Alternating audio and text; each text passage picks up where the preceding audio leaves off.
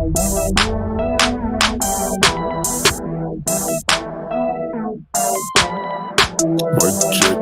Productions.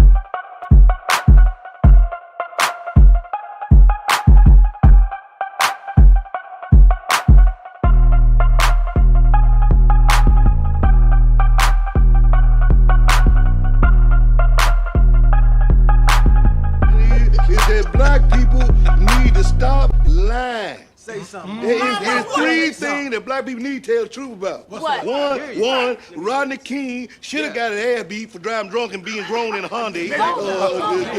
Two, OJ did it. And three, Rosa Parks ain't do nothing but sit her black ass down. Agree to disagree. Agree to disagree.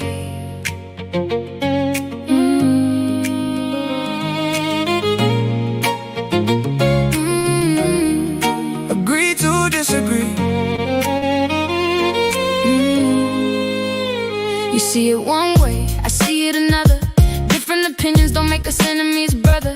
Every point you make, I'll put to the test. A healthy debate always brings out the best. Facts and feelings don't always align. That's why we're here, let the truth define.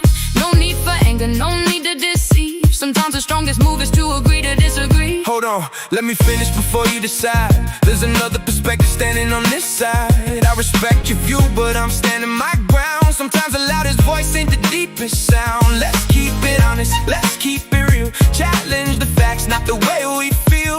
We don't need a winner every time we speak. Strong minds can still agree to disagree. You got your point, I got mine. different voices, same place, same time. Let's raise the questions, challenge what we see. Every conversation shapes what we'll believe. Speak your truth respectfully. And if we don't agree, we'll agree to disagree. You bring the passion, You bring the proof let's separate opinion. from the honest truth We don't need a shout, to make our case. deserve that space. Challenge me, I'll challenge you let's hear it out. and follow through. Different sides, one community. Real conversations build unity. Respect the person, debate the belief. That's how we agree to disagree. You got your point, I got mine. different voices, same place, same time. No fear in asking, no No shame to believe. The strongest discussions don't always agree. Stand your ground respectfully.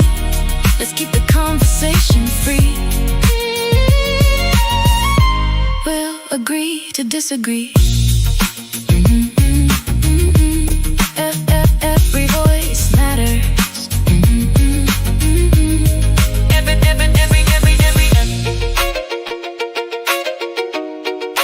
Every opinion counts. Welcome to the conversation. Agree to disagree.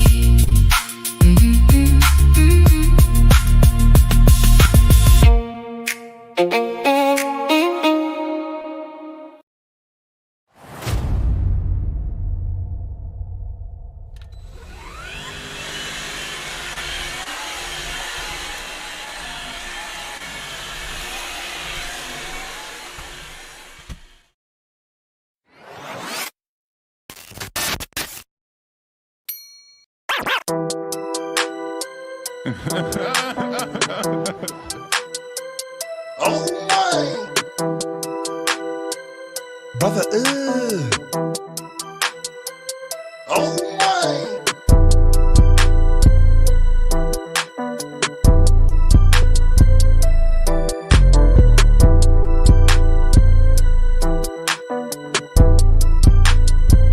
what's that? Bad and bush, bad. Cooking up dope with a Uzi. My n***s is savage, ruthless. We got thudders at home.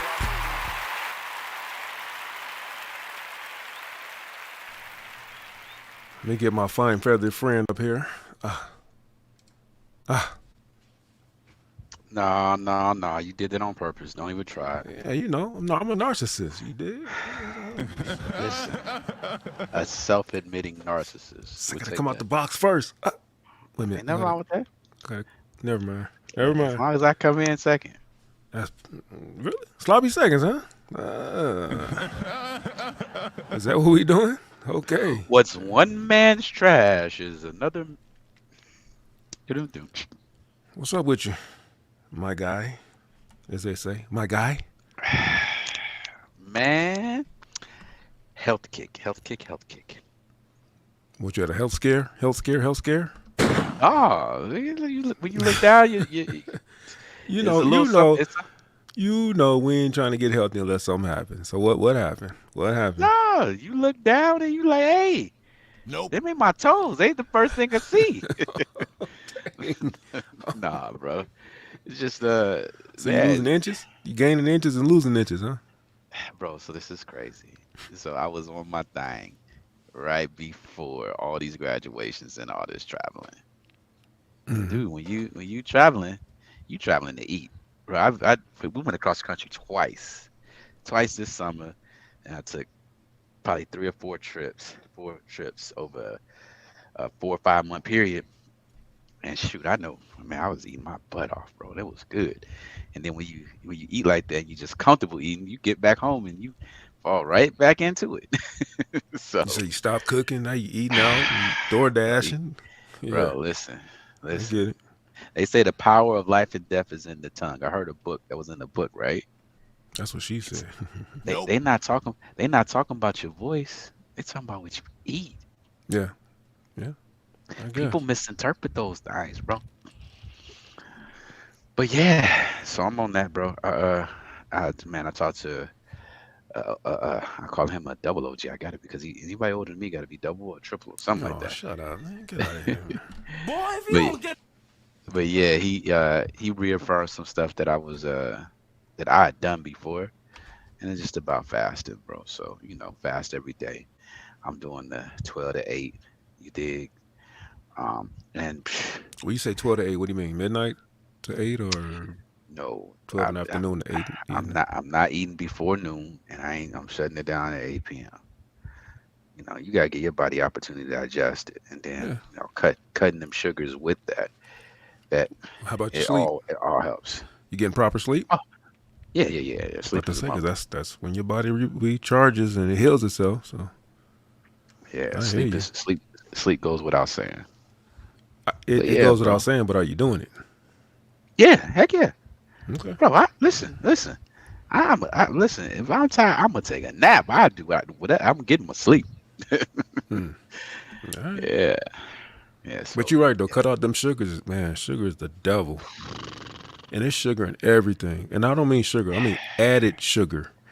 It's added refined sugar. In, sugars. yes. Refined. Laboratory sugar. Yes. Yeah, bro. And what it does, it causes your body to react like natural sugar, but it like quadruples the effect Yes. because your body, like we talked about this before. I started going to get fruit because what happens is, I don't know. I mean, I don't know if you go through it, but I go through sometimes. You just got like a little sweet tooth, and that sweet tooth got to be chocolate, it got to be bread, it got to be something, right? And I'm like, all right, let me see if I can trick myself. Let me go get some good fresh organic fruit, right? Bro, got these oranges, some grapes. It does the same thing, but your body doesn't hyper Right. It doesn't respond process it. to it. It's yeah. Yeah. See, Yeah. if you reset your palate, like you say, if you fast away from added sugars for about a month, Mhm. and then like you say, incorporate fruits. Now fruits are sweet. Strawberries become sweet now. Naturally, people are like, ugh, strawberries. It's not. Cleanse your palate, reset your palate, and strawberries will be sweet. A Yep. lot of these fruits will be sweet. But we're so Yeah. used to, like you said, eating the refined sugars and the added sugars that we look at fruits like, nah, that ain't enough sugar. Okay, all right.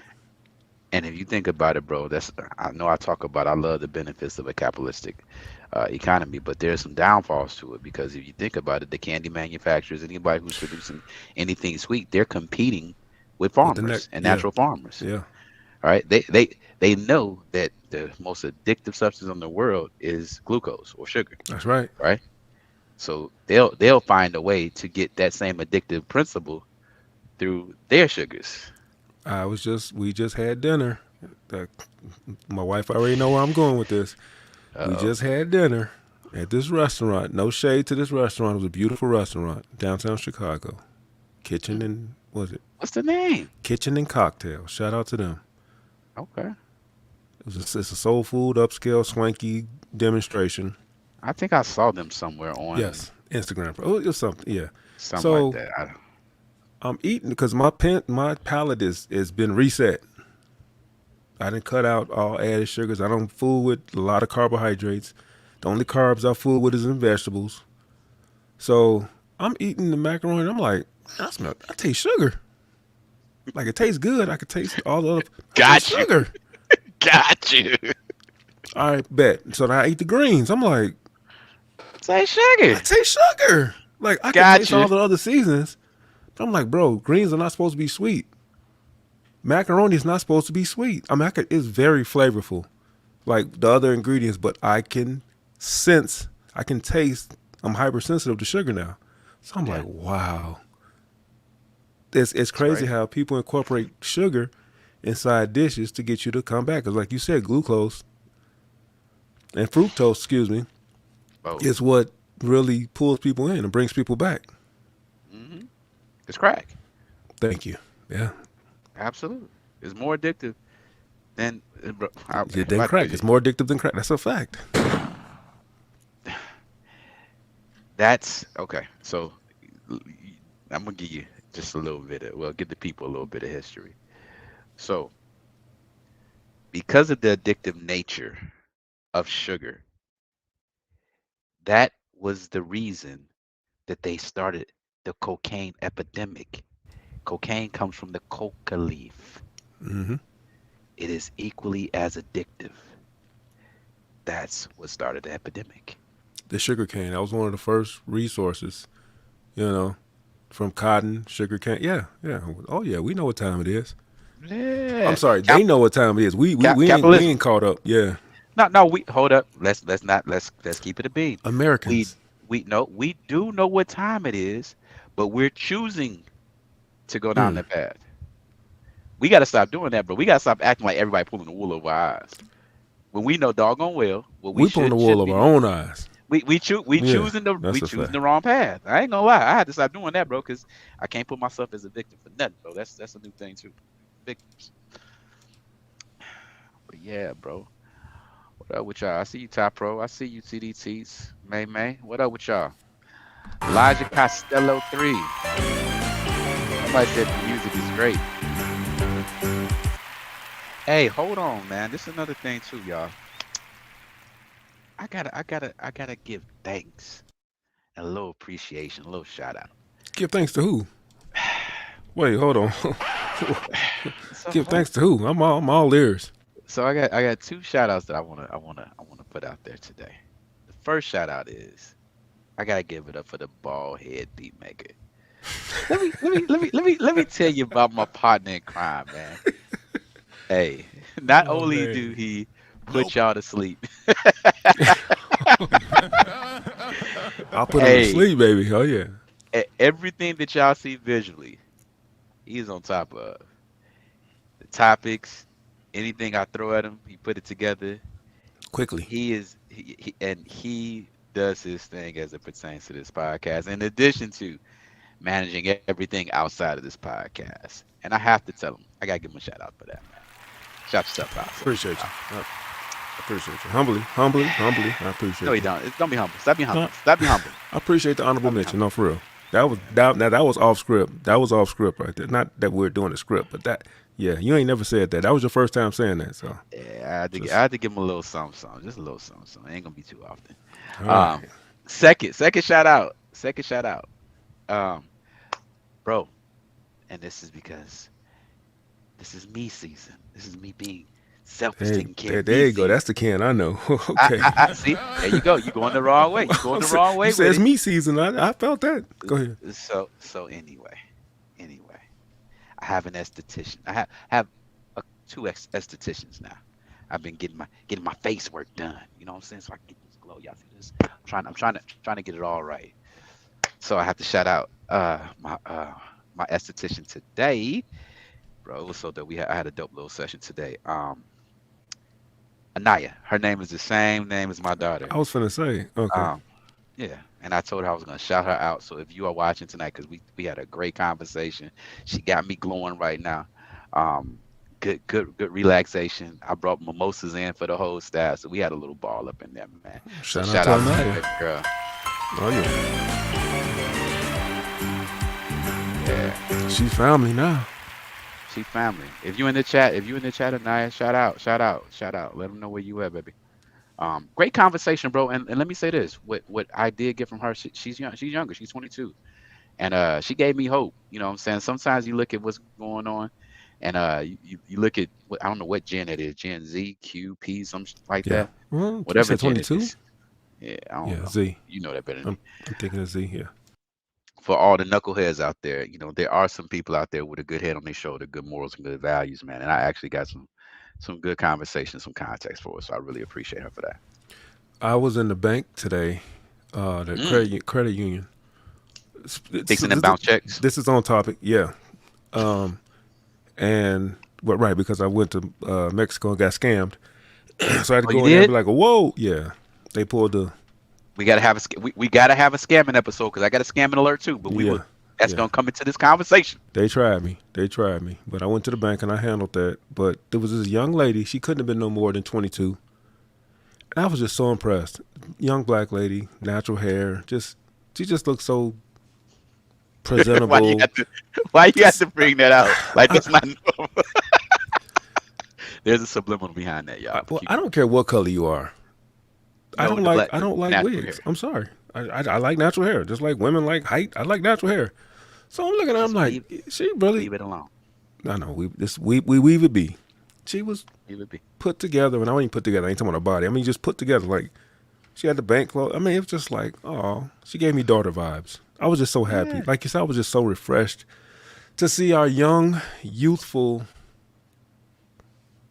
people. Because if it was a man, I'd have felt the same way. But this don't happen to be a woman, so I was like, all right. And I was just like, man, I hope she finds somebody that really values. And I don't know her. She could be a skank hood rat. I don't know, but she presented herself well. She presented herself She hit it well, real good. very well. And I was like, man, I hope she, I hope nobody do her dirty. I hope she succeeds in life and does her thing. She was well spoken. See, we got to stop doing it. We got to stop that. Like No, black bro. people not well spoken. No. So we can't do that though, bro. We gotta call. Listen, man. I know what you're saying, but we We gotta got to call a a thing spade a a thing. spade. Yeah. Yeah, bro. Because what happens is the masses create the stereotype. So we gotta Yeah. speak against that. We can't speak to the good because that's an anomaly, right? We gotta speak to what's gonna help us get forward. Yeah, Ken got his eyebrows did. Yeah, we all came back with the enhancements. I did not get my eyebrows there, you hater. If you love me, just tell me you love me, Ty. I know, right? Hey, if you want me to slide in your Hey, DMs, hey, just hey, say so, Ty. Hey, I was just about to say that, bro. You gonna jump out the closet? It's not the place. But yeah, I understand Nah. what you're saying, man. How you feel good when you see people properly demonstrating what it is to be an adult on the next level. The next up. Yeah. It's like that's what's up. I like that. Yeah. And crazy thing, I read a statistic, bro. Now this could go both ways, but over the last 4 years, well, okay, so let's back up. So whatever Gen you say that Gen Z, Mm-hmm. guess what, bro? Gen Z don't F with alcohol. Let me explain. No, I agree. I'm just thinking. Yeah.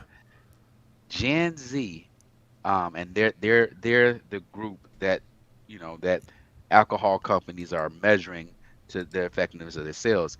And what's happening is alcohol companies have lost $830 billion over the last 4 years because alcohol consumption is down by that user group. Crazy. They What don't about the F pills with that. and- that's the discussion. I don't want to go down that rabbit hole. Let's That's talk about the other side of that. Yeah. Okay. But they ain't getting drunk. They might get high, right? They They ain't pop some getting pills. Yeah. pop some pills, you know what I'm saying? Pop a Molly, whatever. But no, they call I it. acknowledge that. All right, you guys. Welcome to the Agree to Disagree podcast. Of those of you all who took the time out to drop in, we appreciate you. I am Mike Check of Mike Check Productions, and that's Productions with the Z, just in case you try to Google me. I am your favorite ballhead beat maker, and I'm also your favorite beat maker's favorite ballhead beat maker in the building. Hype me up. Hype me up. Hype me up. Hype me up. I hype me up. Oh, my bad. And this is for you. This is for you, Top Bro.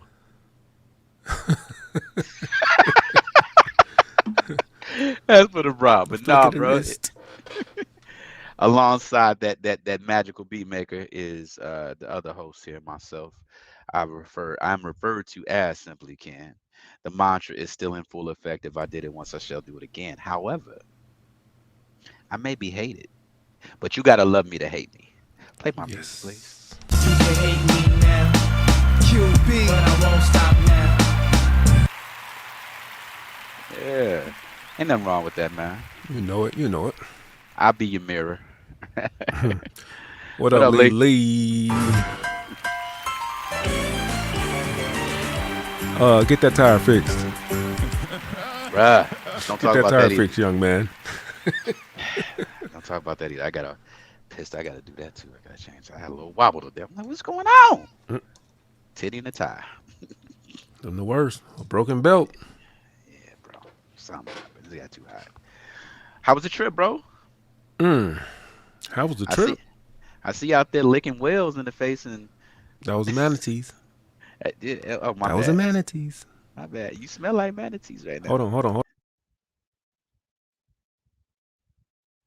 Why would you put me so low? He's going to get some pictures, y'all. Oh my goodness, this dude. Wait till y'all see when he come back. Oh Lord, this dude here.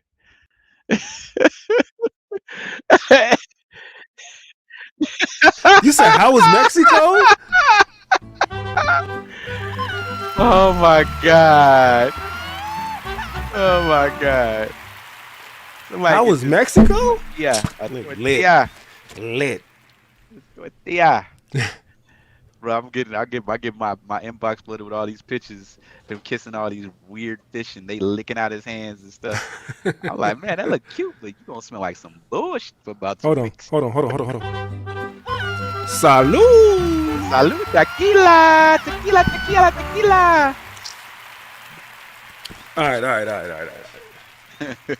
Como We te llamo? got that out the way. Como?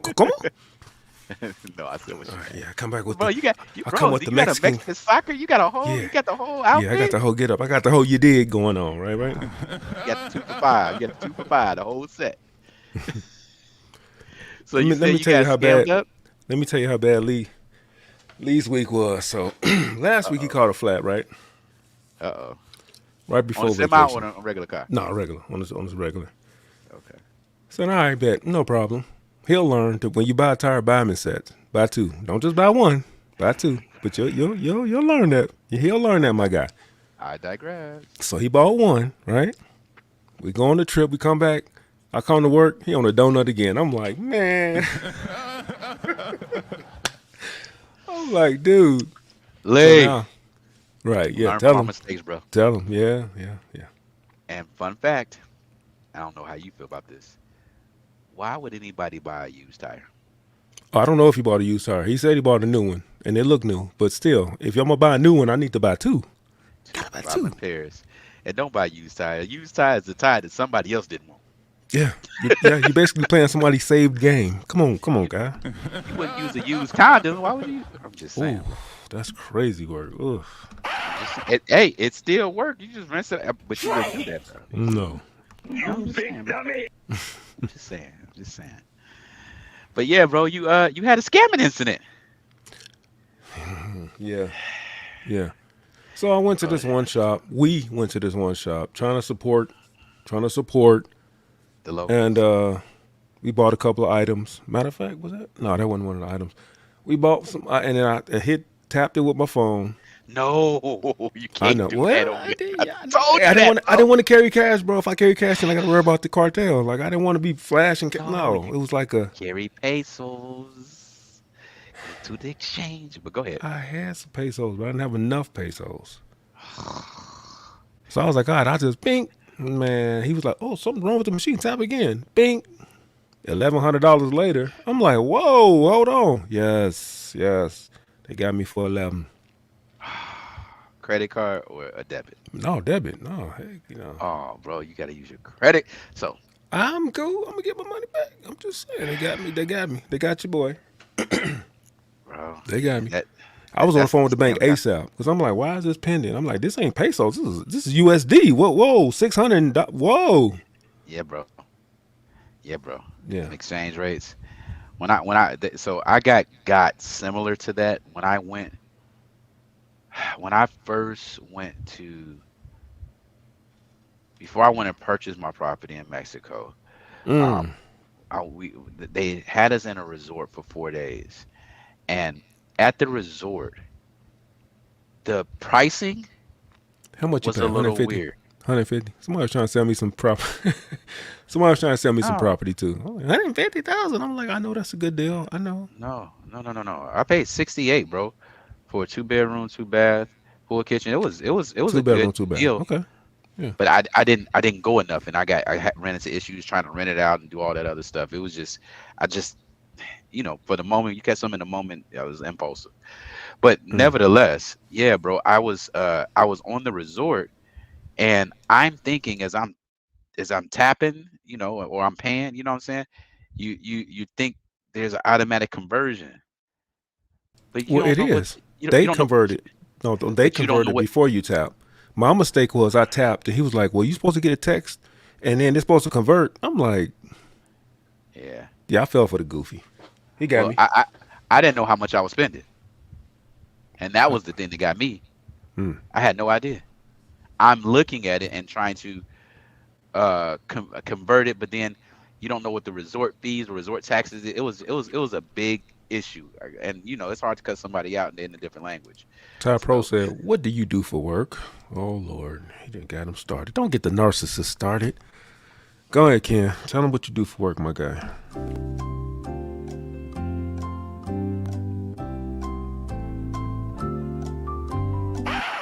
You ready, Ty? Ty, what don't I do for work? All There you right, go. next question. Um, You so sure you yeah, want to go bro, there, Ty? you ain't ready for no conversation. You have to pull up for that. Um, but yeah, bro. So scamming is in the air. Yeah. Oh yeah. Other than So that, I'm not. it was a great time. It was a fun time. It was actually I feel like we had a better time this time than back in December. But the resort wasn't as good as the one back in December. What But makes it? What makes a everything good else was resort to you? amazing. Hmm? What makes a good resort to you? What Was makes it a good amenities or resort? is it Yes, it's just up? everything there. Well, the amenity, yes, the amenity, the restaurants, the on resort restaurants were more plentiful on the first resort. Okay. This resort was a little limited. It was the same concept, but it was just A little limited. What's shabby. up, Janesta? Janesta in the building. What up, Nashville?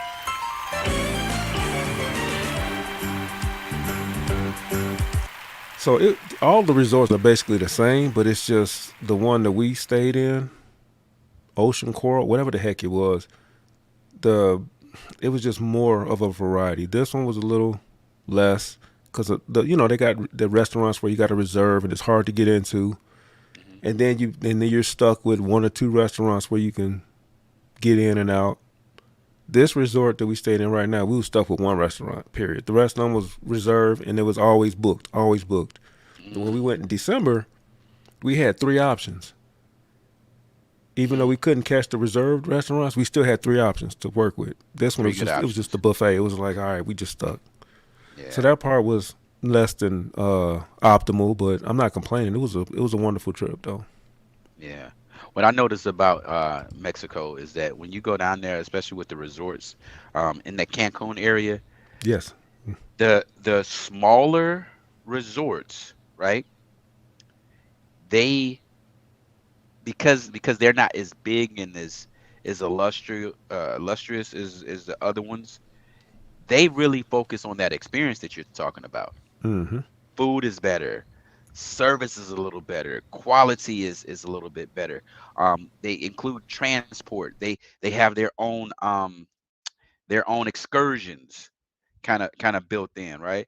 So I noticed that they're, bro, I mean, like Mexico, they're all competing for that US dollar, bro. So yeah, and if you let me say this, if you complain about anything, they will make it right because they know it's about them reviews, it's about No, all that you're that, right. that affects their economy. So You're right. Remember I told you? Remember I told you last year we almost got kidnapped by the cartel? So this year they gave us a private shuttle. So when we arrived see, at the airport, we had a private shuttle. There was no where they at? No, they tracked You the in the fight. pickup truck? Yeah, right. Right, we wasn't in the back of a Menards pickup truck. Yeah. Yeah, bro. Well, that's good. I'm glad y'all had a great time, bro. Apologize that y'all had to get scammed or That or was me. It scam was all attempt. me. Yeah. Oh, you ain't had nobody to blame it on. No, it was all me. It's cool. You better. It's all good. I don't take L's like that. I would have been mad. So I I do gotta have a pin this scamming. post real quick. Hold on. All right. I Boom. have a scamming scenario that kind of happened, and because this is about to be a little federal. I'm a kind of withhold some names. So let's just say somebody very, very close to me. You'll get a phone call out of nowhere, and it's a collection company. Oh, that's a hell of a scam. Whoa. Somebody Hold bought some on. property? Somebody took your title? Oh. Oh no. I said somebody close to me, but it was a collection call. And the collection call, I'm like, whoa, who is this? And it's the person that's close to me that I'm talking for, right? Mm. And God dog it, this mug is like, we're trying to collect for rent for an eviction. Oh, I'm like, oh no, we evicted him already. Because I got a tenant or whatever. Like, no, we don't know who that is. This for you. Bro, look. I was like, look. I I'm was like, for you. Oh yeah. I said, who the? So you know what I'm saying? I'm trying to figure out how this got connected. Mm. Long story short, it be your family that do you the dirtiest. Could It you wasn't me. imagine? Who that? No, Not you, no, don't do not that. you, Don't. not you. Could you imagine your Yes. sister? Yes. Just hypothetically, Yes. for the last 8 years, signing your name to the lease at her apartment, and you have no idea, or have her boyfriend signing as you for 8 years. Dirty work. You done been at their house, chilling with them, Kicking it, enjoying with kikiing. them, happy Yeah. with them, Whole time and she you and she move and get up on her feet somewhere better, and you congratulating her, good job. she left you Well, with the bill. No, hold up. During the collection call, you found out that move wasn't the move up. That was, you got evicted. Oh, gotcha. And not only did they get evicted, Negro, you got evicted. 'Cause You your get name- evicted. You get evicted. Your name is on the court docs. Mm. So just so you know, I don't play. Let me show the audience what I be on. Hold on. Oh my goodness. Oh yeah, bro. So He's so over dramatic. See, here we go. not over dramatic, bro. So No, you are over dramatic. Trust me. I mean, He'll punch you if you foul him too hard. Like, what are you? Come on, bro. Like, relax. it's not Come over on. dramatic, bro. That's sending a message. So it's crazy, bro. So I go, and what people don't understand is now I got a whole file of I got every time you signed a lease agreement with this name. And you see that? That's the feds. That's who that's going to. Now, even though you're blood, you about to sit behind them walls. Hey, criminals will make you get your business right for sure. Oh, bro, look, I got every time you paid, every year. You can't run away from it. And when can run it? It's like, I don't know. Let me look into that and let me call you. And gave the craziest text message in the world. I said, I got something for that. 2 things you don't do. You definitely don't play with me. You can't play with me or mine. Right. All right. What up, BDBGP? How you feeling? How you grilling? Hey, and you know what? You know what's crazy too, bro? People be trying to lie about stuff, but I'm gonna hide some of this. But look, when you DocuSign, just so y'all know, it show an IP address. Love it. I was just I was just talking IP to address. we would So you can't even say you ain't do it. yes. It says that it was your iPhone too, bro. Yep. That good old IP when at the direct. Bloop, gotcha. bro. I listen. I don't play. IPs are hard to track because certain websites or certain You gotta go to a VPN, platforms go through a third party server. But Yeah. if they went straight to you, got them. bro. DocuSign. You can't Yes. sign a DocuSign on a VPN. Yep, got them. They know what they're about. So Hey, yeah, hold bro, on real quick. BDB, you right. I got this from Mexico. I got my. Hold on, I got my. Somebody say you look like a barbecue jalapeno right now. Jalapeno pepper right now. Oh yeah. Oh well, hold on. We got Tina. I'm all for a show. What up, Tina? Can I hear you? Greetings and salutations, and welcome to the Chatness. In the building. What up, Tina Mo for show? So yeah, bro, it's yeah, it's crazy, man. You just it's a shame that you have to watch out for the people that are closest to you, and Yeah, those are that the is people a shame. that you've been supporting, you've been rooting for, and bro, I try to live my life as an example to try to inspire others. You shooting yourself in the foot. You know what I mean? And this cat said in text message, I was just trying to do what I need to do for me and mine. Now you gonna do that time for you and yours, bro. Cause I ain't stopping. Right. But yeah, bro. So what we got? What we got for the night? We got some good stuff. Man, we got some debauchery. I know we can't use the word, but I'm using it anyway. First day back. Show me some grace. Hold on, look at BD. BD don't even know what he's talking about, bro. This is a little wine shirt. Just because you can't get nothing other than a white tee, don't subject me to what you talking about. And I've never been to penitentiary, so it would be a county tee if it was me, brother. Don't know about the pen. Right. What up, man? I know you got your tan, girl. Man. He better pamper you too. If he don't, I'm gonna cuss him out on his live. Well, get ready. No, I'm just kidding. Nope. I'm just kidding.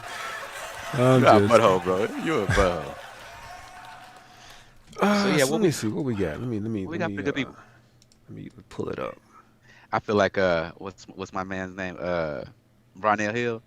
Did you miss me? Hey, you know Martin is coming out with a Barnell Hill show? A sitcom spinoff of Martin. It's called the Barnell Hill Show. Yep. All right, so the first one was the music video. Let's get it. You know, I'm old, but Ken likes to act like he's not old. He likes to present young, but when he talks, it's like, yeah, he old. he old. And so quite naturally, he sent me this video about how Gen X has aged out of this commercial music era. And I felt that, but I got some pushback. But we're going to go ahead and review it. Go ahead. Come on with it. Let's see, man, make sure nobody jumping in there. All right, let's mute up. Should I do my stanky leg?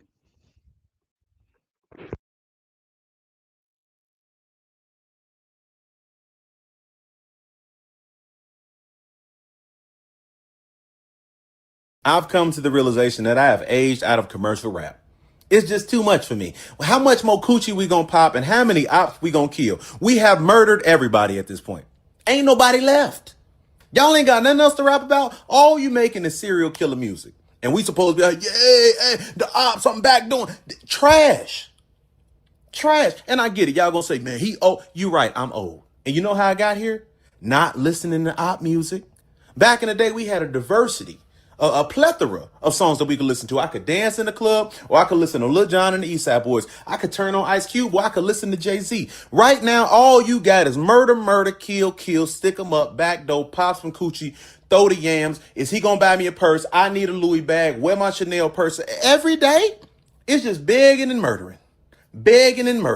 And every now and then they throw in a rhyme about, I'm gonna abort this baby. Like, bro, too much information.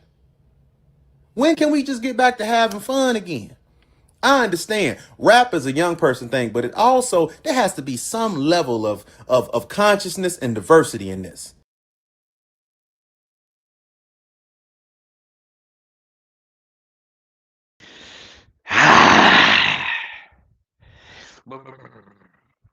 All right, old man. I'm gonna let you go first. No, I'm gonna let you cook because I got rebuttals. I got cross examination. So I absolutely have some cross examination. The reason Thank you, why Ty Pro. Cap. Thank you. Go ahead. What did he say? He said cap, and I'm with him. Cap on what? Just talk. Go ahead, bro. I'm just saying. Just put that up there. Don't have my feelings hurt. But no, bro. The reason why I sent that, it struck me because obviously, bro, as a person as is years old, get to the What? What'd you Wait, say? hold on. Wait. Huh? I'm sorry. What'd you say? How old are we? I don't know how old we are. Combined, we about $1. And Yeah. you the majority of that buck. No, you right. You the majority of that. You right. You Not got by us much. halfway there. All right, 1979. Okay. Ah, all right. God. Yeah. All Dog right. it. That sounds crazy, don't it? Go ahead. 1979. Woo. I know 78 sound worse. I know. I got you, bro.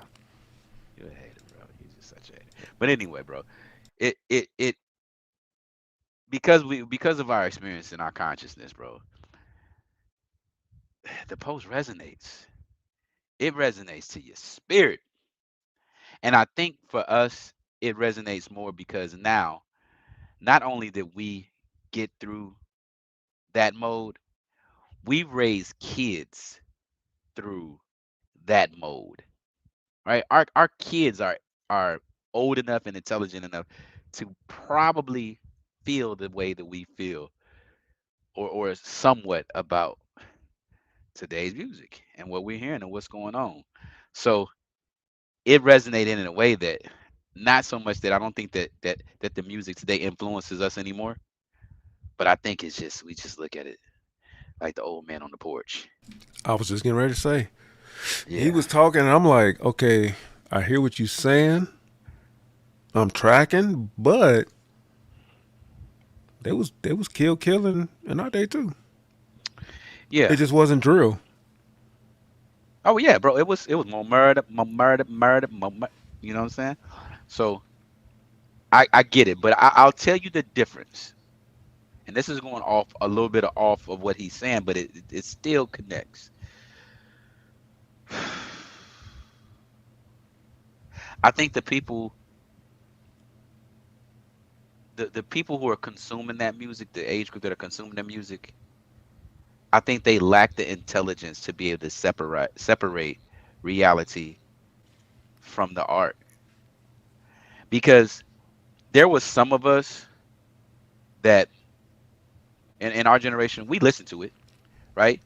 And Yes. it was storytelling, right?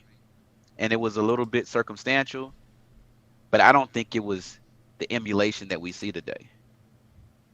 I think that we had a mindset that we can separate the art I disagree. from reality too. Who, Well, hold who, on. who was we? Hear me I'm gonna out. let you finish. I'm gonna let you. I was about to say- Who was we? I'm just gonna say to an extent. I don't think that the community that was consuming that music was as violent then as the community that's consuming this music is today, bro. You gonna stand on that? You gonna down that hill? I said I don't think. You know what I'm saying? I don't think, bro. But yeah, that shit, bro. It's if you listen to the music, if you listen to their music for a good 3-4 hours, it tells everything. And I think that part of my point is that there's no diversity really in their music. We had that section of music, but we had so many other things. We had like a cornucopia of music and genres. This right now, Cornucopia. I like that. I like that. I ain't gonna make you spell it. I'm not gonna make you spell it. But I like that. I like what you did there. it's not debauchery, bro. But yeah, bro, what do you say to that? I say that Twista is one of our favorite rappers, right? Twista? Absolutely. Adrenaline Rush? Do I need to play that? And get flagged? Do I need to play that song? I can spit it. You don't need to play it. Okay. So what do you what? I feel like heat from the Reaper rushing from the. I'm sorry. I almost went there. Going through my thing like a Hey. swoosh. kicking up the with. I was born to get you jumped up. It was like a hairbrush. Get head. I can't say all the words because I don't want to get us kicked Yeah, out. music, like Ty Pro said, music is more diverse now. I'm not gonna say than ever, but it's just not hyped. Whoa, you said music is more diverse now? Ty Pro, who was that? I don't believe that. Who was that rapper from New Orleans? Bro, you out your mind. I can't think of I can't think of the dude name. There's a bunch of rappers out here, bro. That's actually giving variety. You got Rhapsody. You've got variety. It's just people ain't jamming for it.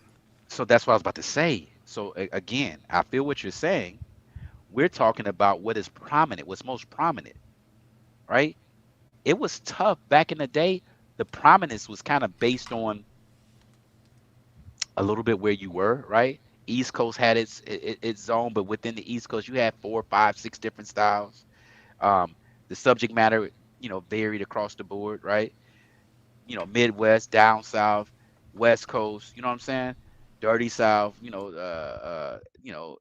St. Louis area, right? So what I'm saying is, I'm not saying that you're absolutely wrong. That it's not more diverse, but I'm talking about the prominence. There's not a lot of like. I'll give you that. I'll give you that. Not a lot of variety. I'll give you that. The variety that you speak of back in our day, it had equal footing. Yeah, you could get the drill, you can get the kill, but you can also get, like Janesta said, the LL Cool J. Pink Cookies in a Plastic Bag was a hit. Common sense, bro. You got as much common sense as you got Ice Cube. Yeah. Right? Tell me, I don't know who, NBA YoungBoy. What's the antithesis of NBA YoungBoy? Where's the balance from the other side of that? For that genre, that age group, that demographic, there's not much. Where's the and some people will kind of try to say this, but where is the balance with the Sexy Reds, what's her name, Lucretia, whatever that name is. Now, when he say antithesis, he's saying so if NBA YoungBoy is way up here, what's the opposite of him that's way up here? On a positive tip. Don't just name somebody that's on a positive tip. Name somebody that's on NBA YoungBoy's level of popularity that's popular, that people accept. It's non-existent. Yeah, and if you throw it out, like I don't want to just bash on the women, right? Because we had Trina growing up, right? We had it was Trina, it was Lil' Kim, right? Lil' Kim, they were Foxy Brown. extremely salacious. Foxy Brown, they was extremely salacious. But on the other side, we had Monica, we had Brandy, we had even the rappers. We had Eve. She wasn't about that. You know what I'm saying? You're gonna have to pull up, bro. You shooting in the chat, man. I don't like that. I don't like when you do that. He said Taylor Swift. If you don't get man. Boy, if you don't get you out there representing for what you about, Lee. I know, right? Get back to work, Lee. He on his way to work. Fever over there. Ty, you gonna have to pull up. So and again, Ty, I don't want you to think that we're trying to ostracize what's going on. What up, Grace? Hold on. I recognize that. Hold on. Yeah, you tried to come in here on some old incognito.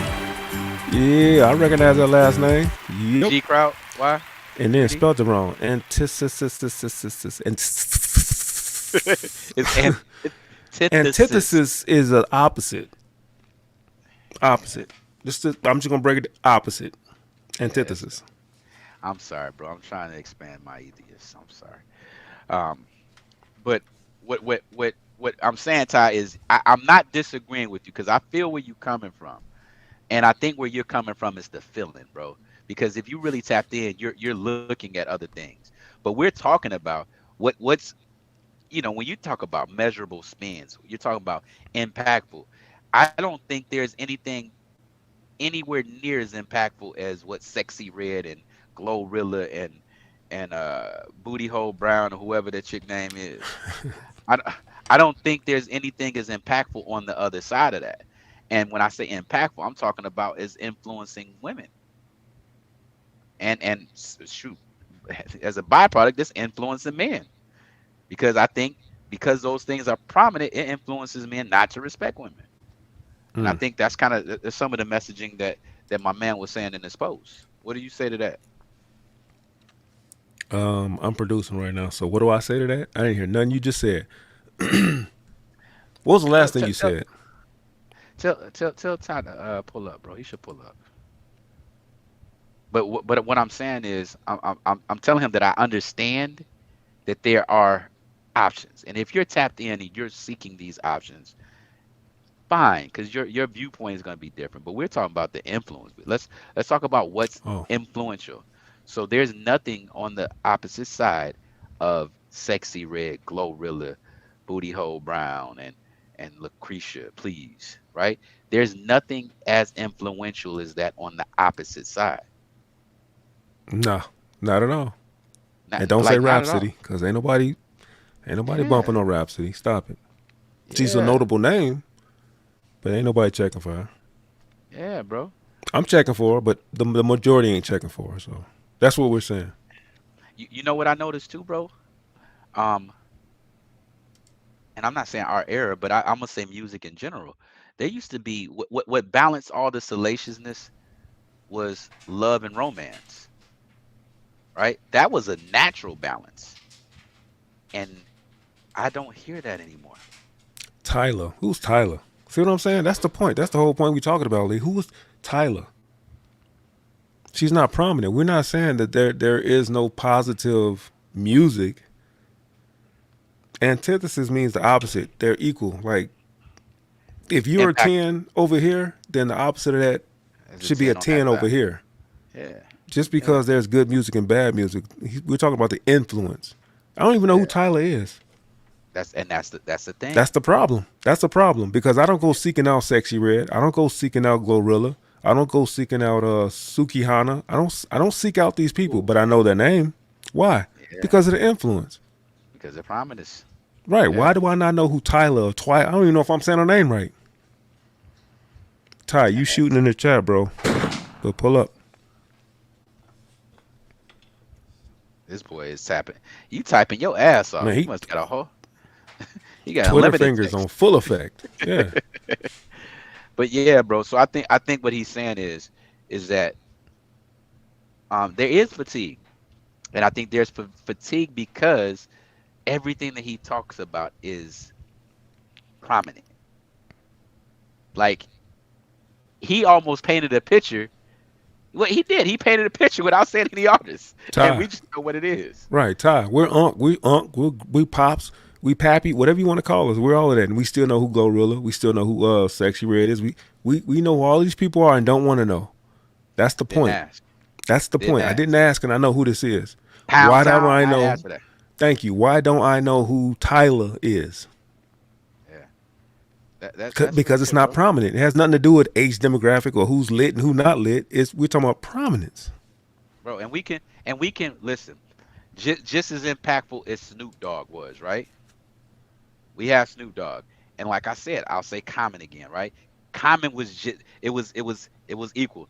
Nas had a moment. Well, I can go to Quest Love. I can go to Tribe Called Quest. There was so much that balanced the other parts out. So what we're not saying is we're not saying that the game has changed because you're gonna have murder rap. You're gonna have rap. People are rapping about their experiences for the most part. That's kind of hip hop started with storytelling, right? So your experience are creating your story. So people gonna tell their story, and these are situations they're living through, right?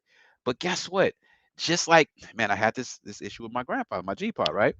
Um, just as just as crazy as the stories that the gangster rap told and the drill music told and the mumble rap tells, right? That's only one side of the story of the black experience. There's a lot of prominence on the other side of the black experience. And what we're saying is through music, we're not hearing that.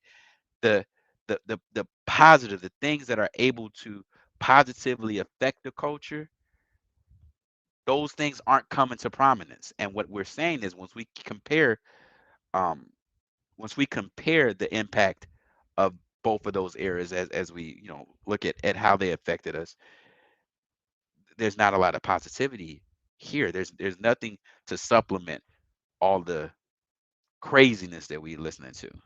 Does that make sense? I know you're talking about the algorithm, and there was an algorithm before you knew that word, bro. Everybody just throw that word out there. So there was an algorithm before we were, using AI, right? So it's not about what's being pushed. It's about, we're saying it's not a balance. See, what the algorithm will always do, because now we're talking about we're using numbers and computer and data, it will always lead to data sets, and the algorithm is judging behavior, is not creating behavior before it's judging it. It's judging the behavior and then feeding that. So we're saying is there's not enough on the plate to be fed in the other direction. Thank you. The algorithm. What they say? Music is reflects. What they say? Reflects. Art reflects life. Yeah. Art reflects life. So algorithm reflects likes. So there's not enough likes for Tyler to make it to my eyes. Because again, I'm not looking for Sexy Red, none of these chicks, but they made it to me somehow, some way, somehow. So nephew Lee, I want you to hear this, and I want you to take a moment and take this in. You said the algorithm pushes degenerate content more. That's not completely true. The algorithm doesn't care what it's pushing. It reflects. It reflects, and we're saying there's not an equal availability of content for it to push in the opposite direction. What up, Ty Pro? What's the word? Big Bird? What's the deal? Mic check, Simply Ken. Can y'all hear me okay? Yes, sir. Yeah, I know you're in the truck, shake right? that toilet handle. Of course, always. You said what? You said your eyebrows full and what?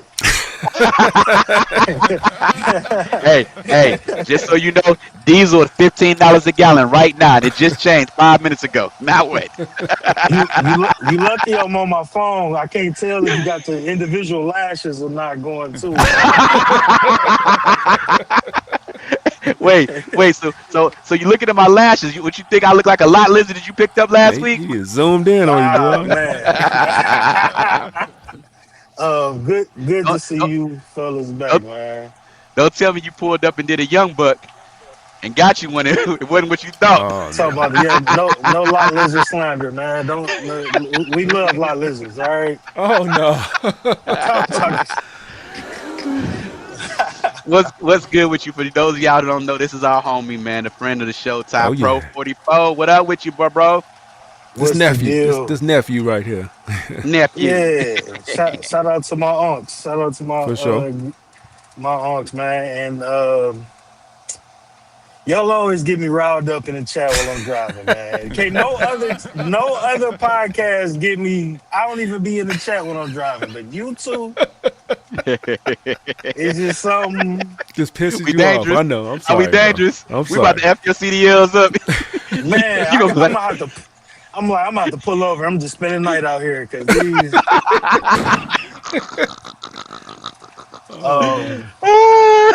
He got to change the date on that BOL. So what we do, bro? What did we do wrong? Okay. So I'm just because I know I'm gonna have some audio difficulties sooner or later. I don't know. I think Mike be doing that and he just be playing it off. But come on, man, don't do that. I'm talking Jack. So look, I'm gonna say because y'all, I get where y'all coming from, and I get that it's the technology when it comes to music and the music culture from the 90s to 2026 has changed a lot. And I have always been a music head guy, like not really like 90s and 80s, that shit y'all was listening to in the 80s. Respect to the LL Cool J's and all that. But you know what I'm saying? Hey, what's the furthest you go back, real quick? Don't lose your point. Honestly, probably 2001, 2. What? Now I might revisit the 90s here and there, but that's not music that I really You know, I turned 10 in 2000. That's when I really started listening to music. Oh yeah, that's nephew for real. Okay, so Yeah, Tupac and Snoop and Biggie, you I ain't would you ain't. listen. I listened to it. And I heard my people playing it, but I listen to a lot of old school R&B. You know, I like old cars. So if I'm in one of my old cars, I'm gonna play some, you know, the OJ, some R. Kelly, like the R&B for sure. When it comes to the rap, I just think it evolved so much. It's more listenable for me in the 2000s. It became, you know, Lil Wayne used to be one of my favorite rappers. I see him on your shirt, Ken. You know, Let's Hey, my, go. hey, my Ty, favorite.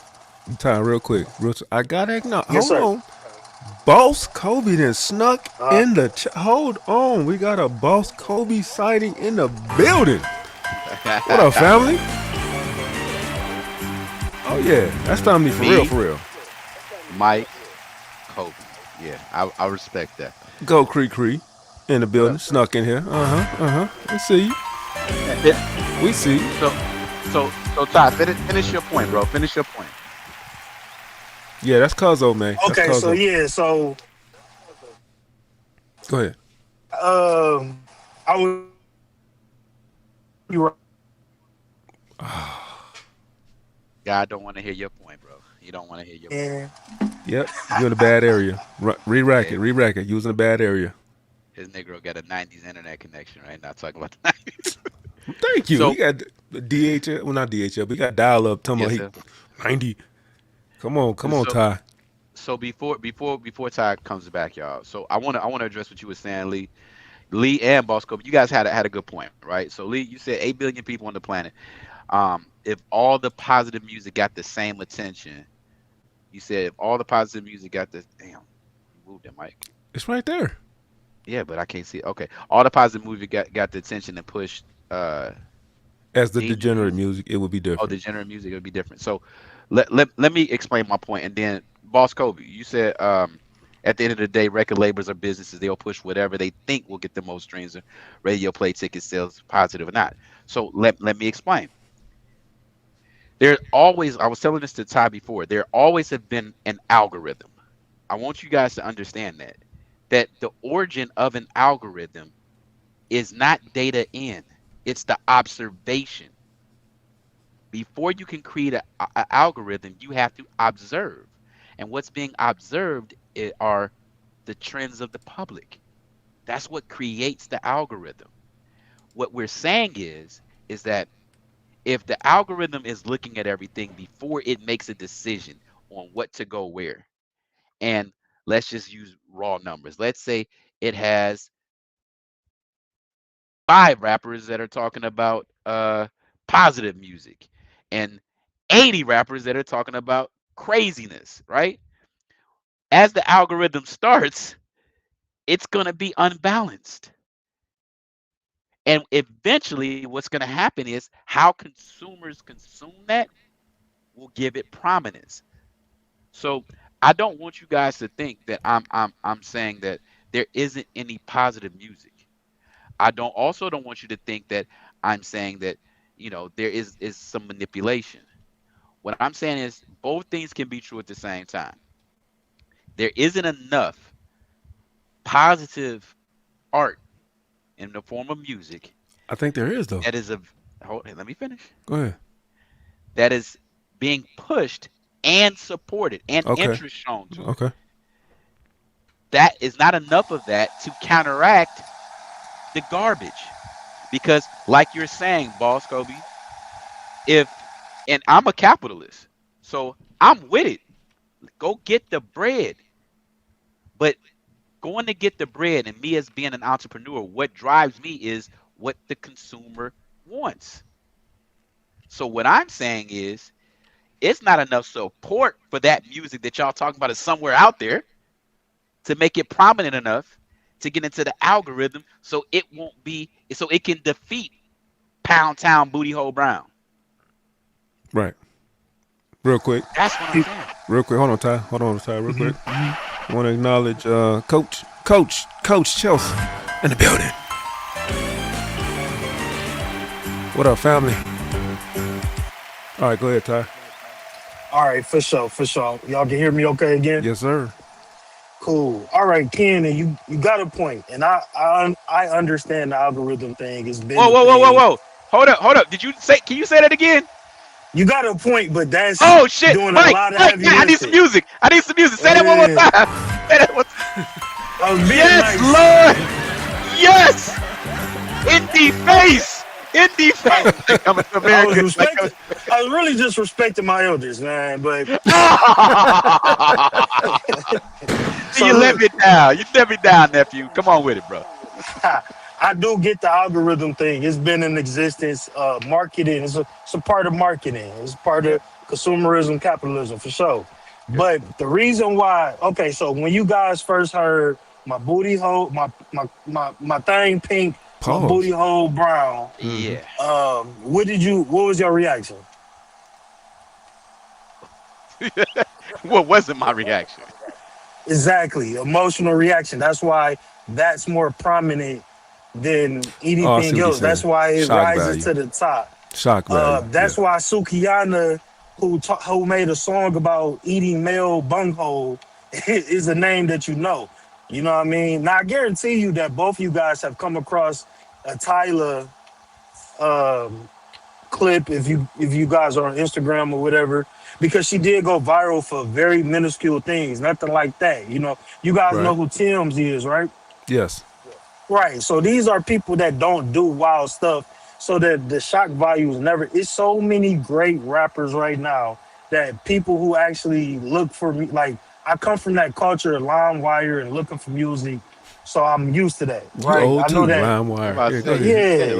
Yeah. I mean, I was 12. Air but Bear, yeah. was it Bear Share or something like that? But what I say that to say that the good music has been known that you gotta kind of be in the know to know. And I will argue that a lot of these rappers, that's kind of like the underground scene is the real popping scene when it comes to music. And I will argue that most of the underground rappers are more influential to the society as a whole than the NBA YoungBoy. I will argue that Wiz I just- Khalifa, when he first came out, was very, very, because, bro, Wiz Khalifa is the reason why a lot of people started smoking papers. If you was a reason why a lot of these young dudes started dyeing their hair, reason why the way that they dress, Currency, which is my favorite rapper, Larry June, who is influential, Nipsey Hussle, influential. I think that the positive rappers create an influence that actually sticks and impacts people decision making a lot more than the negative rap. Because if you're not already in the streets and on some street dumb stuff, and you're just like middle of the road or whatever, when you hear them, these type of rappers, they have way more impact. Nipsey Hussle, his following generation's Tupac. And y'all probably wouldn't see that correlation, but the people who cried when Nipsey died is like the people who cried when Tupac died. You feel me? I see the correlation. I watched the live But- at Staples Center. I watched the funeral. But exactly, you know what I'm saying? Nipsey Hussle, the reason why my podcast is named Prolific Minds, because that was one of his my favorite songs on his last album, started off on Prolific. So I would say this too. A lot of the people that's degenerate go viral. I don't know why so many people love NBA YoungBoy. So yeah, you did have a point with that. I can't really think of off the top somebody his age that speaks to that younger demographic that is as popular as he is, but he will tell you himself that he's compromised. Like there is a manipulation to the algorithm and who get pushed. There is a backing to, Sexy Red was embraced by Drake. Like a lot of these people be industry plants. Like a lot of this stuff is contrived to push narratives, and everybody loved Jerry Springer back in the day. Like people watch people watch car crashes, and a lot of these people, I don't even really know any women that listen to Sexy Red, but everybody know her, and they album sales are in the dumpster.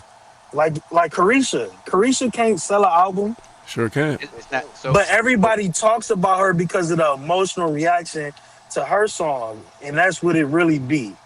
So let me say this. Mute up, Ty. You got background. For sure, for So, sure. I'll say this, Ty. So I definitely agree with a lot of your points. Um, in theory, right?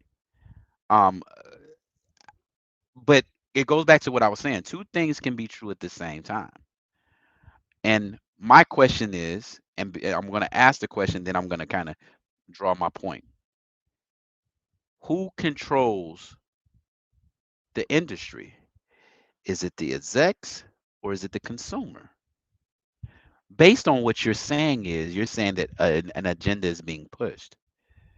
Well, I'm saying that that agenda couldn't be pushed in that direction if consumers weren't supportive of that.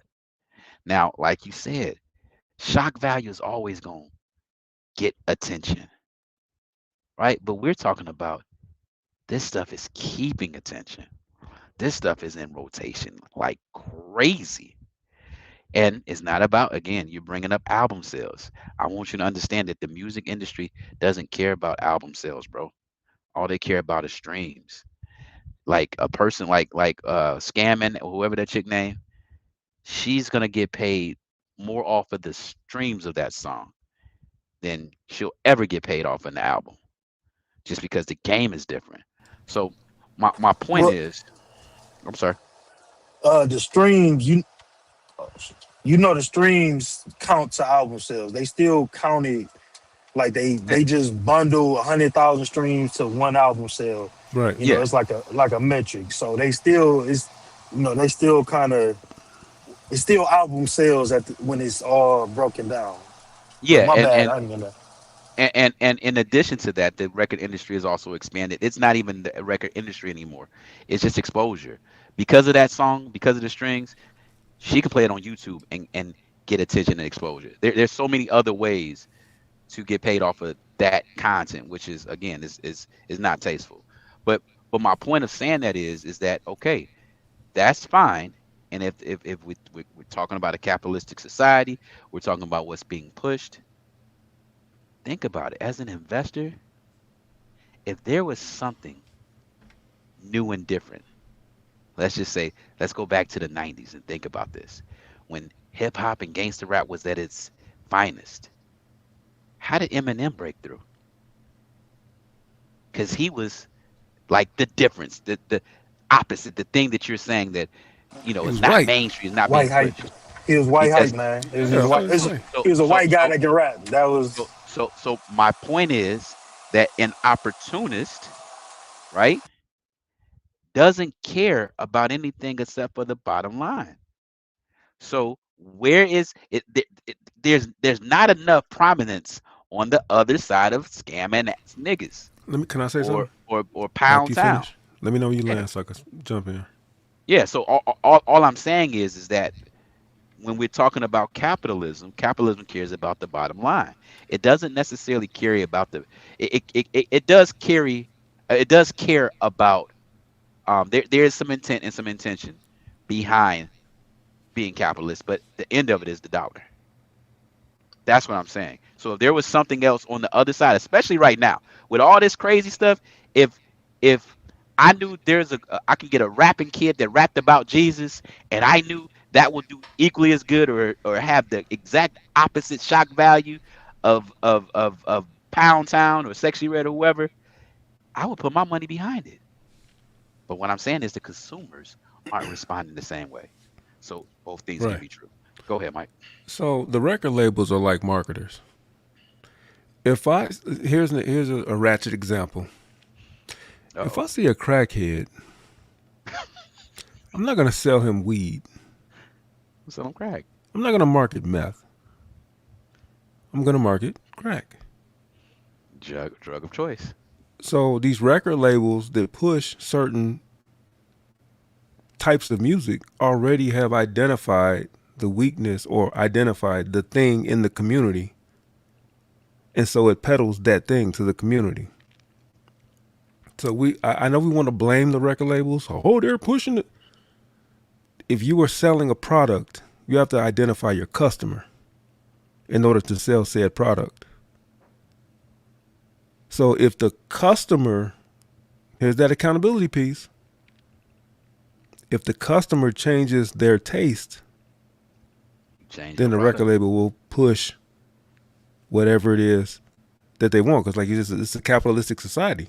Capitalism has nothing to do with morals and agenda. If that was the case, we'll be still drinking out of different water fountains, and the black dollar wouldn't be. Bro, capitalism killed all of that. Yeah. We don't care about the black dollar ain't good over here, or you drink out of that water fountain. Capitalism supersedes all of that. It's a dollar. It's the dollar. I want the dollar. Discrimination and segregation stopped. Mute yourself. Segregation stopped the dollar. Capitalism said, hold on, we leaving too much money on the table. Hold on now. They separate for too long. Right. I understand you don't like them niggers. I get it. But That's them niggers got personal. money. It's business. So It's business. Yeah, this business. Green is the thing. So I say all that to say that we want to blame the record labels for pushing an agenda. But no, the record labels are just marketing to an audience that already has a preference. And they're feeding them more of it. Now, Ty, you nephew. So all of the things that you were speaking of, all of the artists that you aspire or look up to, or that you reference, that you pull from, bro, that's like you said, young NBA young boy. That's not in your age demographic. So you can't speak to that, just like I can't speak to that. You're the middle child. You like J. Cole. You're in the middle. So all the references that you're telling us about, we agree with that. We agree with those references. But we're talking about the young NBA young boy. We talking about Sukihana. We talking about Sexy Red. We talking about the 20 age group. The most influenced. The most influential age group in hip hop and rap. Yeah. That is the biggest consumers. Yes, that is overriding all of the other positive rappers / R&B singers that we have available. And that's all we're saying. We're not saying there is no variety. No, there is variety. There's more variety now than there was in the 90s. But guess what? Guess what's being highlighted? And guess why it's being highlighted? Because they're peddling a product that they know we're going to latch onto. So it's not the record label. It's us. There's the accountability piece. It's not the record label pushing an agenda. It's a record label feeding us crack because we're crackheads. Mm-hmm. So I'm a piggyback on that too. Did you have something to say, Ty? Yeah. Let me Go ahead, Cook. real quick. And Mike and I do, that was a good point. Like I'm in that J. Cole era, but if NBA Youngboy, y'all got, you know what I'm saying? But outside of NBA Youngboy, who do sell a lot of albums, who is a very profitable rapper, a lot of these artists that go viral, that you know names, do not make money off of rap. They don't sell a lot of albums. A lot of people don't listen to their music. And I think that's kind of my major point, is that just because they're provocative and they go viral and they get their resources through that, that's how they get on TV shows, and they just are popular. They're popular, but no one listens to the music. People listen to Glorilla, but Glorilla actually she actually puts effort into her music. It's not just, and it's for a certain demographic. And I got Ty. No, Nephew. Let him finish. How you said let him? You said cook. You told him to let him cook. Now you stopping him? And I will admit that effort is doing a lot of heavy lifting. Effort is doing, I would say, creativity. I as someone who listens to Glorilla music, I don't listen to none of these other women artists, but she does have a sense of creativity. And like, she does a lot of the remixes to the old 2000 hits. That's creative. That's something that you could give her kudos for doing. And she carries herself in a lot of situations a lot better than a Sukihana or a Sexy Red. She carries herself better than Sukihana and Sexy Red. And I just stop on that there. But outside of the few anomalies, if you look at like the top 10, top 20, and Billboard Top 100, you're going to see a very mixed, diverse group of people who are actually selling albums. And it's going to be it's going to be just NBA Youngboys up there alone. not too many people are listening to like drill music, and the masses, it's just a loud majority, and they do market heavy to like, yeah, I'm sure the people who's into them activities in Chicago are listening to the music that go along with that. But that's why they selling 20,000, 30,000. The people that's nationwide. People that selling 50,000 to 100,000 to 200,000, they don't make that music. They kind of make like a vibey, the type of you might hear a Gunna. Gunna is a young dude that sells way more than NBA YoungBoy, or it could be a comparison to NBA YoungBoy. I don't know if he sell way more, but he's selling just as much. His tours doing just as big. It's just that NBA YoungBoy was independent for a long time, and NBA YoungBoy is pushed by a lot of people in the background. Jay Prince. So Yeah. I cannot stand no Jay Prince. So my ultimate argument is let's not conflate just because you know them and the virality for them that people listening to that music. Carisha Please went viral for a minute. That song is dead in the water. The most people that's talking about that song is people that are pissed off about that song. It is a new song that is now the song of the summer. And I think I was up here last time when I told y'all that song was gonna be done by the fall, and it's already done now. And everybody singing that, I just wanna dance, I just wanna dance. That is now the song of the summer. That is now the viral hit. So okay. So Yeah. let me say this, and I think you went deeper into the industry than the point that I think we're both trying to make, and even the individual, the dude that made the video, right?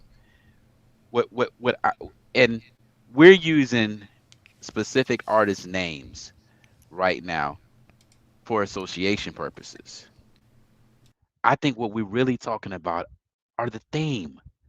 There's a theme that's going on.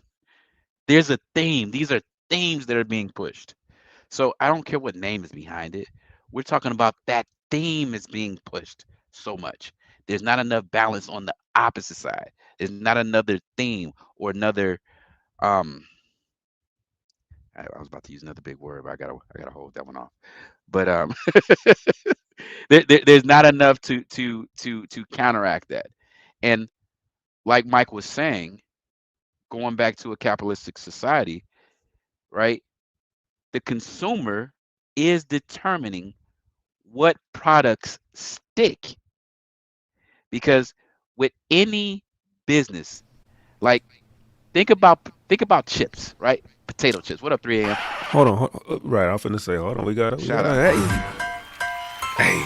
Yo. What up, family? 3 a.m. in the building.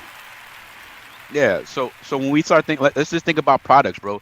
Like a chip company. A chip company know people like chips, right? So they start out with regular potato chips.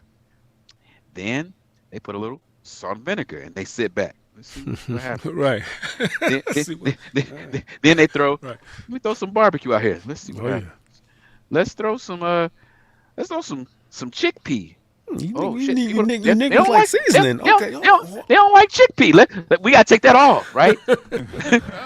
So what I'm saying is, from a marketing perspective, people are always gonna try some BS, but the consumer drives what products are sustained. When the last time you seen McRib at McDonald's? Ooh. it's a human being. It's a human being on the sandwich. Yeah, but my point is, right? You'll see it in certain areas at certain times when the demand is there. It's not a common menu item because the masses ain't effing with it. Same thing with music. The consumers are driving what's sticking. The record labels didn't make Carisha Please, whatever that song is, the song of the summer. They didn't do that. The consumers did. Let me ask you a question. And this is funny. Could you imagine that song being pitched to be a record, and the executives of the company were the heads of the NAACP? Hey, back in the 90s, that song would have been. They was in Congress protesting against music. Remember NWA Say it was again. catching hell. Say it again. What's the NWA old was girl name? catching hell with Congress with the music they were making. Now She was on Capitol Hill, stepping on Tupac's album. Yeah. So what I'm saying again is wait. Project Leroy in the mother building. Hey. Yeah. So that's what I'm saying, bro.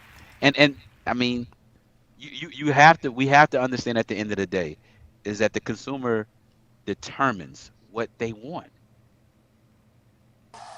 I hear you, but and I'm gonna say this, and I'm gonna drop down again because y'all, the consumer's not nobody. Sukihana don't even make music, but we all know her name. Like nobody's really listening to these people. They just get viral, almost like a influencer. I'm sure you guys probably know certain influencers that went viral by name because they make content on TikTok or whatever. But take the names out of it. We're talking about the themes. Right. So, and I get what you're saying, but again, that I will argue that if we pulled up the Billboard Top 100, that most of that music wouldn't be in the Billboard Top 100. You know what I'm saying? Agreed. We don't care. We don't care about that because that's not the impact. So Billboard Top 100 doesn't necessarily determine the impact. What we're saying is that theme has an impact that's lasting. Yeah. So I'll say this: if you look at the top selling rappers, it's not Carisha, it's not Sukihana, and I don't think her song didn't have a lasting impact. And I know that it sounds crazy to say that because it's so degenerate and it's about scamming and oh my God, but that shit has come and gone and is going to be gone completely by the sign of summer over it. Because a lot of those type of songs, it didn't go popular because it was about scamming. It went popular because of the vibe of the song. It didn't even have anything to do with the words. I think that people hold on. It could have been talking about Jesus and being saved and sanctified. That would have got no spins. The consumer don't want to hear that. The consumer want to hear. They want to hear what's edgy. They want to hear something they can identify with. But go ahead, bro. Just hear me out. And this may not, you know what I'm saying? This, maybe I might be reaching or whatever, but I'm going to say it. So it's not necessarily that the song is about scamming. I think that it was the vibe of the song. The song went perfectly for like a day party vibe, which people were doing heavy at the beginning of the summer. It went perfectly for being outside, popping fireworks and drinking on the block type of energy that a lot of people was doing during the summer. And the repetition of spin that ish, it was kind of like a hit. And I don't think that it had to. Of course, if it was a gospel song, it wasn't gonna hit like that. But gospel songs do. When you create a gospel song that got a vibe, Kirk Franklin got a talent for doing that. It hit, and people who don't listen to gospel will bang it. It was more so of a vibe than it was like a oh, this is the scam theme song. I'm about to get the scam. Like it was just a get drunk summer daytime vibe that made it go so popular. Hold on, Ken. Slow down. And that's where the virality of that song came from, because it was a mood, it was a vibe. Like if some young folks were talking, they'd be like, yeah, this a vibe. It's not like, yeah, this is fueling my hunger to scam and get money. Like it's not like that. And it is music for that's out here. But that wasn't one of those songs. Ken, hold on. Let me cook. Hold on. Let me cook. And, only need 10 seconds. Hold on. Only need 10 seconds.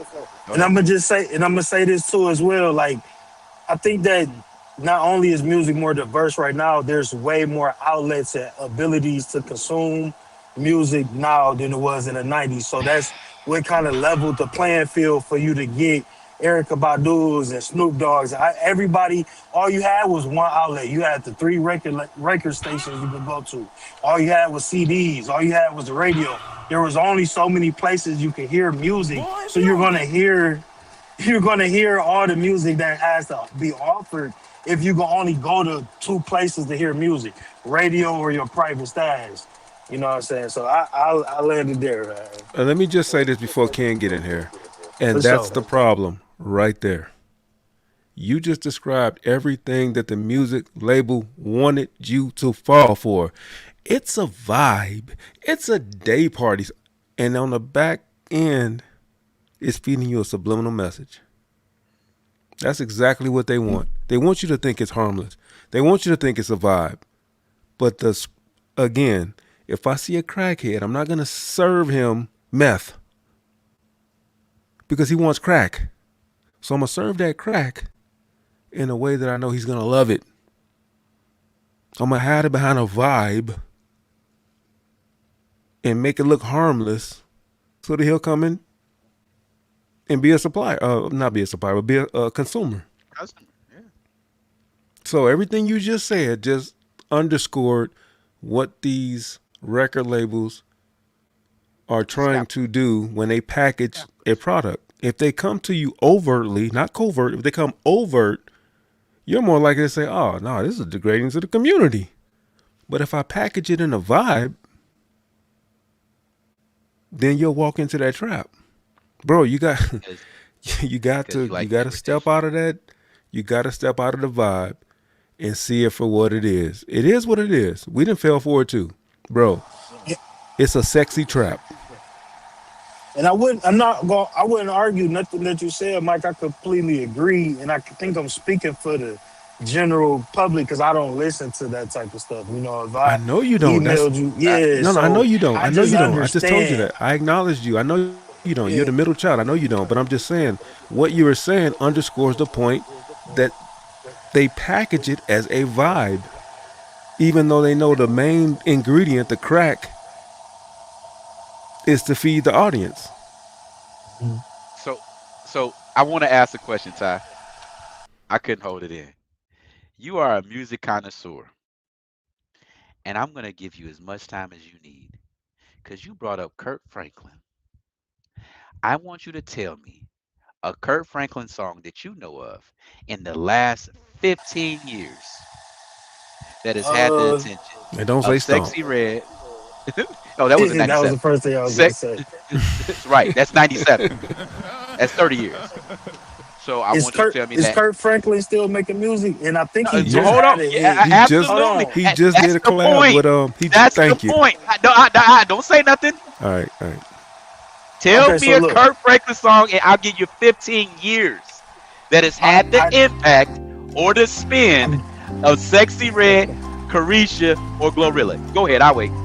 I got you. So I don't remember the name of it, but I think it was during the pandemic. Hold on. During the pandemic, he had a viral song. But my point of bringing up Kirk Franklin was that because I believe I said, if a gospel song has a vibe and a bop to it, it will go viral. So that's not to say that just because Kirk Franklin had viral hits, everything he do, we just checking for. It's gonna be can this mute? There was another song that came out right before the Carisha song that was like a AI song by the rapper Phoenix Flexing. That's a 80s Miami Vice song. It had a bop to it. Nobody checks for AI music, but because this song was so hard, it went so viral, everybody was banging it. It was all over TikTok because it had a bop to it. I'm sure y'all heard it, but maybe didn't know what it was. But it's like My Pocket's Getting Bigger. That song had a bop to it. And nobody listens to AI music, but he couldn't deny it. And it's come and gone. But my ultimate point is virality of music is about having a vibe and a bop to it. Not to say that that's right or wrong, or to say that that's a good thing or a bad thing. That's just the reality of it. It's going to go viral if it has that DNA fabric of a hit. And I understand that y'all feel like music is overwhelmingly degenerate on the commercial side.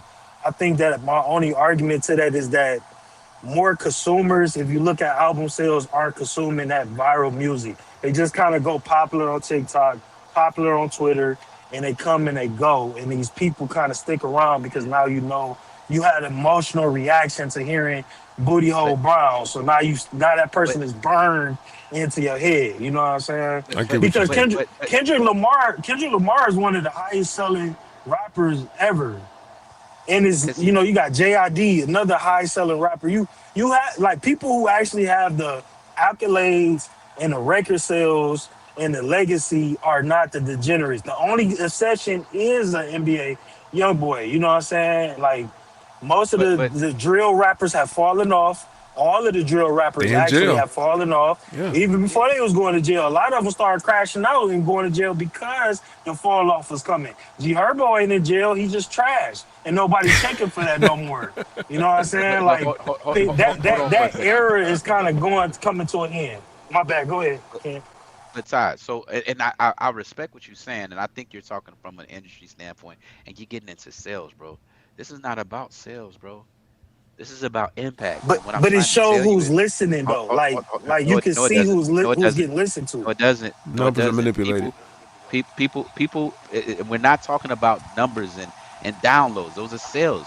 We're talking about impact. What I'm trying to tell you is that that song being on TikTok is more impactful there than it will ever be download or streamed. That song as an anthem at a graduation. Like what I'm saying is, it's so many ways that that song is being consumed. That's what I'm talking about. If you're going back to album sales, that only Do tells a you portion of the think that story. song could get played next year at the graduations? Hit, bro. Do you think they'd be playing that song next year? It'd be a new one. It's not you're Okay. talking about the So I get what specific you. song. I'm talking about the theme, bro. I'm Yeah. talking about anything that's themed with Mike's word, debauchery, right? Anything that's themed that way. And again, you're not wrong, because you are absolutely right. We're talking about individual sales. That tells what consumers are spending their time to buy. But you have to understand that right now, they don't even care about the buying patterns of the consumers. It's more about taking their consciousness. So that's why everything's going to shorts. Everybody, they want your quick attention span. So just the tone of that song in somebody's live or a TikTok dance, that's way more impactful than somebody downloading the whole song. Most people, let's keep it a bean, ain't nobody even listen to the whole 3 minutes of the That was a song. bar. You're right. Ooh, that was a bar. This ain't got shit to do with the song. We're talking about the impact. People know that's a scamming song. When you hear that dun dun dun dun dun dun dun dun dun dun dun dun dun, that right there, that's enough. That's enough. I don't know no lyrics. I don't know none of the verses. I know Me that's neither. it. So again, respectfully, Ty, you are absolutely right, bro. But I'm trying to tell you that based on the conversation and the direction that the gentleman, we got to start shouting out to where we pulling these clips for too, Mike. To my mans who posted that. It's tough because that's what's being pushed. And again, we're not talking about specific artists. We just use artists so that we can have the conversation.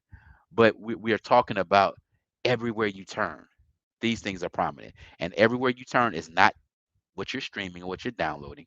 It's everywhere. You can watch, bro, you watch other clips and people are using that just to get you in. You know what I'm saying?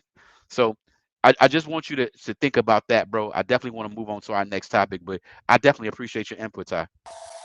And I appreciate you, brothers. I'm gonna get out of here while y'all get to y'all next topic. I appreciate the conversation. You know, I just gotta. I don't like to really play devil's advocate. I just try to add a No, I different like layer of devil's advocate. perspective. Hold on. Okay, for sure. I love devil's advocate because that makes us think. If this is an echo chamber, come on, bro. Yeah, yeah, And yeah, for sure. And I like the back and forth, and I get, you know what I'm saying. I can agree with some of the points y'all made, and shit. I hope y'all can agree with some of the points I made. Oh, we do for sure. hold Definitely. on, Mike. I'm gonna be listening in the chat. For sure. Give me a cut sound real quick, Mike, because I need to address this. Chelsea, absolutely. Don't come on here talking about Rob. Anyway, what's the next video we get? Wait. Do y'all people can still listen to R. Kelly and separate You themselves from the people. artist? Chelsea. Delete. Wait. Hold on. Look, Ty jumped back in. He's like, I ain't parking the truck. Hold on. What she said? Wait, you people. Wait, do y'all people? Whoa. Boy, if you don't get We gonna let you slide. I gotta take Yeah, that we're off gonna the let that screen, dude. slide. She found me. She found me. She don't know no. She don't know no better. She don't know no better. She don't know better. Yeah, bro. Hold on. CDT, we gotta get CDT his drop since he came back in the chat. We gotta give him an honorable mention. CDT. Hey, CD. Hey, you see I tried to gloss over it real quick. Yeah, and Todd Todd dropped in pulled quick. up like, what? Hold on. Right. He couldn't park the truck. That loud background. Wait, what'd you say? What? What up, Juice? Juice in the building. What up? Juice. Keep me on my toes. Somebody need to tell Mo Perspective. She need to pull up, but we gonna have to come looking for More her. Perspective been MIA. You know when she been getting that box? No. Boy, if you don't get What we got? What's the next one, Mikey? Oh man, this is a relationship topic, y'all. We finna get stupid. Men are always blamed for relationship failures. Right. And without further ado, as who was that? Who say that? MTR? Yeah. Hey, I want to see where the chat going with this one, bro. This is mute up. Yeah, I detect no lies. Go ahead.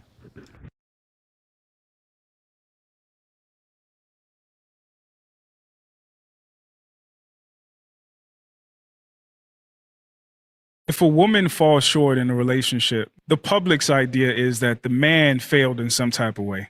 Even if she cheated, he probably wasn't paying attention to her. He wasn't attentive. He might have cheated first. The immediate assumption is he deserves it, or he didn't provide an environment for her to be her best, most optimal self. But the reverse is not the case. If he cheated, it's because he's a shitty individual, point blank, period. Yeah. There's no thought of where she failed or how she wasn't accommodating of him or how whatever the case may be. So it's almost like the only human in a relationship is the woman. Yeah. The only person who's deserving Sympathize. of consideration or sympathy is the woman. And I think that's part of the reason why a lot of dudes check out, because not only do women not think we should have standards, we don't think we should have standards. We don't think we should have we blame ourselves. If her not wet, it's my fault. If my don't get hard, it's my fault. Without a doubt. That's true. You want me to listen to you, but you don't want to listen to me. But it's still your fault. It's still though. your fault. You didn't Yeah. create an environment Yeah. for her to be attentive. Exactly. And this and that.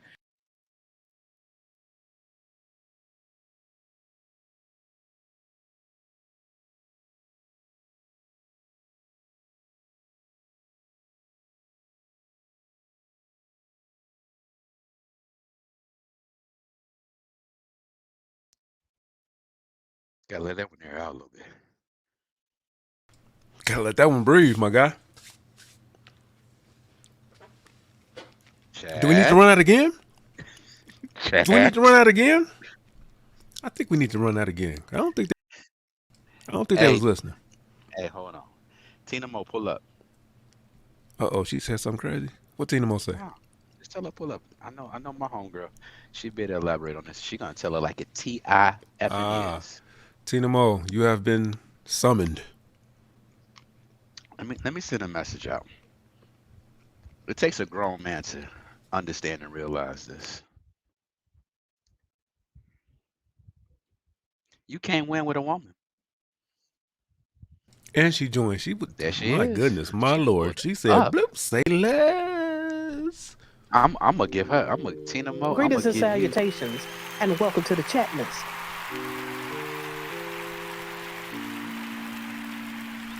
Tina Mo for show in the building. What's up with you, family? Well, greetings and salutations. That sounded sped up like That's how you said it. I said that when I was in 20 years old or something. That's how you said it. I didn't chop it. Yep. I was trying to look for a slow one, but I was like, I can't find it. So we just rock with that one. It'll work. It's still me. I know. I hear myself. Well, next How time you y'all go doing live, this evening? we doing good. Next time you go live, when you do the unintentionally random, or no, intentionally random. Excuse me. Intentionally random. Hit him. Make sure you hit the slow flow so I can chop it and I can update it. What's What up, going on with Tina? you? I'm hanging tight, hanging tough. All right, so we're gonna run this video one more time now that we got Tina Mo on the stage. We're gonna run it back one more again. And I'm gonna be quiet. Because I think, yeah, we need some Tina Mo cooking. We need some Tina Mo cooking. Yeah. I got my bitch right here. Okay, all right. Mute yourself. I don't know where that came from, but mute yourself.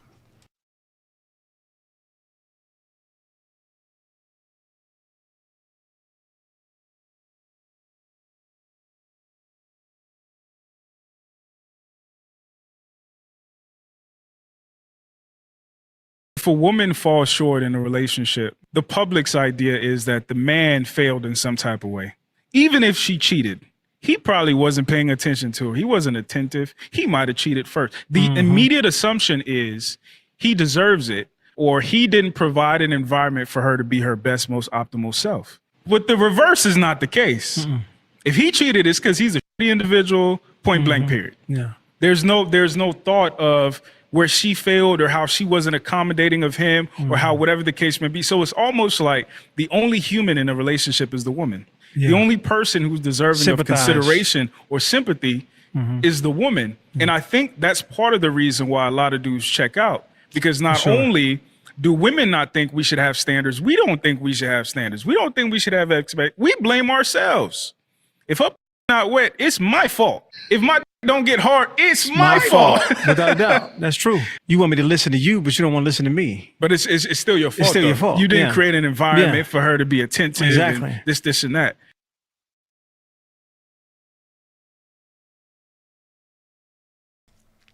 All right, Ken, set it up. Set the floor. Set the scene. You wanted Tina Mo up, so set the question. What you got? So, first off, Tina, I wonder what's your take? Do you agree with the notion that men are dehumanized in most relationships, or there's a perception that the men are dehumanized? Yes. Why, being a woman, why do you think that is?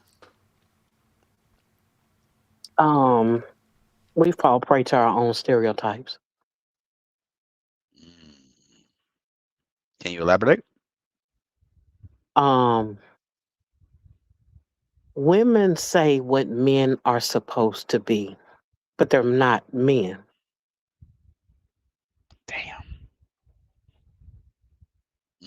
And if the man does not meet that standard of what they've been told or what they believe them to be, then anything less than that, the onus falls on that man. So what I hear you saying is these women is in a fantasy world. They don't deal in reality.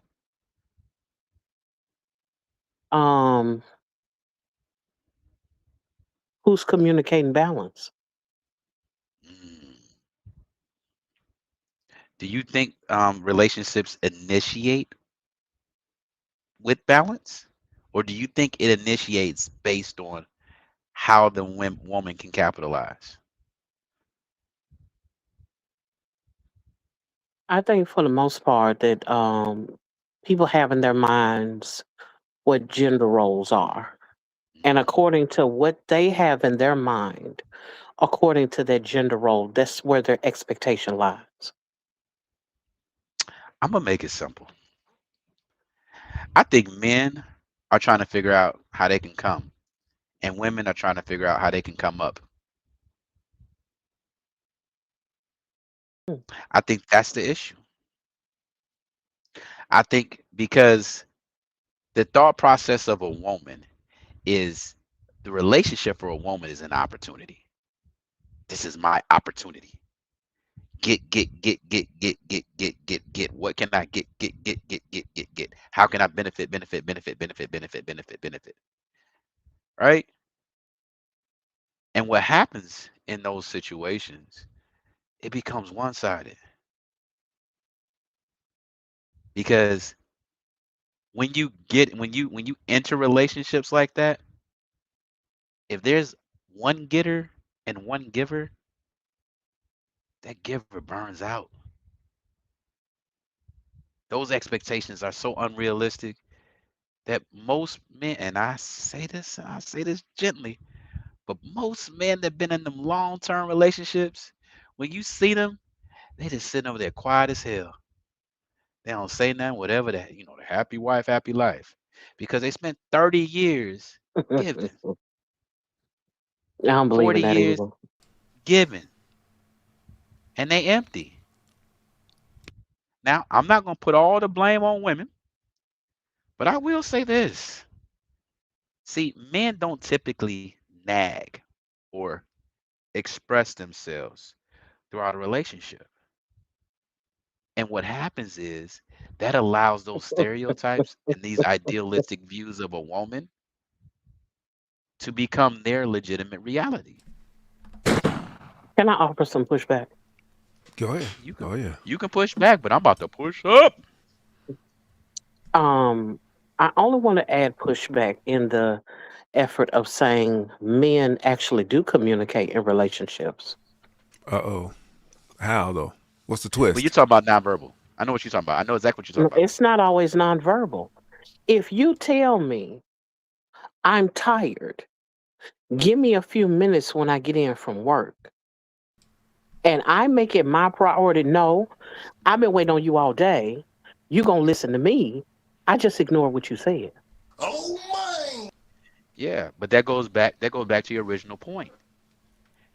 Women are so busy telling men what men should be, and they aren't a man. That even goes back to, okay, so backing up to my initial point.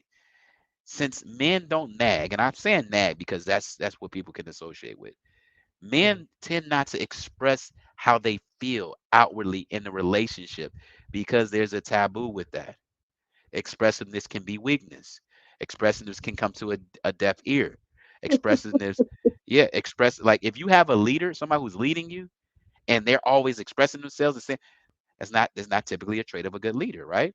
So what happens is men internalize that, and men are naturally problem solvers. So if you go to bed and you know y'all trying to get into it, and like he said, she ain't wet, the man is trying to figure out a solution. Everything I do ain't working. It must be me. Nah, bro. It's probably because you really not into her. You just want some ass, but you just not into her because she may have been treating you like all week. That's But an because okay. Hold on. That's an angle, but that's not the only angle. well, I'm Because not. sometimes it's about communication. If That's what that I. woman That's Communication, has not stress. learned how to communicate with that man, and that that's my man point. has not found a safe place where he can uh, converse with that woman, then of course the issue is no one's hearing one another And properly. that's my point. So that's what I'm saying. Throughout the relationship, that communication isn't here. So when those relationships end, right, the woman is always looking like it was him. He couldn't do enough. He couldn't live up to my expectations. The man is always like, damn, I messed up. You see what I'm saying? Yes, Those are that, and I'm sorry. Uh-huh. and I and, and just what I'm I saying, just look at it. Oh, all I was saying is that comes because women come into relationships with an unrealistic expectation on what a man should actually be. They have this ideal, but I don't think many men could live up to what these women are legitimately asking for, question. and also be a human. My question is this: Yeah, who's teaching the women? it should be Bars. men. They learned it from somewhere. If they're let's go to single parent homes. Ooh, If preach. there's just a mother teaching, she doesn't have the male perspective. She only Thank has her you. own. Thank you. And that's why she's single. Then of Let course you have now this is the this I'm not gonna say that I hate to admit it, but it's one of those things that I think I've watched long enough. Young ladies that have just been raised by their fathers have a tendency to come out differently than when they're Oh, just absolutely. raised by their mothers. Because that man can add something to the equation that that woman cannot. Absolutely. They learn how to nurture their father. They learn how Well, to not balance only him. that, that man can give that young lady the ins and outs of what relationships should look like or what to look out for or whatever misnomers, something that would she wouldn't normally be able to see because he sees it from the man's perspective. Let me just say this. In my personal opinion, women that were raised by men turn out to be better citizens in society, but not so good in relationships. When they're just raised by a father and no woman, no mother, I see the lack. They make perfect citizens and they're logical and they're pleasant to be around, but relationship-wise, they struggle. They struggle. Bro, Chelsea, I'm sorry. Get the hell out of here. Men don't go into relationships with expectations on the woman. Men don't go into relationships typically as an opportunist. Women do that. Hold on. Wait, hold up. Wait a minute. Lauren just stepped into business. What up, Lauren? What up, family? But going back to your point, Tina, you made a great point, and this is the next conversation I'm gonna have with my son. Hold on real quick. Don't lose your thought. Just give me 3 seconds. Lauren said she was raised by her father and had a brother. Ooh, I would love to drop the link. I don't know if she joins panels. You need to jump in. But I would love to get that perspective. Go ahead. Let me throw this out there, Tina. So what I'm telling, advice I'm giving to my son is definitely along the lines of what you're saying. When you're dating somebody, when you get into the point where you're thinking about you're gonna be serious with them, as a young man, I want you to take a look at that girl's mother. Is she single? What is her attitude towards men? What is their relationship like? Has she been single for a long time? Why is she single? Is she overly liberated? Because what's happening is those traits are being passed down. Those values are being passed down. And I tell my son, please look before you leap. You get caught up I in some definitely stuff. think that's necessary. Yeah, Um, women that are raised by single women, they mhm. don't know how to keep a man. She might be lacking some critical wife skills. Where's she gonna get it from? Where's her example? If she got her mama single, she got a whole bunch of single aunties. What about men that was raised by single mothers? Do you think they They lack? feminine. No, Yeah, they forget the feminine. feminine portion, yeah. But do you Oh. think they're not equipped to lead?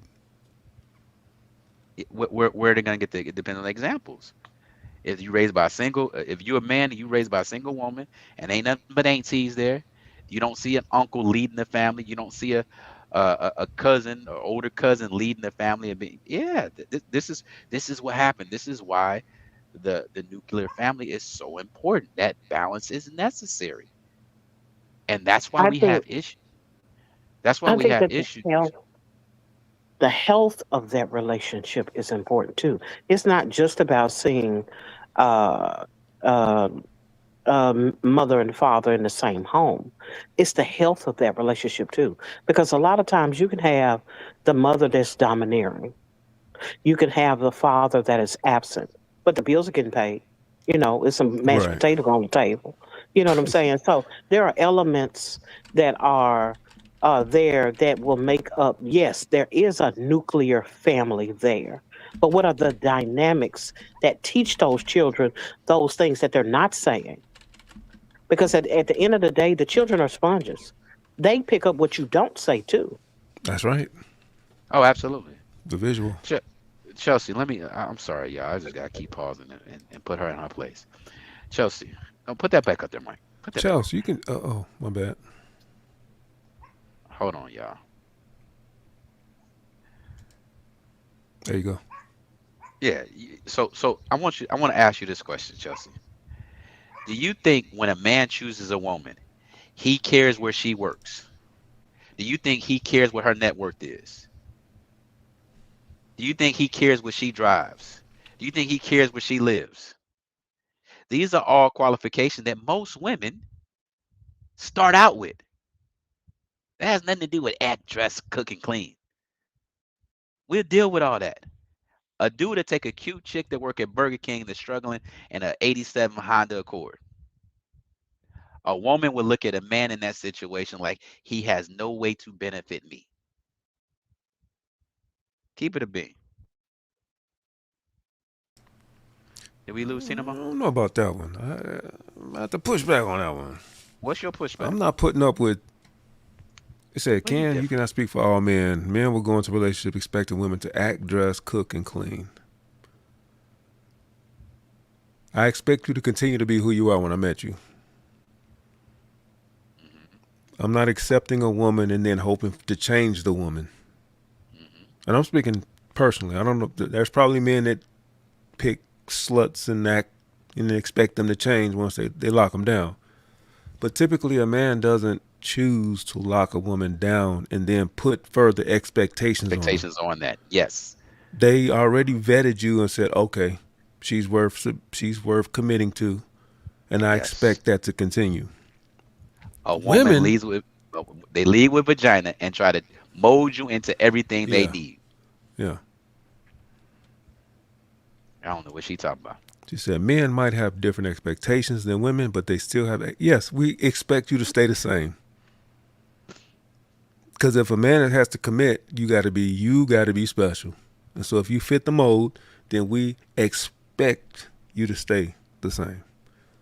But there are some men. To her point, there are some men that will find a chick in a strip club and try to turn her into a housewife.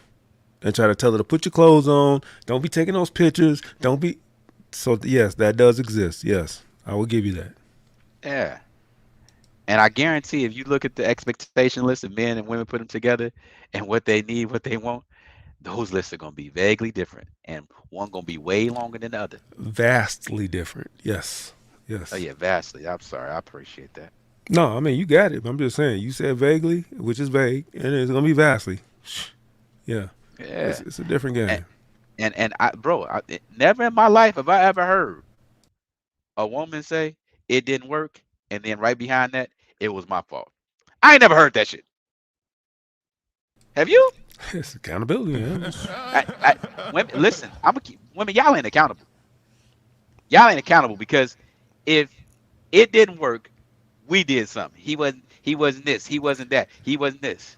And ladies, this controversial take, but this is why men say that women are childlike.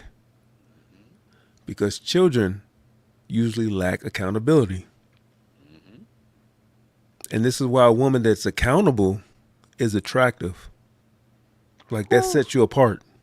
When a woman could say, yeah, I messed up. Sorry. My bad. I'm sorry. You're right. That's why that's so sexy to us. Because the typical woman does not take accountability. It's his fault. You didn't set up, like the video said, you didn't set up an environment for me to be feminine. It's like, come on, bro. Nobody likes a person that's not accountable, male or female. Nobody likes that. Yeah, bro. And I even think like the example that he said, like, they even they'll push the sexual part on the man. Like it's his job to make sure that you where you need to be. Isn't that crazy? I think that go both ways too, bro. Coach said, no, I dropped the link, Coach, if you want to join. It says, we change every day. And that's a fact. You're right, Coach. Hold on, I got a private. You got kicked. Who kicked? Nobody kicked. Hold on. Nobody kicked Tina. There she goes. She back. I was going to say, nobody. You good? You good over here, Tina. You good over here, Tina. I don't know what happened. You good over here. All right, it says, we change every day. You can't expect someone. And that's a fact. No, hold on. Let's unpack this. Hold on, because I see what she's trying to do. We change every day. You can't expect someone to stay the same. That goes for men and women. We are growing, learning, and hopefully. Okay, you can change all you want, but your core principles can't change.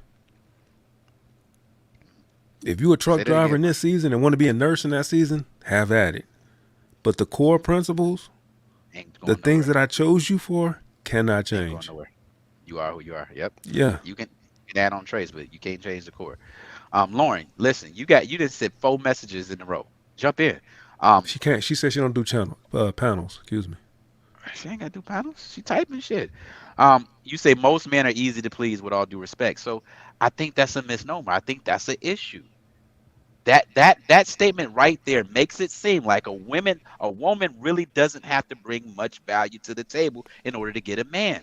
I agree with you, Now, Lauren. You hold on, disagree? hold on, I hold on. disagree. Hold on. I'm gonna agree in principle, but I'm gonna take it to the level that you talk about, Mike. So men are gonna be attracted physically initially, right? That will get them. But we're talking about keeping a man. If you're trying to keep a man, you have to have something else of value. And that thought process saying that we're easy to please, that's crazy. I don't know I want to know what your experiences No, are. I want to know. Makes you I want to hear from you as a man. You unpack that. Let me know, because I thought I consider myself simple. I must be a simple Negro. So let me learn. Let me sit down at the feet of the more I would love diverse. to speak to Go ahead, that Tina. Go ahead. particular notion, mainly because you guys tend to be routine. Most men are. And That's what I so thought. what's simple to us as a woman, because we are the ones that are ever evolving and Complex. changing Yes. and complex. When it comes to men next to a woman, men are a lot more simple to deal with than women and girls. Yes. Now, But that doesn't mean that the man is simple. I Thank get you. what you're That's saying. my Okay. Makes point. it easier to Easier. deal with. Yeah, because Yeah. all you have to do is learn your man. Take the Yes. time to Bars. learn him, and it gets easy from Yes. there. Bars. Thank you. And women don't feel like that's necessary. It's and again, Lauren, I'm not trying to overly dissect what you're saying, but the fact that you're able to say simple to please, that Well, you didn't know what invokes she meant that. though, because she not on the panel. Hold on. Good point. Good So point. we don't know. They won't even come on and had it. I'm gonna leave that there. Right. My point is, and you can keep your camera off. You know that. We can hear Right. your You can voice keep your without camera off. We ain't trying to argue Yeah. with you. This ain't one of those shows. We just want to talk. Yeah. So when you say men are simple, that is it's so hard. It's so hard not to parse that. But I think that it's unfair not to say that men require the same effort to keep that women assume they should be getting to be kept. That was Chelsea. That wasn't Lauren. Yeah, no. Well, I'm saying you can. I'm reading a little bit of that through Lauren's Right. messages. So until she gets on to clear it up, it's a little tough. Yeah, because at the end of the day, even in raising boys versus raising girls, it's a lot simpler raising the boy. Now, that does not necessarily mean that you don't need a man to come in to teach him the ways of a man. But as a boy child, a lot of times that's a lot easier than having to deal with girls. I know because I've raised both. I can agree with Yeah. that. Yeah. 3 a.m. in the building. What's Hello? good, my guy? This thing on? Oh yeah, this thing is on. Pause. What's up with you, my guy? Hey Ty, you and only you. What time is it? Can't separate your name. That's my dog. You be paying What's attention up? to the tea leaves. What's up, 3 What a.m.? up, What 3 you got? a.m.? What's going on? How y'all doing? Handsome yellow skin man. What's up with you? I kind of agree with Lauren. Like, Okay. from my perspective, like, you know, it don't take a lot to make me happy, but like, I think women overthink things a lot, and That's a fact. if I if I'm with a woman and I tell her, look, this football season coming up. you know, Saturday is Saturday Get and your Sunday. right. Hey, hands off. See you like on Monday. Wait, Tuesday now. Monday night football. I give you 2 weekends out of the month, but like, football is my thing. I really enjoy. I love college football. Like that's my thing. Um, and I don't really do anything else outside of that. Now that I'm running a podcast, I do that, but that's not every day. That's a few times a week. But I don't. I think people overthink things and they let social media drive their thoughts on how they want to deal with a relationship. They look at what everybody else is doing online and they're like, "Oh, I gotta have, let's go here, let's let's go to this restaurant, and let's do this." And I'm fine with going out and everything, but I think you got to find your own lane. Like you can't let, I can't let what Mike doing. He went to Mexico. I can't try to do the same thing he doing. I might not have the money, but I could still appreciate like what he doing. With his spouse. I could still give him props. You So let know, me ask you a question. Do you think a woman, if a typical woman, would prefer somebody who can take them on trips or somebody who's not in that position to take them on trips? Hold on. Before you answer that question, because that was an important question, but I got to give my honorable mentions. Project Leroy been clowning in the chat all night, and I didn't shout him out. So shame on me. Project Leroy and Lee Turner in a building. What's up, family? Shame on me. Shame on me. All right, go ahead. Yeah. I'm sorry. So what was the 3M, question? I got dementia. the truth shall set you free. Oh God. I got the Not dementia. Well, Mike won't admit to it, so I appreciate you admitting to your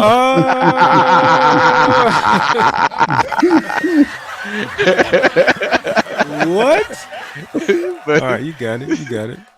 So my question is, in that situation, we're talking about standards and barrier of entry.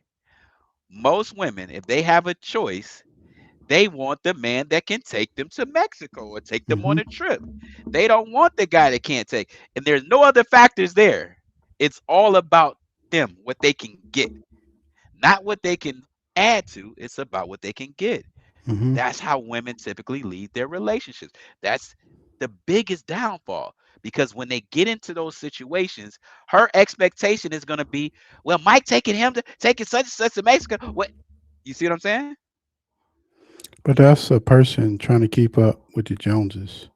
Tell me a That's woman just like back in the day. You remember back in the day, you growing up, and your neighbor down the street, they just got a garage built, and they You go got the grab some money. wood. They got the money. They got the money to do it, right? But your parents might not have the money at the time. They could be envious, and a lot of times people try to actually pay for stuff that they can't afford. They try to live above what they can actually do. That's a And that's problem with society. You and know, I'm with that. I'm even with that from a relation standpoint for women. Women try to yeah. operate within the relationship above and beyond the means of the man in the relationship. And when Hmm. those relationship fails, even if the man was doing what he's doing, he still gets the blame. Hmm. If a man And that's complains about a opposite woman, pushback. if a man complains about a woman not doing XYZ in the relationship, when the relationship is over, it's still his fault because you didn't put me in a situation where I could be a submissive woman. How can I submit when we living in an apartment? You see what I'm saying? Right. I'm driving You a see what I'm saying? Buick. Like, I'm driving a wait, Buick. what? You see what I'm saying? That is the issue. Their expectations while in the relationship supersedes the true bounds of that relationship. And we ain't even gonna talk about what they have to how that compares to what they're really adding a value into that relationship. We ain't gonna even do that. Can I ask some pushback? Go ahead. Yes, ma'am. Oh, Please push back. absolutely. What you right? Because you sound like you're talking about more than one type of woman. I know that you said that the average woman desires to have something outside of the means of that man and that relationship, but I look at I look at it from the perspective of if you're choosing a materialistic woman, if you're choosing to be with a woman who you see who is showing signs of living above her own means, who is showing signs of immaturity with how she presents herself, her own mindset, if she's showing areas of immaturity, when you get with her because she's cute, when you get with her because maybe she can carry on a good conversation or something, and she could cook some grits or something. When all of that is said and done, if you Right. don't investigate on how she thinks, by the time you get with her, that's what you have on your hands is a mess. Because of course a woman does want something, but at her heart, most women, if they want you, they'll take you as you are if they want you. If they do not want you, they're looking for you to supplement in other ways. That's what women don't like to talk about. Is a lot of times they get with men and they feel like I'm settling. They ain't gonna tell you that they're settling by being with you. But they're settling into some capacity if you're not who they want. And I think that's a big issue.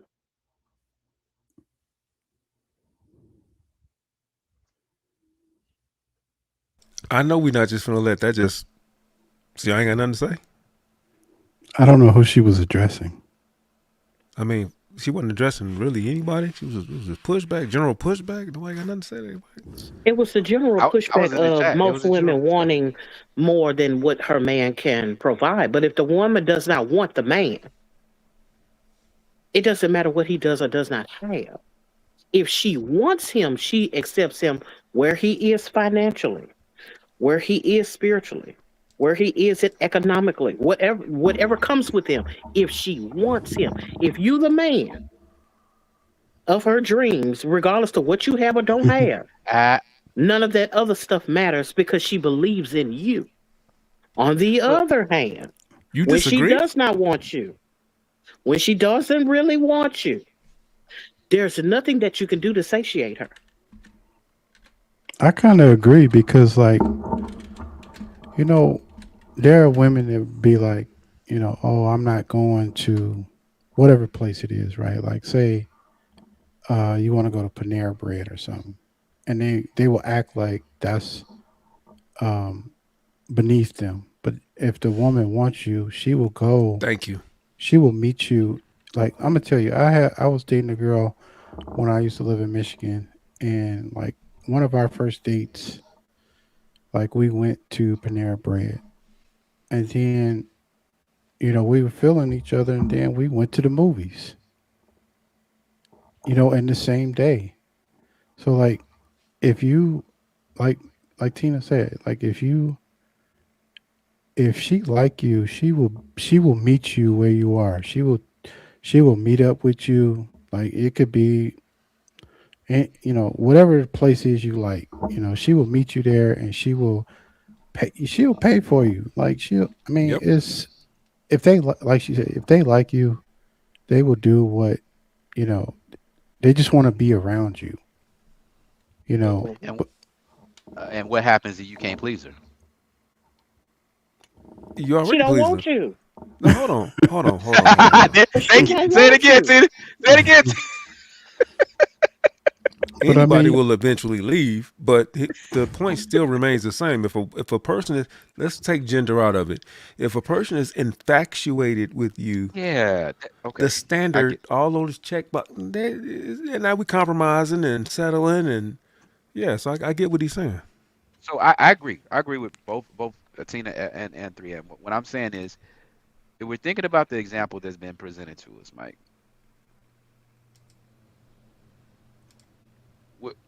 what who do we think that's being addressed in the comment in the initial video? Why do you feel like this man feels like that? Because he been dating a bunch of women that didn't want him. Thank you. Thank you. Relationship dynamics. We got to boil it down to the simplest form. It's just that simple. It's not complicated. Now, what the horrible part is, the man will tell that little girl, he don't want you, baby. Get away from him. That woman ain't gonna say it. Ooh, wait. Say that again. The woman is not gonna tell the truth about the fact I didn't really want your daddy. Oh. He had a nice car. He was, king dingaling or something. They not gonna tell the truth about that. That when it was all said and done, I didn't really want your father. Oh, you want it. What you can benefit. Whatever that benefit was, that was all you wanted. You don't get that from most women. Point. You don't get that from mothers either. Because they're trying, there's the image of the pristine, she ain't had nobody but my daddy, and maybe Uncle Tommy from down the street, but no more than them two. You know what I'm saying? So it's this image, the imagery of she would never do anything malicious to a man. I don't ever have to think about the fact that she's just after my pocket. Because a woman is not going to take accountability. We talked about that already. Yes. They typically would not There's a take lack of accountability. honesty about where they actually are. Because at the end of the day, if they're an opportunist, and like to your point, if they are trying to see what they can get out of the relationship, they're gonna act like you the best thing since sliced bread. Yeah. But they're not gonna actually want you. And by the time the breakup comes, everything your fault. Yeah. It ain't my fault. Because on the flip side of that is when you break up and she wanted you, she'll blame herself for everything she ever did wrong. That's a fact. Yeah. Yes, she really did. Yes. I want y'all response to this. Chelsea, you, girl. She said, if the expectations are discussed prior to entering a relationship on both sides and a man offers to provide a certain lifestyle but doesn't live up to it, is it wrong for a woman to leave? Go ahead with that 3 a.m. This easy. I mean, see you later. Prenup. What'd you say to that, Tina? I have to scrutinize the relationship first, because who is this man? Is this your husband? What kind of expectations you got going on for him to the point where you want to leave him because he ain't gave you a trip to Jumanji or something? I don't understand. This don't make no sense to me. This sounds like one of them questions from tonight's conversation.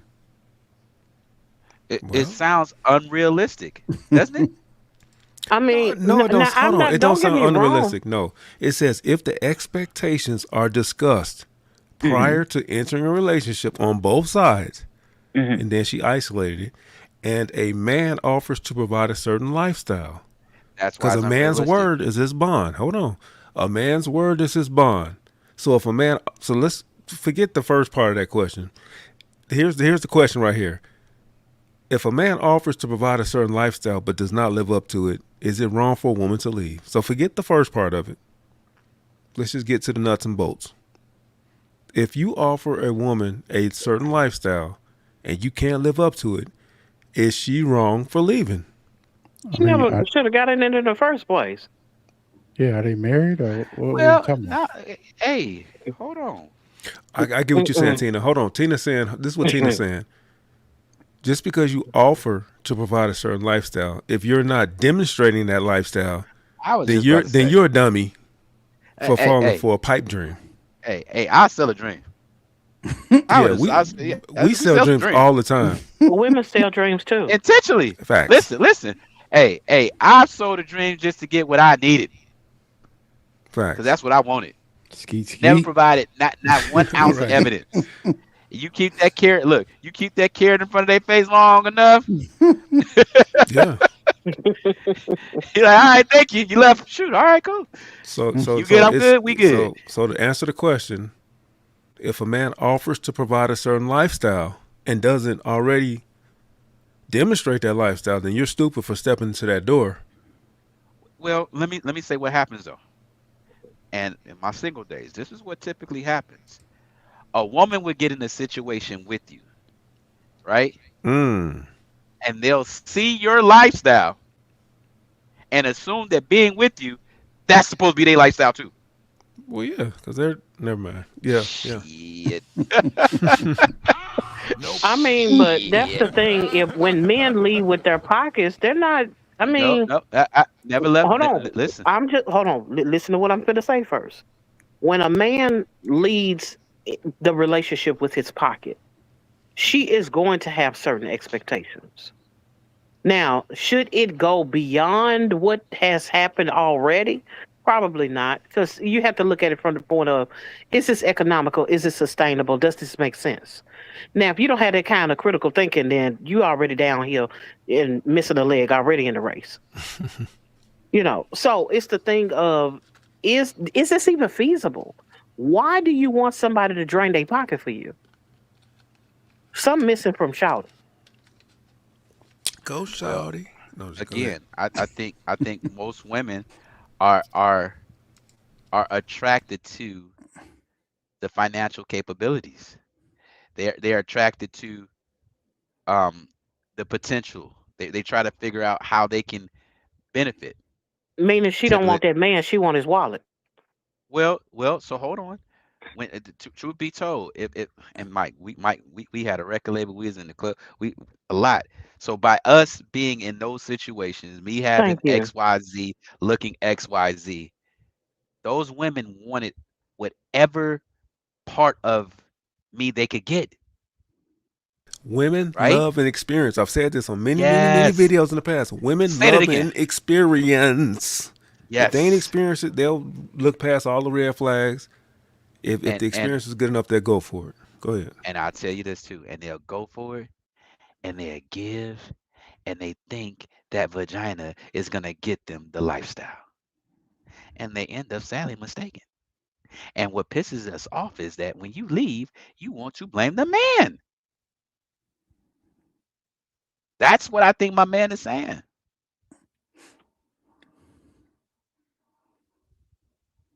Unrealistic. Why would you think I would share bad choices, and he's voicing his opinions. You shooting him some bill? No, I ain't shooting him no bell. He holding him accountable. He made a lot of bad decisions, and now he venting. Just like a woman choosing the wrong man, sitting on the podcast complaining about men. It's like, well, you chose. I mean, we have to admit, as men and women, we make bad decisions.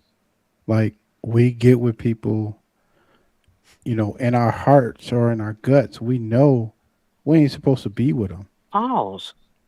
Whoa, say that one more time, brother. Say that one more time. Tell the truth to shame the devil. Say it again. Look. This time I want you to say it in your GQ voice. Say it with a little bass in your voice. Well, my voice is my voice, so I'm just gonna say it how I'm saying it. Make sure they hear it. Don't get it how you live. I love that, man. No, I just think we get with people, in our gut that we know we shouldn't be with. Their vibe might be off. We might not. They may not live the same lifestyle that we have lived. They may have come up the way that you live, and like if you've been with a person or you been with people who, let's just say, for example, if you get with a girl, she don't clean up her car, she don't wash her car, she don't clean out her car. Come on, preach, preach. In my mind, that means her house is like that. Oh, half a broom. I'm not saying it's like that, but that's, to me, that gives off that you're lazy. Like, you're not doing the work. That's not wife material. Yeah. Like, If why I would I come give you home, half? yeah. Sheesh. Yeah. You know, you really have to look at things in that way. And I know some people might not think about those things, but like when I look at somebody, I look at how they carry themselves, how they dress, how they talk, you know, because that person is going to be a representation of me, you know, Mhm. when I'm not around. And can you trust her to say the right things and do the right things when you're not around? Yeah. That's a fact. That's Well, interesting, man. That's integrity. And whew, I don't know, bro. I think women slicker than men when it comes to that. I think I ain't gonna though lie. sometimes you all know when you got a scallywag, but you know she thick, Thank and you. you Thank decide to you. deal with her anyway. The Thank problem is you. when you be thinking that's my scallywag. She for the streets. Hey, So men are guilty of the same thing. We find a scallywag this thick, and then we try to change her, just like women Mm. do. They find something You'll and they put try to that change cape it. on, and here you go, capping Yeah. it on out. Oh yeah. so this is funny, man. My mama gave me this statement. This is in my single days. I used to just tell her. She was like, "Baby, no fixer uppers." I was like, Don't get "Well, no build a damn." bear. But I'm gonna Hmm. keep I it a love it. bean. I think. Hold up. Say that again. No build a bear. But No build a bear.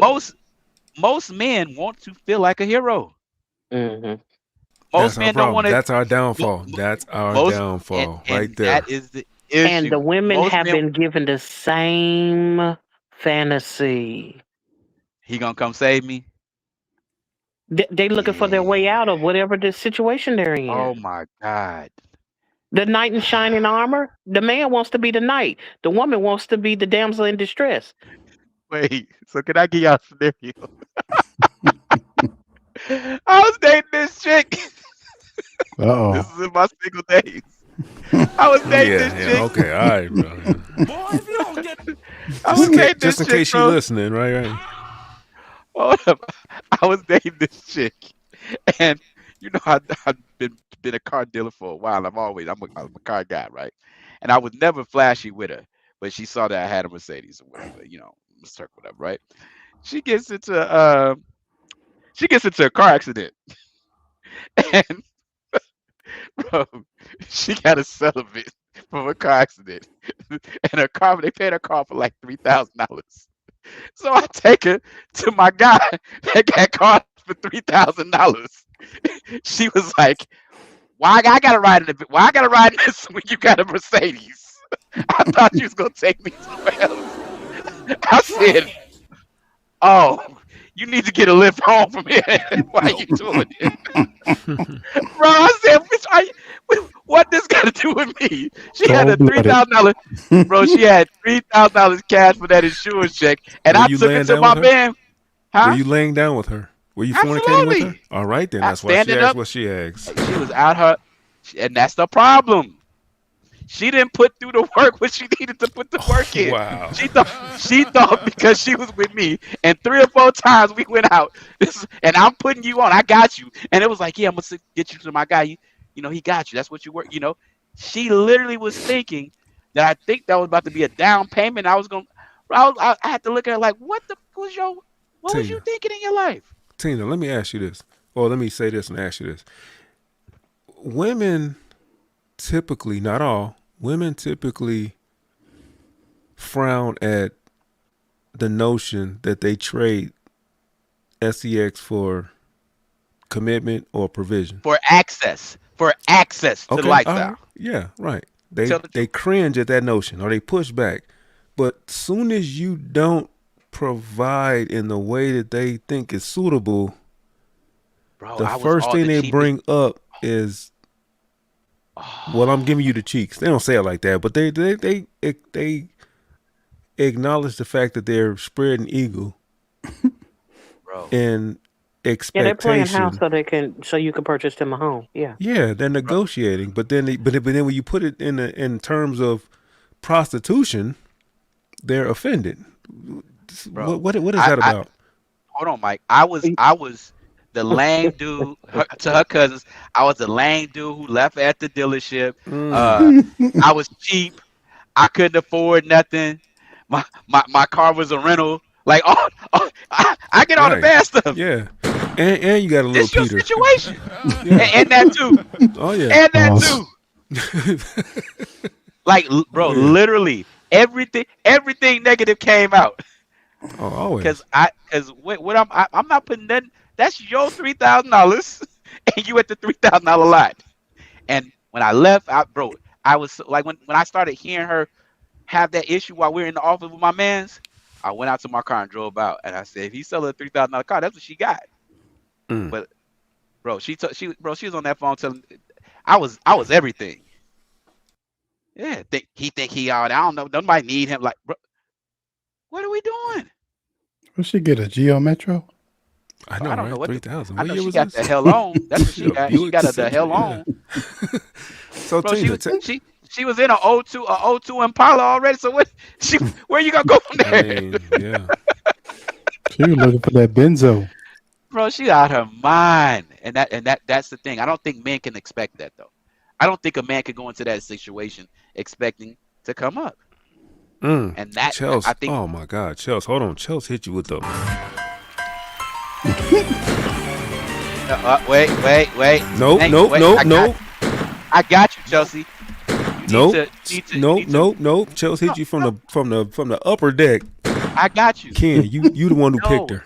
I didn't pick her. Hit her with I the picked her up. skeleton. Man. I didn't pick her. I picked her up. She hit you with the sniper. She said, "Hold on now." Hey, I picked her up and left her where she stood, and that's what she thinks. And I think that too, bro. I think women do correlate sex with commitment and access to lifestyle. It's a bargaining and I think chip. It's not.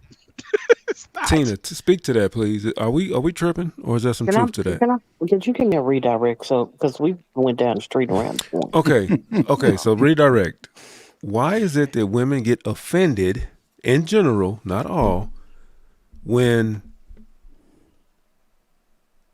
we bring up the word prostitution when we compare sex to money, but then when a woman feels like a man isn't providing like she wishes or expects, her first response is, well, I'm sleeping with you.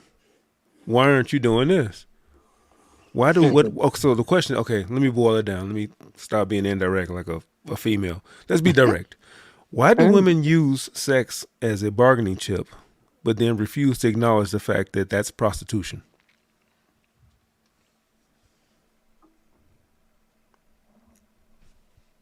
That's why I leave $50 on the It is. You're talking about a stereotype. And you're talking about the stereotypical. I don't want to.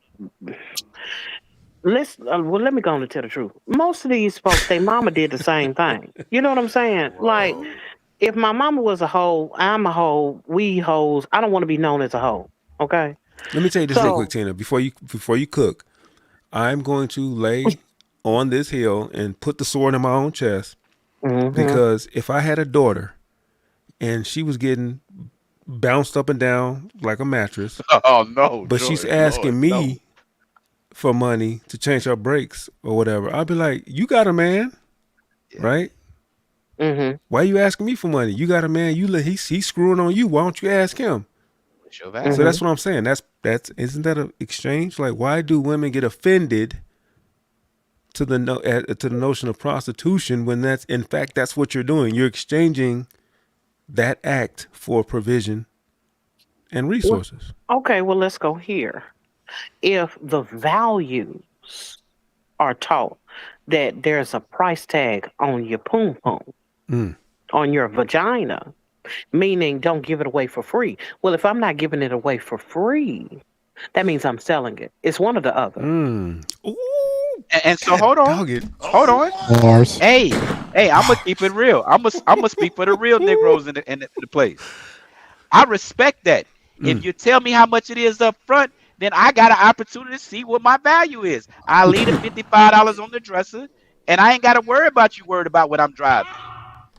I'd rather you tell me the price of the poom poom up front.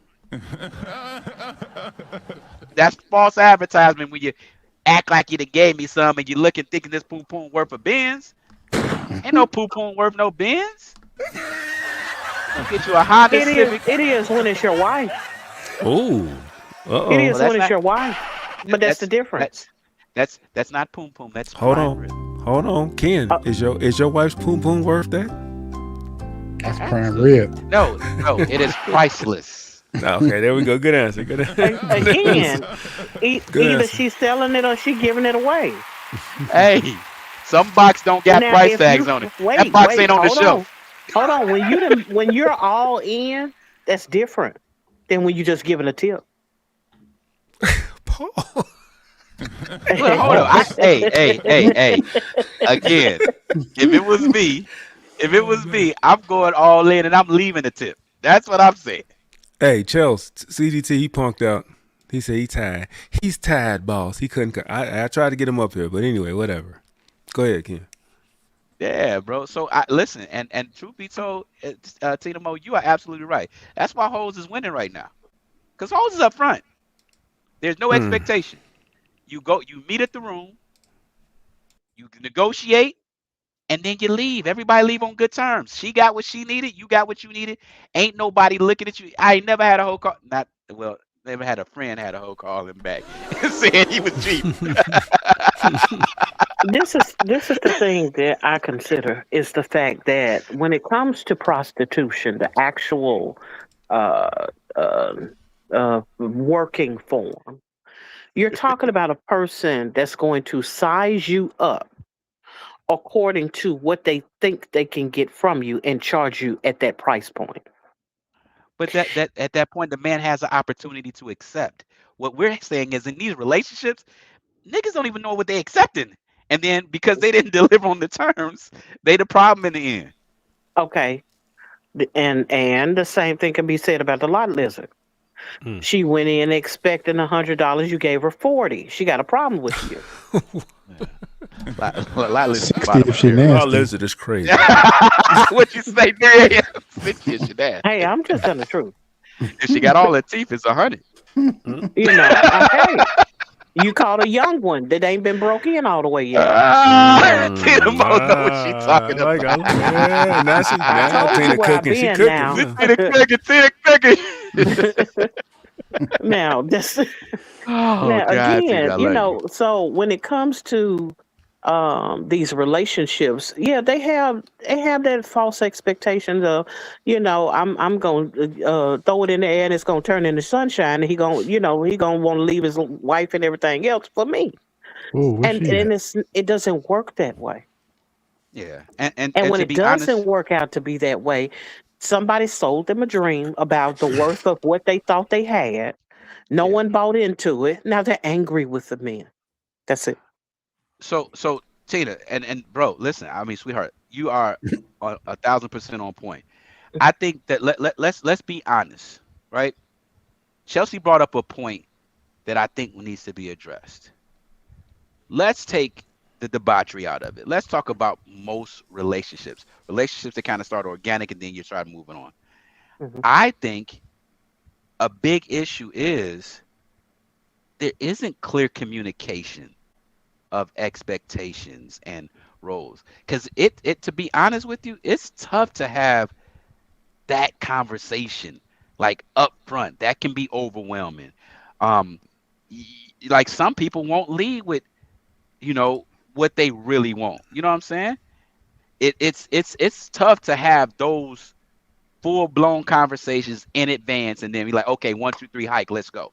Wait You a know what I'm minute. saying? People are not having authentic conversations with ulterior motives, sir. Yeah. That's No. an oxymoron. No. If you over there $1 million man and I'm over here trying my best to get in your good graces, I'm not finna tell you, oh, I just want you for your money. And I'd appreciate if you give me a ride every now and then. Let me borrow your keys. Yeah. And that's what I'm saying. We're not having that legitimate communication, whether it's a high earning individual and a lower earning individual, a high value or high moral individual, and maybe a overly sexually active individual, right?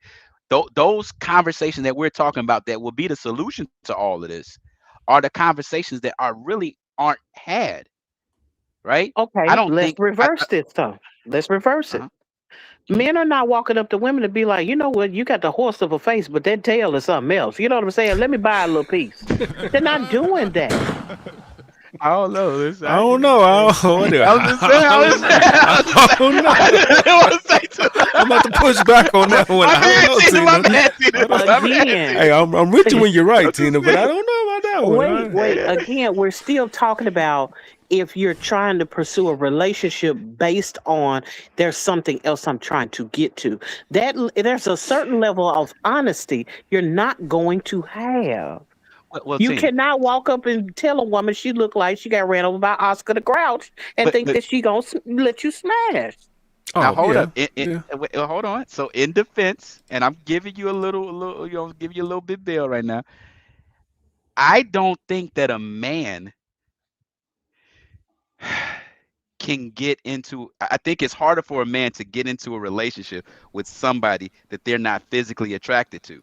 How Like many a men are l- looking for relationships, though? So, hold and on. so Okay, I thank was you. just about to go there. How many men are walking like, hmm hey, could be my 'Cause girlfriend? We trying to like, and that's hey, what let me hit. and that's what I was about to say. Women are typically looking for relationships. Because they're So looking for security. Yeah. because they're looking for that, they'll sacrifice those other things that we've been talking about. Because they You want the see what I'm saying? security. Yeah. The future they're looking out for the future of their security Mm. beyond today. Whereas you might be just looking for today. And you could Or today with 75 women. Hold on, that was a bar. Hold on, that was a mind. she surely did throw that out there. I have to Women think are about that one emotional. They think about today. today. Men, we look in the future. But let's flip that. And the pursuing in the dating market, men are looking at the now. We just trying to hit. Mm-hmm. Women are looking forward. Security. That's crazy. I just peeped that dynamic. So I don't. what's gonna get him to hang around the longest? Giving him the things that he wants, telling him the things he want to hear. You know. Mm. Interesting. You say Okay, you say I just women learned something. start out with unrealistic expectations. Again, we are both have the complex of this role playing thing Hmm. of damsel in distress and hero. And see, okay, so and oh, this is deep, and I don't want to. You know what? I'm just saying. I think most women are trying to be saved, one way or another. Again, they're looking for security. You're not. Where else they gonna get it from? They sure can't get it from another woman. Now they can fight it in the I comments all respect you that. want to. I respect that. Do you But I think it's think bad that a most woman want women, to be saved? Do you think that's a bad thing? no, no, I think I'm just asking. I think it's a fact that most women want to be saved, but they don't want to really admit that, and then they don't want to capitulate to what it's going to take in order for a man to agree to save you, because it has to be a balance. What I'm saying is they want to be saved for free. They don't want to pay the toll, and then they want to blame you for the reason they weren't able to pay the toll. Mm. I think I'm more so hanging on the point of wanting to be saved. There are a lot of independent, and I hate that word. I swear I hate that word. That is so stupid. That is so juvenile. That independent. I'm independent. You're a There's a grown up. whole song about it. You're a grown up. INDEPEND. Yeah. You champion being self-sufficient and being able to provide the best for yourself. But then if you lock in with a man that you truly want, you're expected for him to tag you out and for you to slow down, which is in fact being saved, right? I don't want to have to go hard, pause, for the rest of my life. I would like some teammate, some help, some relief. An asset. Thank you. So why, okay, so why do women have why do women get offended by the notion of being saved by a man, as if it's as if it's The belittling them, liberation or movement. yeah, even a woman that's They have successful wants the burden taken off of them. Hmm. No different than a woman working at Wendy's wanting But the you don't burden have a taken off of them. traditional woman either. Look at these women now. They're not traditional. No, no, The, that's over the with. traditional values is yes, come and save me. That's the traditional value. and the problem is highly financially successful women still have that tendency, and that's why they feel they can't find a man because now they've out earned the men that they are expecting to save them. That's the problem. But they don't always know what that looks like. True. Being that they've been wearing the pants in their own True. lifestyle. You know what I'm saying? Because Elaborate on that. there's an era of submission that has to come that she ain't learned because she been out there grinding Well, let and me getting say it on this. her own. Let me say this. So you're right, but for that woman, so there's nothing wrong with a woman earning, right? There's Nothing at nothing Hmm. all. wrong with a woman being self-sufficient, right? Hmm. And and a real man understands that his value can go well beyond a bank account, Exactly. Hmm. right? So Hmm. only a man who's intimidated by a woman that's a quote unquote high earner has those issues. No, A not man that necessarily. knows a man that knows his value, his worth, a man is supposed to find value with any woman, money or not. Why do you call it intimidation though? Yeah, because I think that the issue is sometimes women can be overbearing when they feel like they have a particular position based on finances. That's not necessarily intimidation so much as she brings about a challenge to who he is and what he does or what he Dang. doesn't do. Lauren, you just said it too. It boils down to ego. Some women have the ego of a man and they Uh-huh. need to chill. I think Right. that's the bow. But I don't think most women will admit that because they stand on that ego, but then they try to hide behind femininity. What you mean hide And then behind? No, no, no, no. That's the problem is it does not present feminine. It presents masculine. And yeah, because it presents masculine, it's hard for a man to deal with another man in See, his household. I think he's talking about when he say hide behind feminine, because women can present, they can try to present feminine with the high heels and the hair and the makeup and the false bravado, how they speak.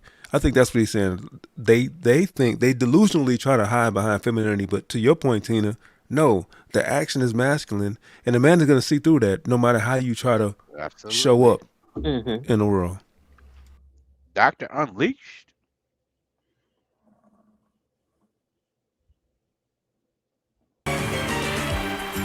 What up, Doc? What up, family? So who do you think has a problem? And I know the answer to this, but who you think has the tougher time dating? A high earning woman or a high earning man? A woman, of course. Why is it of course? But a lot of times she does not know her place, and she has one. I disagree. I think that women truly define their value once they're earners in their earning. Because a woman that's a high earner won't take a guy that's, a manager at McDonald's. What part did you disagree with? Maybe I misheard you. Say that again. Maybe I misheard you. I Or said, maybe you just like to disagree. I'm just saying. Go yeah, ahead. because it might be because I just said that that woman is the one that has the harder time to date, harder time dating than the man And then I that's a high earner. and then I said why? And Oh, I he's said, disagreeing with the reason why. Yeah. oh, the reason why because she does not know her place. Yeah. I don't disagree with Now the you premise. I agree? do disagree with the reasoning. the- No, I don't disagree with the premise. I disagree with her reason. I don't think that I don't think it's that she doesn't know her place. I don't think that she doesn't know her place. Oh, A okay. I was woman, about to say. yeah, a high earning woman right? She will look down on a man that's let's say he's a store A truck manager driver. for McDonald's. A truck driver. Some truck driver. Isn't that the same? Isn't that the same mental assessment? That's the same mindset. We got to get Because this a check. hiring a man to take a McDonald's store manager, a Chick-fil-A store manager for a woman. And I understand. What I'm saying is that woman, I said, the woman does not know her place. If she meets a man, regardless to where he's working, if her mindset is, I'm the man, quote unquote, the mindset, I'm the man because I'm a high earner, you're competing with him when there's no competition there. He's a man. Bars. What you got? Hold on. Don't. Go ahead, 3 a.m. Yeah, I mean, I think the woman is going to have the harder time because, I mean, just because you earn high or you have a role that's, a leadership role, that doesn't mean you're the leader when you come home. Or again, if she does not have the mindset to submit, then it doesn't matter what his earning capabilities are. If she will not submit, whether he's high earning or not, that mindset is flawed because this is on the flip side. If that man does make more than her, she will tell him, I make just as much money as you, or I can do bad all by myself. I was fine without you. That's the same mindset. She doesn't know how to submit. She does not know her place. Right. Ain't it something?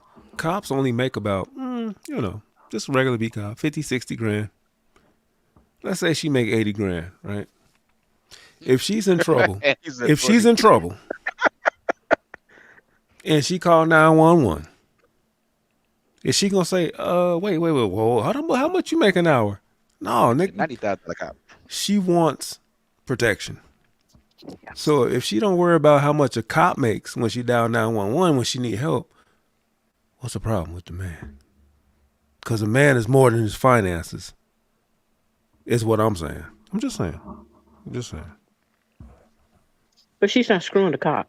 It doesn't matter. She's being protected by the cop. No, I understand to your point. Oh yeah. I'm just looking at it from the perspective of the woman who has an issue with her man.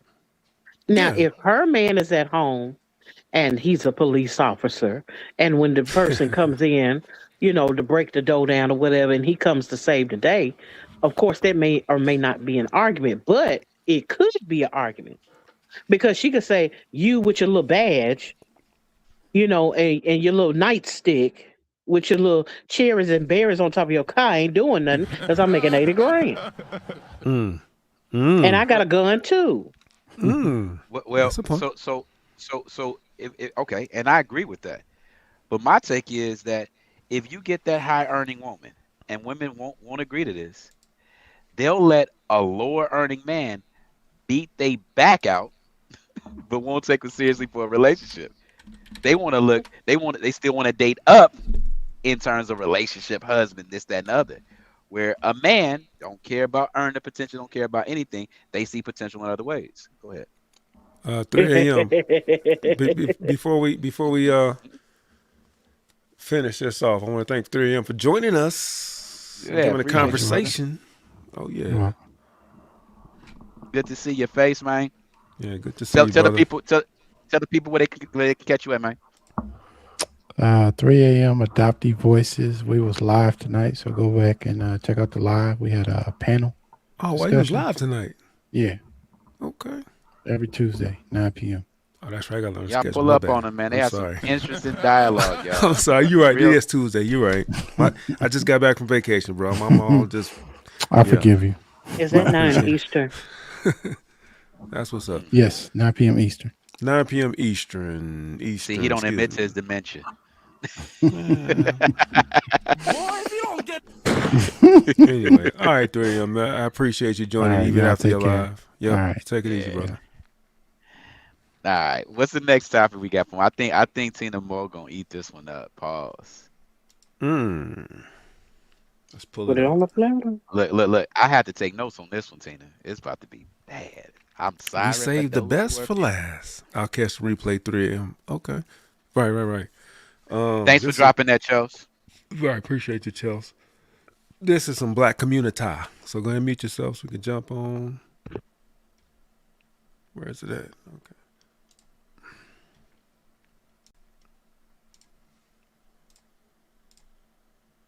When are people going to realize that there's no save in the black community? And I'm not talking about those of us that go to work every day, take care of our families, 2 parents in the household. I'm not talking about those black people. I'm talking about the other ones. The ones who have given us such a bad name in the last 40 years that we can't even go to simple outings without people being afraid that something might pop off. And you know what? They're right. Because a lot of black folks like myself, we don't want to be around that group of people either. Do you know that today you can lose your life for staring at someone the wrong way? Someone that looks like you. You can lose your life. In what other culture is that a thing? Our children are being hunted by each other and no one's saying nothing about it. And I don't care what anybody say. You can call me all the Uncle Toms you want, all the bootlickers that you want. But to be honest with you, you're the bootlicker and you're the Uncle Tom, because at this point in time, silence is treason and you're consenting to the murder and degradation of your own community. And people like myself that get on this mic and they talk about what's going on, we are the heroes. We don't get the respect that we deserve, but guess what? A lot of people are waking up and a lot of people are listening.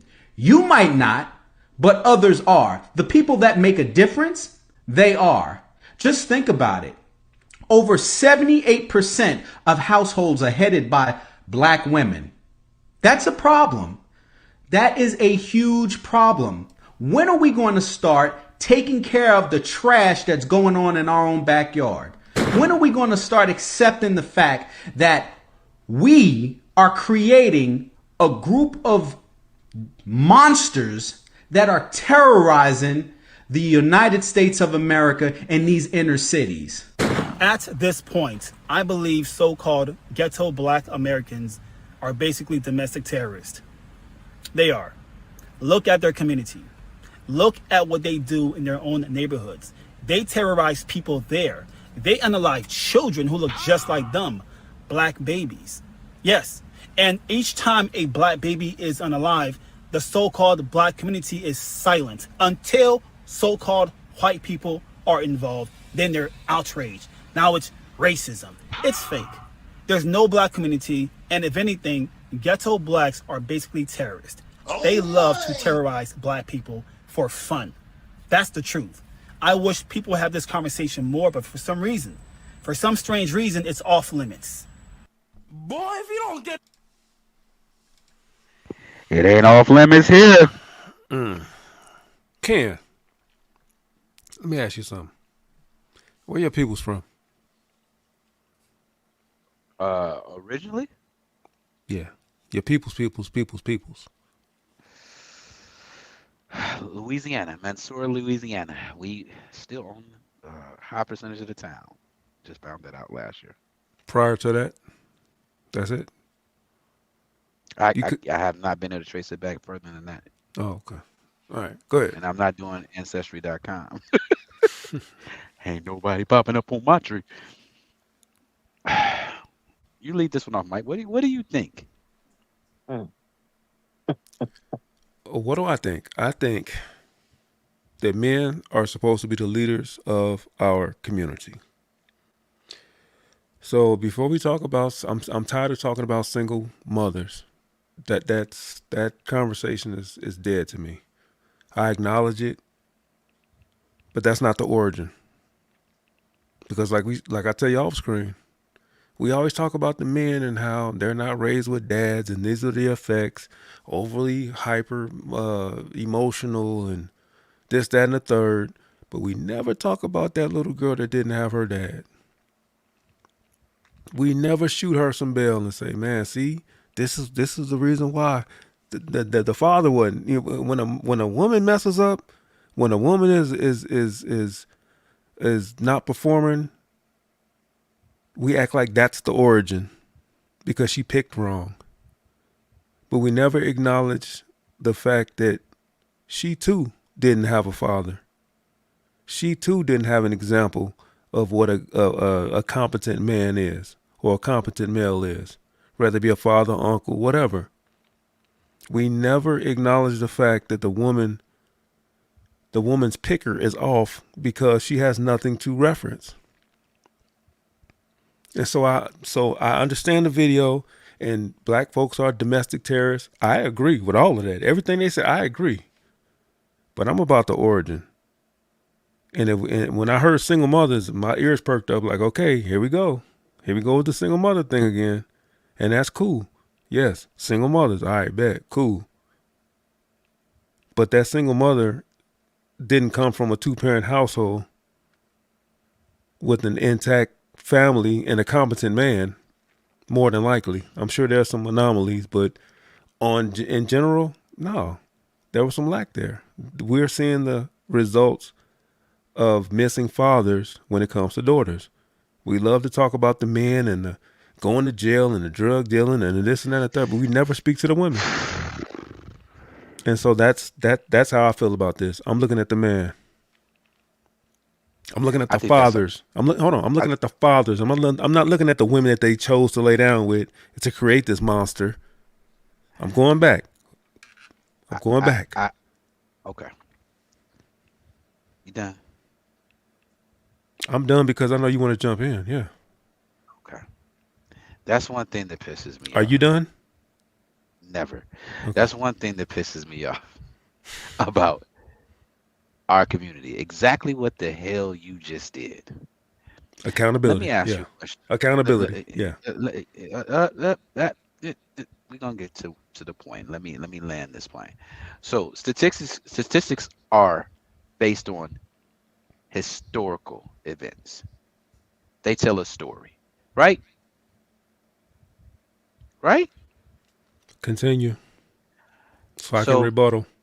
Although what you're saying has its place, but why is that where you go first? Let's say right now today, only 15% of households have a man in it. Now what? See, everything that you're talking about, the whys, we know that. That's how we've gotten to these numbers. So why do we always got to go back to the whys? Why do we always have to go back to the origin? And we know it already. What happens so change now? The origin. That's like saying we know how you get cancer. What happens today? So what happens today? What can be done now? What do you mean? What happens today? After you find out that you're a single woman, what's the answer to that? What was the question again? You're shouting. After you're a child of a single woman, if you send the women, right? I'm just using this, I'm being a little hyperbolic, but what now? You wake up, you realize you're 20 years old and you had a single mother. Now, what's your solution to your community? That's what I want to know. That's where I want to focus. So you don't want to focus on the origin. We know already. We got the statistics. Forget the origin. We're here now. We're here now. Okay. How does that help the 20-year-old? We're here now. How does that help the 20-year-old that's in this situation who he's talking about? Who's the 20-year-old? I'm trying to track. I'm just saying. All I'm saying is. We're talking about the child or the mother? We're talking about. You say 20-year-old. The people that he's talking about that are in this situation that have made up the statistics that we're discussing. How do we talk to the terrorists that he's talking about? What's the conversation there? Because we know all the factors. We can go back and say slavery. We could say Willie Lynch. We could say all this. Don't do that. That's not even what we're saying. We're talking about core family. We ain't talking about Lynch and none of that weirdo stuff you're talking about. And guess what? Daddy didn't stay. Now what? I'm not speaking to the now what. That's going to take its course. I don't care about the now what. You're there. Okay, I so you don't don't care. think. I care about the girl that's a virgin. I care about the virgins. I So don't what do you care expect? I'm not gonna say I don't care, but I'm not gonna focus. I'm gonna let you focus on that since that's where you want to focus. Me personally, I'm gonna focus on my 2 daughters that don't have kids yet. That's where my focus is gonna be. To prevent that. I'm on prevention. You're on maintenance, I guess, or whatever it is, whatever trip you're on, you fight that war, and I'm gonna fight this war. We'll do that then. You're not finna pin me in a corner and say, well, I don't know. That's your fight. My fight is prevention. An ounce of prevention beats a pound of y'all know how it go. Yeah, something like that. Yeah, Preparation. Wait, preparation for something. Yeah, Yeah, beats that part. yeah. That thing. But bro, and again, I wasn't really attacking you. I was just trying to make a point, bro. What frustrates me is that a lot of the things that my man said in the video are so true, because the people who talk about solutions, right? We're Uncle Toms. The people who talk about, like what you're saying. I agree. Focus on your daughters. Treat them like, if we're not going back and talking about the man did this, the Jim Crow, the KKK, redlining, there's an agenda. If we're not talking about that, nobody wants to hear it. Because I think when you start with the solution and you empower people and you tell them what they can do, now you get to hold them accountable to acting on that solution or not. I don't think the community wants a fucking solution. What's your solution? The question that you posed to me. We're here now, right? Like you said, we're here now. We can't worry about the deadbeat or whatever. We're here now. What do you say? My solution is, bro, it's you really don't want this question. Are you talking about the solution from within, or are you talking about the solution from the outside? Whatever question you pose me, I'm just asking you. Not putting you on the spot. I'm just saying, because that's not my fight. My ministry is not for the people who screwed up already. But you live amongst them. I can help you, but not the way I think you can help. Hold on. I can help, but I can help you sustain. But I can't help in the ways I think you can help. So I want to hear from you, because you so strongly and passionately about it. So I want to hear what you got. Bro, I say this. And first off, I think we need to be accountable. We need to understand that nobody is the reason for why we are where we are. We need to take accountability. It starts there. So I did a statistic, bro. I ran some statistics. I was really doing research on this. During slavery, post-slavery, I pulled up the amount of total lynchings reported by African Americans. This is over like 150-year period. What number do you think I came up with that? Total lynchings from what period? Period. Total reported lynchings of African Americans in the United States. From post-slavery to now, or just period? I don't know. 4,000. Reported. Okay. Yeah, reported and affirmed. What's crazy is that's a crazy number. 4,000 black people got lynched. Well, that's in the country. In my city, Chicago, Illinois, it was more than 4,000 black on black murders over a period of 5 years. I say that to say this. We can't sit here and keep complaining about what has happened to us when this is what we're doing to ourselves. We don't even need a KKK. They don't even need a KKK no more. KKK can't kill more Negroes than we kill them. They don't even need to redline no more. who wants to live in or around these communities? That's my message. My message is we got to first say, okay, we got to clean up some stuff. That has to happen.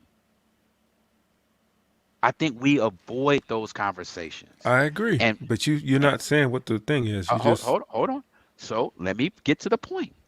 So after we accept that, we have to be honest enough and take back our communities. And we might want to really understand what's necessary. Because like you said, Mike, you can't change. We can't change these people. who's taking the community back? The men or the women? I'm No, just no, no, asking. no. I'm trying to get clarity. You said we need to take our hold on. You said we need to take our communities back. Who? Hold The on. men or the women? Hold on. Let me get to the point. Our community, we cry and complain about over policing. How do you complain about over policing? I don't know who we is. I'm just trying to find out who we is. The community, bro. Who is I'm gonna get to the, what we? if you're talking about the man and woman, I'll get to that point. I know where Okay. you're going with it. All Let right. me get to I that ain't point. going nowhere. Don't try to guess where I'm going. I'm just trying to gain clarity on what you're saying. You're speaking, and I'm trying to follow you. That's why I'm asking these questions. I'm trying to follow you. When you say we, who are you talking about? So I'm talking about the black community, what we're calling the black community. Let me ask you a question. You used to work in the prison system, right? Very briefly. It's a whole nother story. Sorry. Yeah, that's a whole nother story. But there's a classification of the inmate. Mm-hmm. And that classification determines how that inmate is housed, how frequent he's fed, how many people are around him, how he's monitored, his whereabouts, and it's based on his activity. We got an issue with taking accountability. That's why we complain when we're over policed. If you look at what's going on, I think in order to get to where we need to go, we might need some over policing. Mm. If we want our and when I say our community, because I'm not saying that the majority may not necessarily be all bad, but I'm saying the bad is so bad that it's outshining any of the good. So we may have to be willing to, okay, we know what's going on.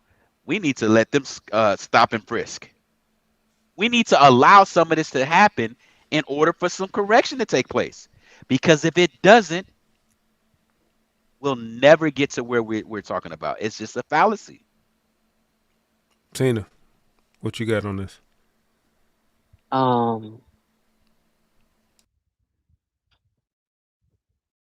I hear over policing. And in consideration to how policing is done, you're basically, I'm going to tell you what it sounds like to me. It sounds like you're saying, lock them up and take them out. Because the police are going to deal with overly violent areas with a lot of arrests and a lot of quote unquote incidental unalivements. And so anything beyond that, because when you say take back the community, it's like, okay, you mean give away the community, get rid of the community, in so many words. That's what the community is doing to itself, Tina. That's what I'm saying. The only way it can change is if you submit consequences enough to deter the actions. I think we should start snitching. We need to get rid of that. Stop snitching. We need to be okay with police checking everybody. If they're trying to sort out who got the banger on them, who got the pole, who's selling dope, cool. And if they know this is a highly concentrated area of that, if we really want it clean, we should welcome that. But we don't, because guess what? We scared to hold Pookie accountable for real, for real. We only mad at Pookie when he got my baby. There's no accountability, y'all. Do you think? Are you familiar with any area, any time period where the over policing has actually been successful?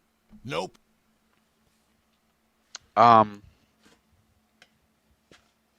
So let me yeah, I'm gonna answer that, but I gotta answer it in a roundabout way.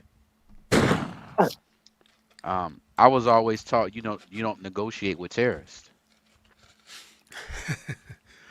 That's a good one. You can't negotiate with somebody who's lawless. These people don't respect law. They don't respect order.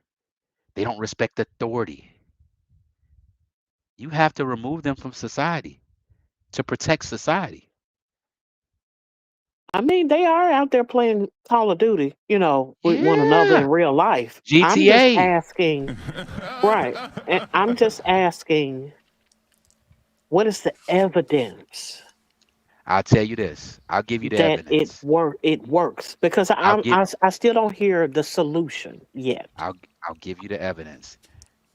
Let them YNs shoot at the National Guard. Send the National Guard in. You keep saying Let's see who the YN. shooters. You keep saying Let's see who the YN, shooters. but you a YN. Or whoever. I am.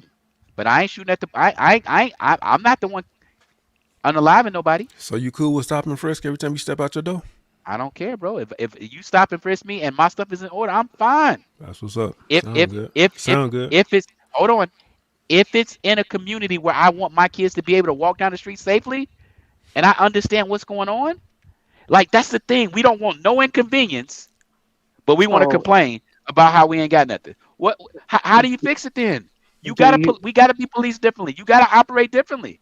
Does that mean that all of your high impact areas need to fall under martial law? Is that what you're saying? So again, I'm not the person who's looking at the statistics, so I can't say specifically what and where. But what I am saying is at the level that we're having, we should be the ones that want more protection. Like if policing over don't a always weekend, equal protection, bro. hold on, police presence will definitely stop something. If yeah, and let me say this: when you enforce martial law, let me explain what happens. Everybody who thought they was tough ain't tough no more. It changes things. All I'm saying is the reason why we get kickback, we can't get it both ways.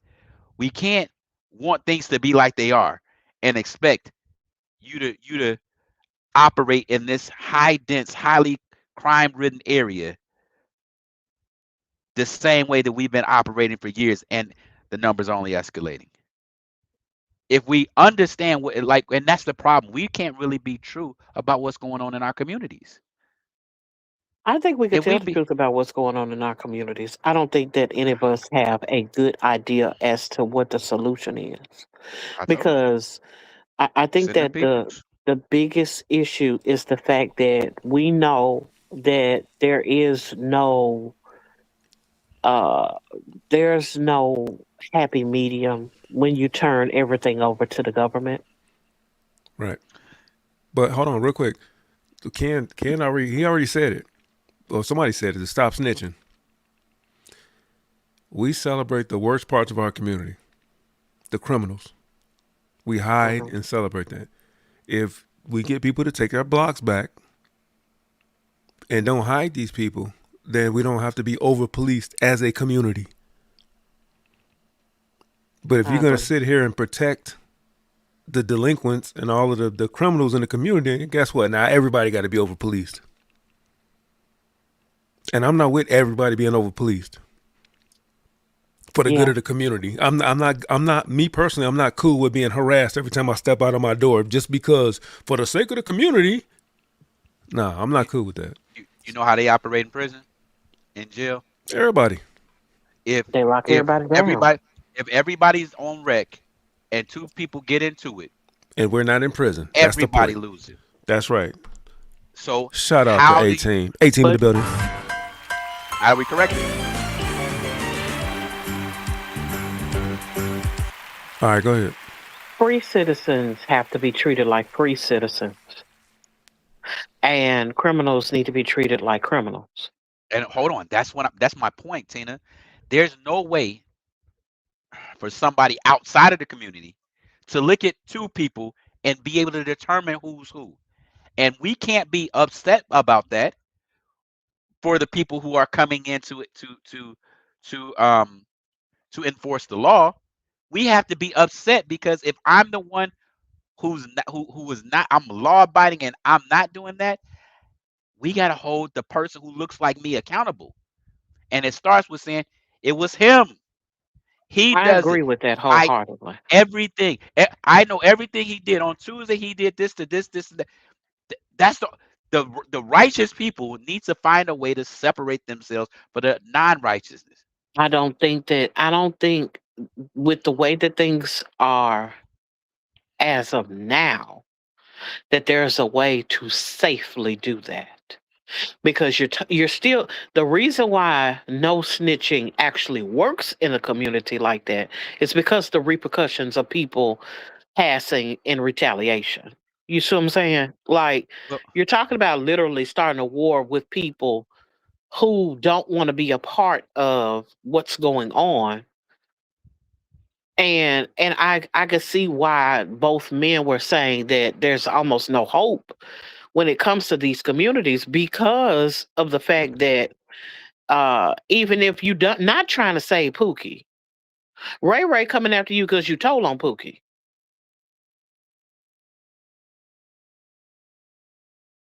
Ray ain't gonna retaliate if it's excessive police force there.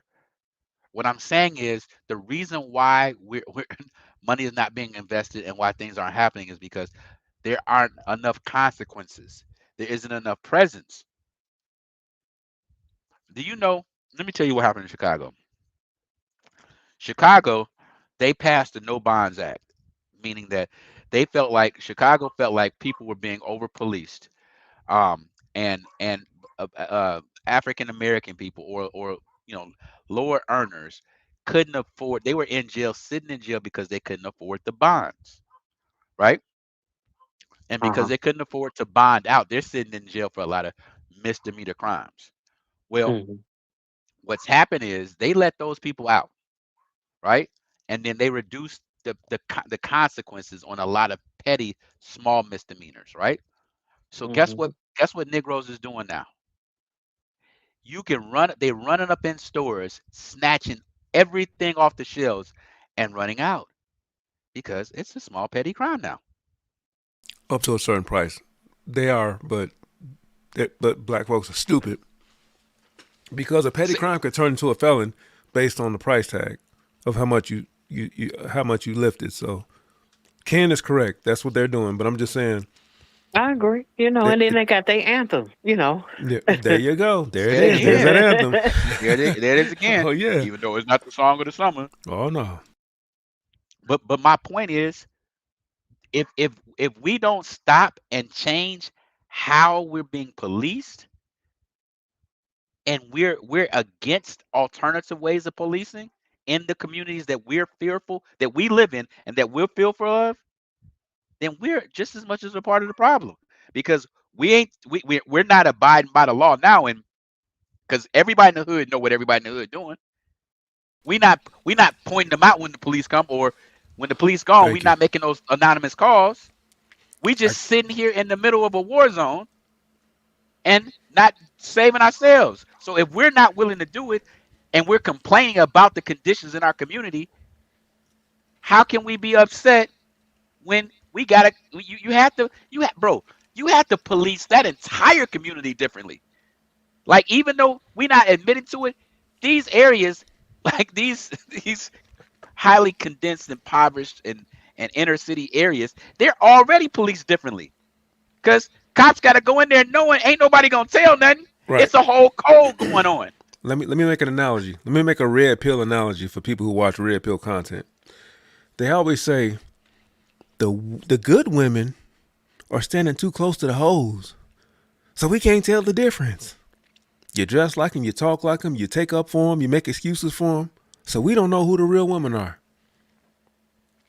Take that same analogy and put it towards the black community or the black American experience. The very people that are complaining about the neighborhoods and the killings and the drug dealings, the very people that are complaining are the very people that have closed their mouths and protected the very ones that's damaging the community. So now nobody can tell the difference. Says nobody wants to speak, bet, say less. We'll treat all of you all the same way. Even though you're complaining about the thing that you don't like, but you hold these truths to be self-evident to just shut your mouth. So that's the problem. If we just speak it, take the blocks back. Like CDT said, he said, buy the blocks back. No, take the blocks back. Speak up. Speak up. And then we don't have to worry about being over-policed as a community. We'll have proper policing. We'll have proper over-policing for the actual criminals and not just the whole community. Do you know that our community, we have our own subset of laws that we adhere to more than we adhere to actual law? Yeah, we won't go to jury duty, but we'll cover for a drug dealer. We won't snitch on a drug dealer.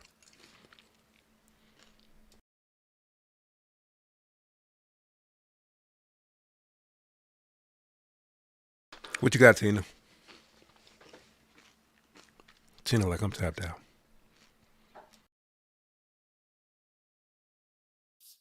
I just question mostly about the effects of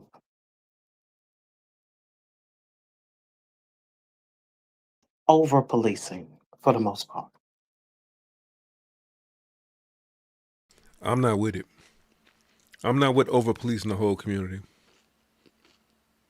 I've never known trigger happy, gung ho law enforcement to have anything that looks like any kind of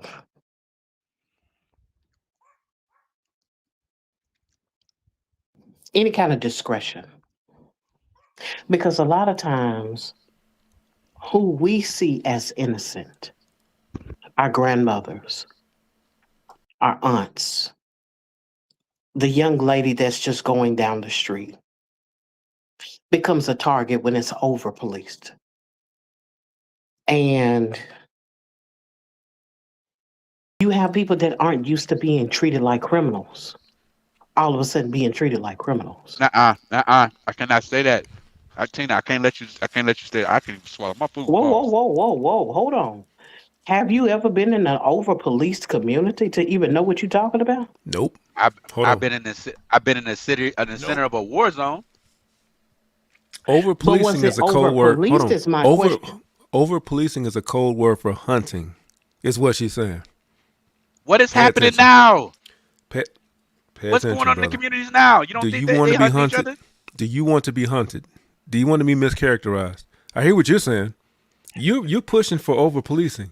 Now hold on. What No, happens I'm when not. you're the I target? didn't say I was pushing. I didn't say I was pushing. Let me explain what's happening. Let me explain what I'm saying. Over policing starts with you. Snitch, tell, don't stand on that. That's where it starts. You have to involve law enforcement in your community if you want law enforcement to help. Do you know how? But Mike, you know how we grew up. How many people we knew stole dope? How many? How often? How frequent do we see that? Ain't nobody saying nothing. Nobody. Think about if we adhere to what was truly gonna benefit our community. When you go to court, most of these people's getting off because ain't nobody saying nothing. You got 2 eyewitnesses. I saw Tony give Mike a dime bag on the 3rd. I was watching. That's it. See, what happens is we are empowered if we change what our value system in our communities. We can change our communities and take over. If you know that block don't play the littering, don't play the loitering, don't play the loud music, don't play the drug paraphernalia, don't play none of that, because we calling and they coming and we going to court and we having these conversations and brothers is getting, and I'm saying YNs is getting locked up. We know where the trap house is. We listen. We know where the trap house is. We point them to the trap house, give them the time, the dates. We can take back the community. I hear what you're saying. In a perfect world, hold on. So what you're saying is you're willing to sacrifice your life for the good of the community. Meaning, here's what I mean. You're willing to be mischaracterized and potentially shot on sight just because you're over policed for the betterment of the community. Because that's my point. So, okay, you're talking about the police, Tina, but he's talking about within the community. What I'm saying is, if the community's principles. No, Ken, I'm talking about the police. Yeah, I thought that was what he was talking about. I'm saying, if no, okay. Hold on, just hear me out. I'm gonna let you speak, and I know you disagree. I'm just saying you're willing to risk your life. I'm not saying this is gonna happen. I'm saying you're willing to risk your life being mischaracterized or misjudged for him over there for the betterment of the community. And if you are, that's great. But if you're not, then you're contradicting your point. So I'm hoping you would say, yes, I'm willing to take a bullet from a cop because he's using his discretion to better the entire community. Okay, I think when I said over policing, my point was stating that it has to be policed differently. And what I mean is it starts with the people in the community. If the people in the community start the solution, nobody wants to sell dope where it's uncomfortable. Nobody wants to move around when it's a room full of snitches. Nobody wants, if everybody's watching. Remember, let me tell you how the Neighborhood Watch got established. The Neighborhood Watch was a program that was stopped because communities were in alliance that they were going to report things that seemed suspicious. They were working together with law enforcement. If the entire community adopts that, it make it uncomfortable as heck to walk around with poles. It make it uncomfortable as heck to sell dope. It make it uncomfortable as heck to commit unalivements. Because the reason why people are doing this in these communities right now is because most of them aren't getting caught. And there's a code. You don't think the people of that community know exactly where that stuff is happening, what's going on in that community? I think that they care more so about their own personal impact. And I think that meaning the police don't catch everything. I don't care where they are. You have a bunch Yes, of they can. No. The police will catch everything if they have evidence and witnesses. No, the police don't even. Everybody don't even go to jail when they do get caught. No. Everybody's not doing time even when they do get caught. And you have people that are. I mean, unless unless the system is prepared to put a bunch of people in witness protection and things of that nature. Now, while it may not be as organized as, mafia or something, you know what I'm saying, the folks in Mexico, you still have an air of organization where you're talking about if you snitch, there is, things that happen because you did. But no, And Tina, what you just said, what you just said was everybody knows everything about everybody in those particular communities. They also know who snitched. no, they don't. Not most of the time. And that's a misnomer. What I'm trying to say is, how do communities get like that? How is it that they know who's doing dope, but they don't know who told the police? I don't understand it. Either they know everything about one another or they don't. Tina, listen to what I'm saying. If you're in a community that everybody in the community is on the page with lawfulness, criminals are less likely to even attempt to commit crimes in those communities.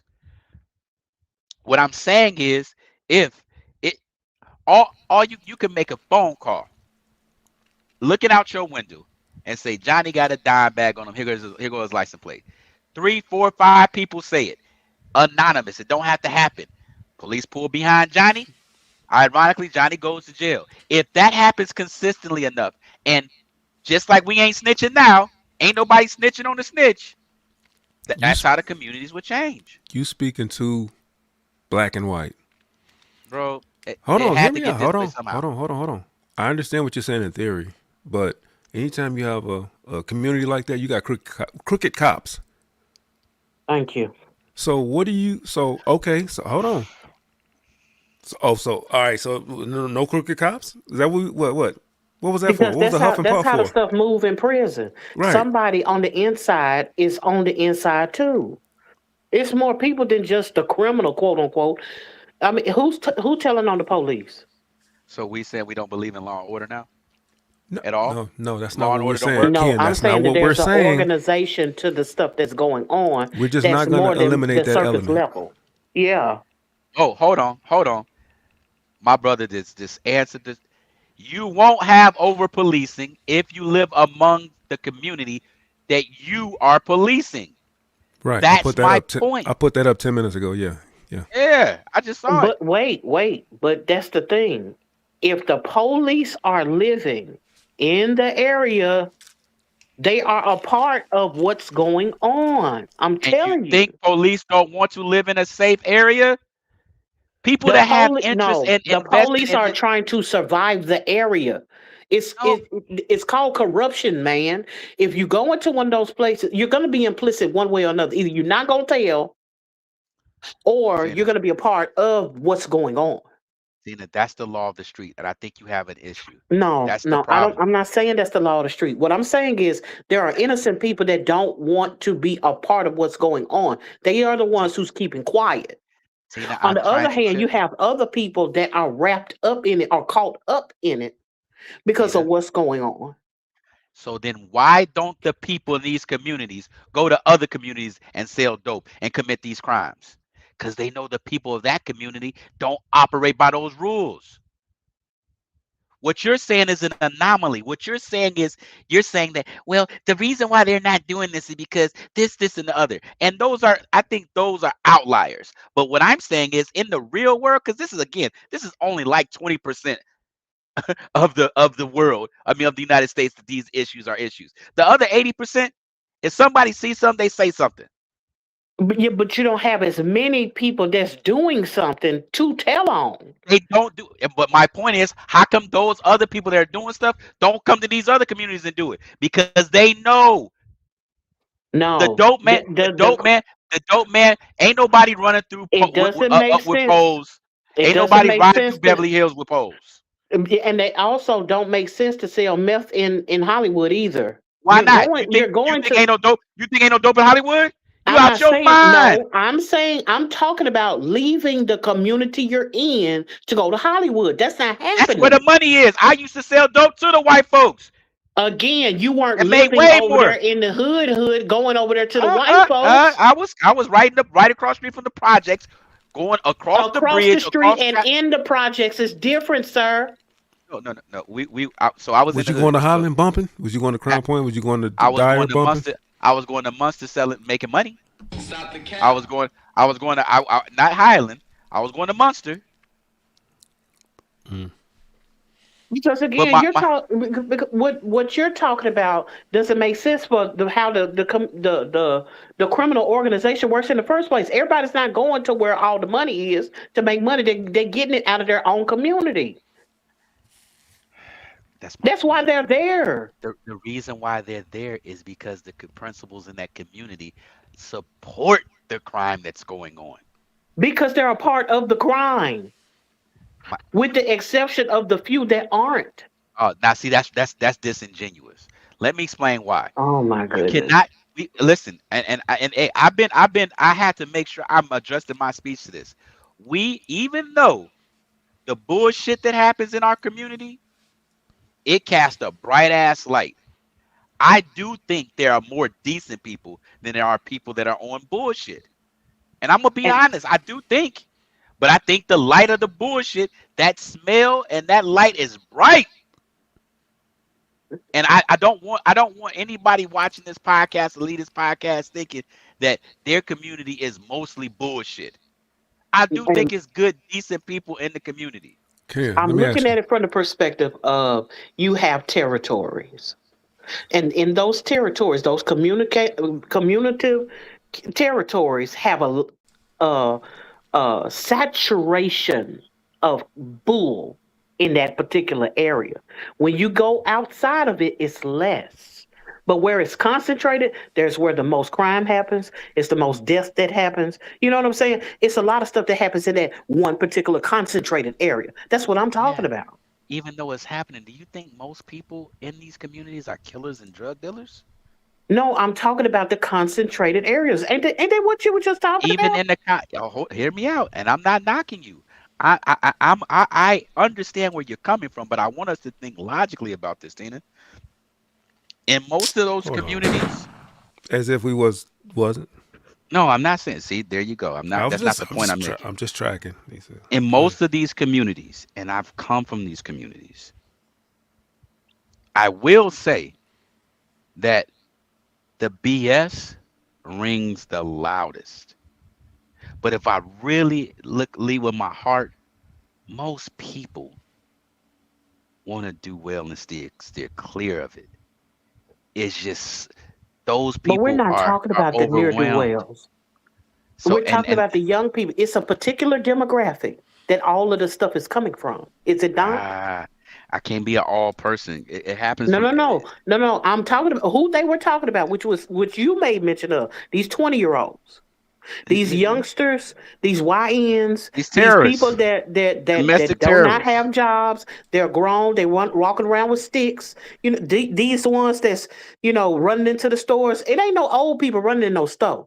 But they still are a minority of that community overall, Tina. Okay. I would hope there's not a community that more than 50% of the people in that community is on some BS. We're talking about the projects. We're talking about the projects. There's a whole lot that goes on in these, again, concentrated areas. So that means there's no hope then. That's what he was saying from the beginning. So if that's it, hold up. If that's the case, stop and frisk, over police then. If what you saying is true, that's the only way to fix it. Everybody gotta go. And I ask you cool with that? You cool with being stopped and frisked? I'm not in the community, bro. Yes, you are. You're black. You're in the community. Listen, if I know they stopping and frisking in high crime areas, I ain't gotta go. You there. keep thinking you're don't never crafting this stop at magical high world. crime areas. No. Right. You Ooh, So keep that's living, what brother. I'm Keep saying. living. No, you can't do that though, bro. You can't. Keep We can't in one breath talk about a specific community and then try to extend that. What we're saying is Why the not? point that I made, Bro. No, because over policing over-policing- needs to be. Wait My a minute. point is saying They it needs to don't be just- enacted in areas where the crime is out of control, where lawlessness is. But they're going to control the perimeter too. You got to remember Go that too. ahead. They're not just going to go to 1 or 5 doors. They're going to shut down the whole situation. If Okay. I'm So that over involves policing, everybody that's in the area. Stop and frisk me. Hold You on. can stop If and I'm frisk me over, every time. thank you, I'm thank good. you. I'm glad you said that. If you're over policing this segmented area, and then I see you that looks like this person in this area, Come. yes, I'm I'm gonna welcoming stop you. and frisk you every single time. Yes. I'm gonna And violate your eventually- laws, your civil Yes, rights take it, every take day. it. If I'm in that, and guess what? People who ain't got shit to do with that are gonna stay away from them areas. As long as you cool with it, I'm cool with it. That's all I'm asking. super cool with it. Okay, cool. Listen. You got it. Let me say this. Truth be told, in your neighborhood where you live at right now, if the police seen somebody look like they out of place, you would welcome him stopping that because you want to be in a safe community.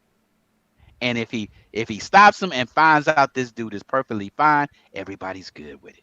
If that If was we're- the if the case goal- that's all not- the time, that it was just about the person who looks out of place, I would go for it. The problem is with over policing is that there are other people that get scooped up in the midst of it that have nothing to do with it and don't that's not the necessarily fit the description of And what you're who- talking about. And who should we be mad about? You can't be mad about the person that's trying to enforce the law for the change. You got to be mad at the niggas that look like you that's fucking up. I could be That's mad what at I'm both. saying, Tina. Yeah. You could be mad at both, but the origin of that should be the nigga that look just like you that's making it bad for everybody else. Bro, when I was locked up, if you were a person who got wrecked took away, we was gonna see you at the shower. You talking about wreck? Hell, when we played basketball, nigga, if one person messed up, if one person missed their assignment, all of y'all running. Everybody we all got running. yes. Suicide. Let's go. On the line. On the And line. guess Let's what? go. And when you do that, the community start policing itself. When you have enough consequence, I'm think not about jail. Ken, I'm not Yeah. disagreeing with any of that. I was just asking, Yeah. were you cool with that approach? That's I'm not. Yeah. And the difference is everybody's on the same team. What I'm saying is the difference is you're talking about people that are being policed that are not part of that team. That's But you where the just issue said, lies. and I get you, but you can't do that though, Tina, because you just said that most of the community is on that BS, right? How do you get to them? How do you get to most of the community? You got to come in there and swoop up and pick them all up. I guarantee you, if you send the National Guard or whoever, and they stop playing games, stop playing this legal court game, just the misdemeanor, or you get caught with something, you know you did it, you lying, but obviously I wasn't, and they just throw the hammer down. There will be some people that you know will definitely sacrifice, but I guarantee that community clear up. You can't guarantee that because we got a precedent. We have data. Stop and frisk didn't work. No. Stop and frisk. Okay, so what you're doing is stop I'm not and doing frisk anything. I'm giving an example of over policing. Stop and frisk. Give the full context of stop and frisk. Why it was enacted? It wasn't enacted for the same reason I'm talking about. It didn't work. You need to understand the origin and what its true intentions were.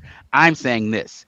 I'm saying in these highly contentious areas, if the people of that community, the good people of that community, right, that are in that community want different, want better, we have to understand that community might need to be managed differently. You can't manage a community that's a war zone the same way you're managing 90210.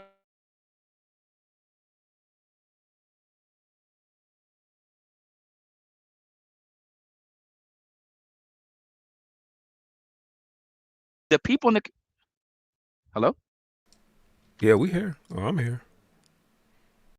What happened? I mean, you were so deep in thought, you kicked everybody out. I didn't mean to do that. That's the Lord be with us. You there, Tina? Mm-mm. She in here. You just took her off. I put her on. No, she's not. I didn't touch anything. Oh, it just jumped out. But my point is, if we want this, if this is the thing that we want, and we have a problem with the nature of our community, and we really want it to be different, we have to change how we operate within our community, and then we have to embrace other ways to fix that community. Out, bro. Chill, bro. Chill, bro. Do you understand what I'm saying when I say that? Yeah. Totally agree. Totally understand. My question was, are you cool with being possibly sacrificed for the greater the community? Let me ask you a question. If you was in a crime, the man that you are right now, if you were in a crime riddled area, and let's just say crime just started to spike in your area, and over the next 4 months, you get pulled over 30 times, and 30 out of 30 you're pulled over and you're let free, but you're noticing that crime is going down and going down and going down and going down, and your neighborhood's getting better. Do you have a problem with them just checking you to make sure that you're in a safe neighborhood? If every time they checked you, you were doing what you're supposed to be doing, you're going to work doing what you're supposed to be doing. I'm smarter than that. I'll drive to the police station, register, be like, hey, yo, I live at blah, blah, blah, blah, blah. Here's all my cars. Yes. So I'm smart. Don't you can't ask me that question because I know how to operate in these types of territories. When we first moved, hold on. I hear what you're saying. I hear what you're saying. and I would have a problem with that, but I know how to get around that. When we first moved out here, first move, I went straight to the police station. Hey, woo woo, I'm blah da da da. Moved to the area, da da da da da da da. So when they saw me, it wasn't none of this. Oh, stop and frisk, pull them. Whoa, you black? What? I eliminated the threat, or not the threat, but I eliminated the suspicion off bat. So I hear what you're saying, but I'm too smart for that. And you're right, but why was that suspicion a suspicion?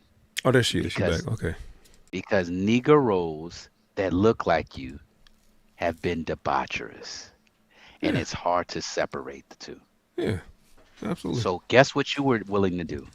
Be a part of the solution. Wait, hold on. I got to pause. So it comes down to just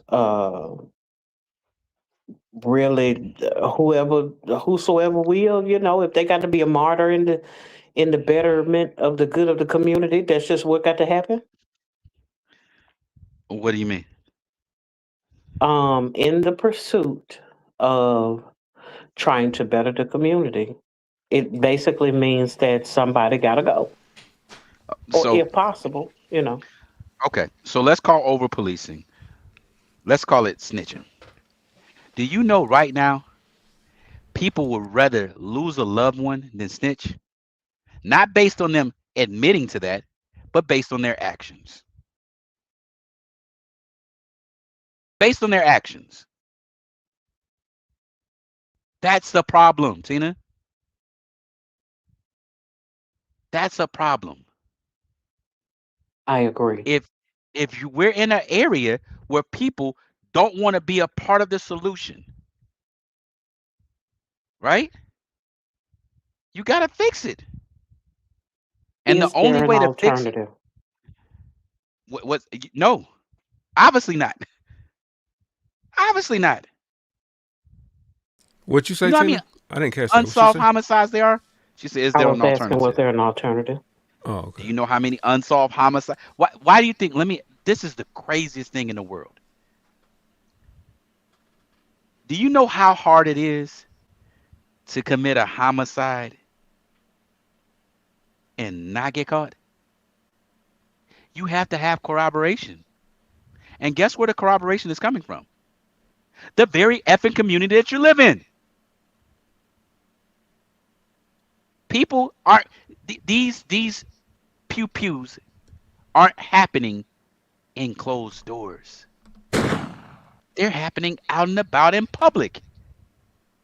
People are in cars. People tell people that they're about to go spray up the place. What do you think? Bro, let me say, do you know how crazy Chicago is right now?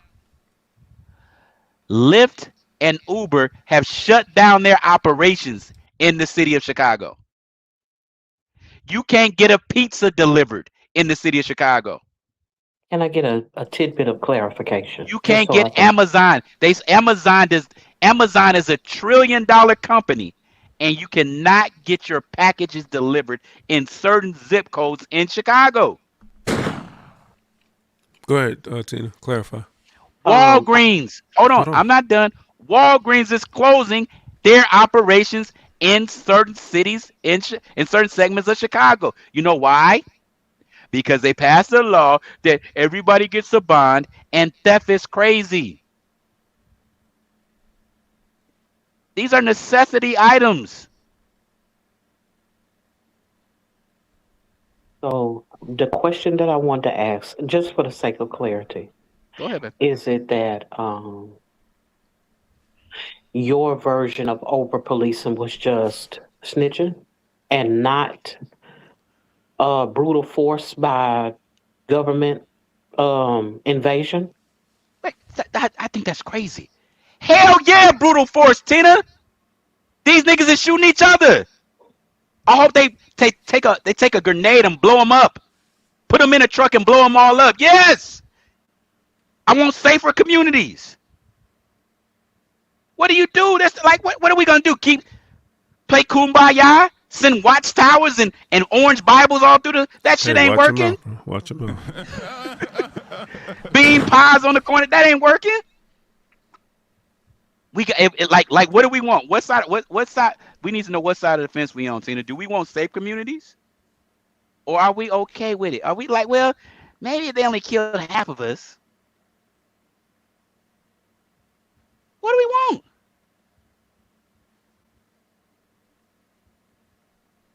It's fucked. It's effed up that you can't get a pizza delivered. Yeah, Ken, you was hollering. I had to turn you down. I turned him down. I'm sorry about that, y'all. He was screaming and peeking. I'm like, oh my goodness. Oh my Lord. I apologize. But you understand what I'm saying though, Tina? What do we really want?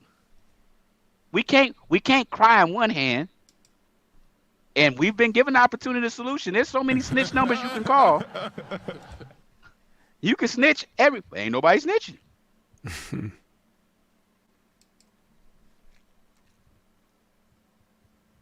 You think I'm over exaggerating? Pull the numbers, Ty. Pull the numbers on Lyft.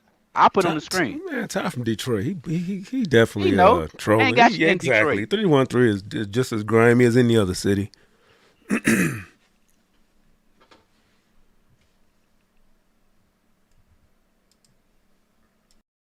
What do you think, Tim? Tina's like, I'm over it.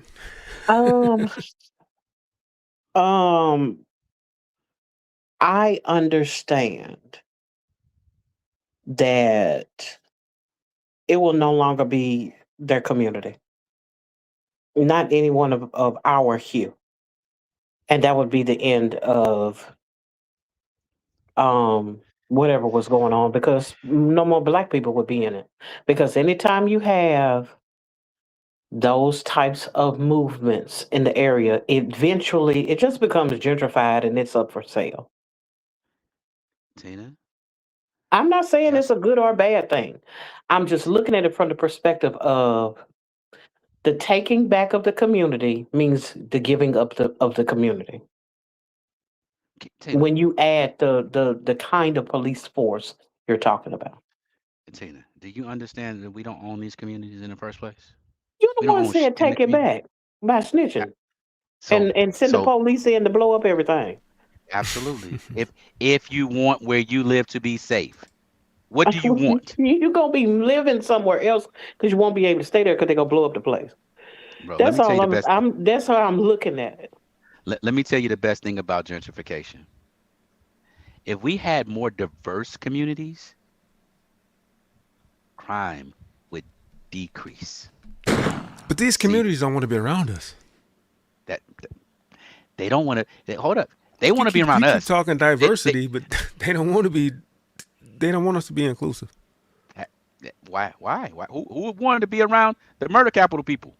Okay, to your point. So how do you diversify if nobody wants to be around us? Well, and I was saying after the fact, when she was talking about there's not going to be anybody else, I was talking about as that consequence. My point of saying this is this. Truth be told, if you start integrating, because think about it again, let's just say the bad black community. We ain't talking about the good people, right? Because they're great people in our community. So I ain't gonna say that. Let's say the bad black community. Let's keep it a buck, right? Let's say they shut down the inner cities, right?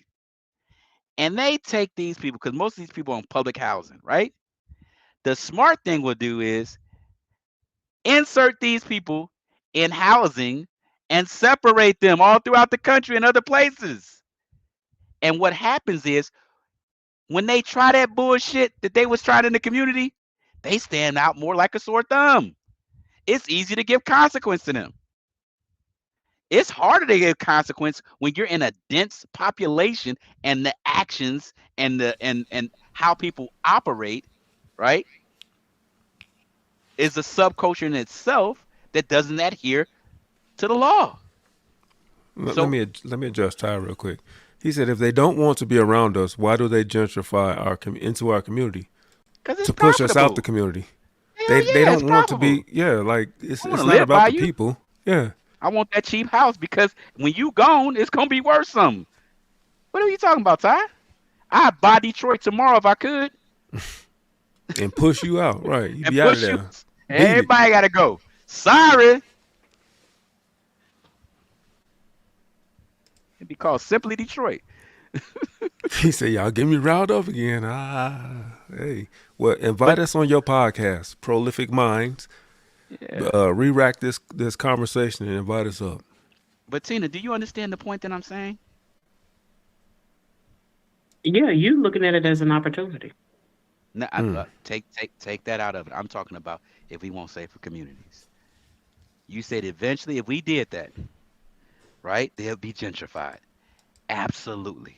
Because why is it that everywhere these type of people with this type of mindset goes, the value of the area goes down? See, hoods don't start off as hoods. Hoods start off as neighborhoods. The people and their principles turn them into hoods. Do you understand that? Oh, absolutely. Yeah. So what I say is anybody who's is in the public housing system, if they start dispersing that,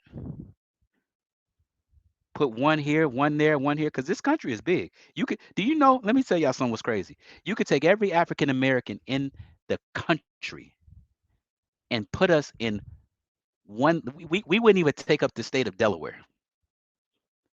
That's how little we is. I think the best thing for our community is for us to be dispersed into other communities so we can see the social norms of others. And if we act on that bush, we stand out like a sore thumb and we get some get right.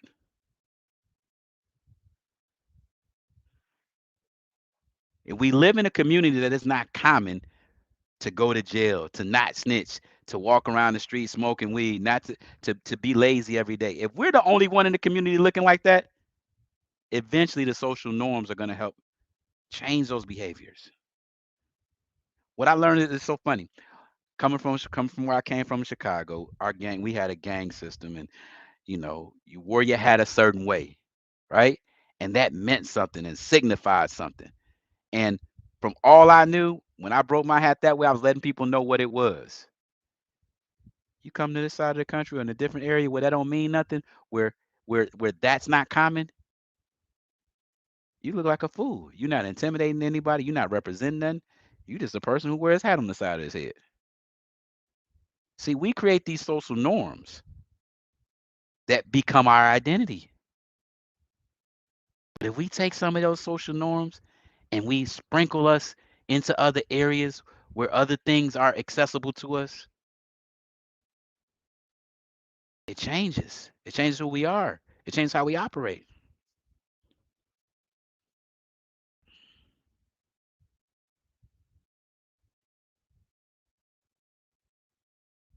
I don't see any other solution, y'all. Ty is a troll. Well, first of all, what's black? He said we're not African American. We're black. We're black. What was black? What's that?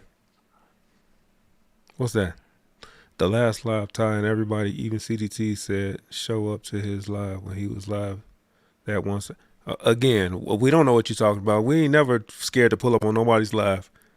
This ain't our first rodeo. We done pulled up on too many people's lives. I don't know what you're talking about, Coach. And Chelsea, stop trying to be the voice of everybody. Speak for yourself. Yeah. I don't know what you got going on, but Ty, just FYI, if you want us to pull up, you got my info. We Discord, reach out, email, reach out. Other than that, I don't know what y'all talking about. Hey, and that's not a legit question, Ty.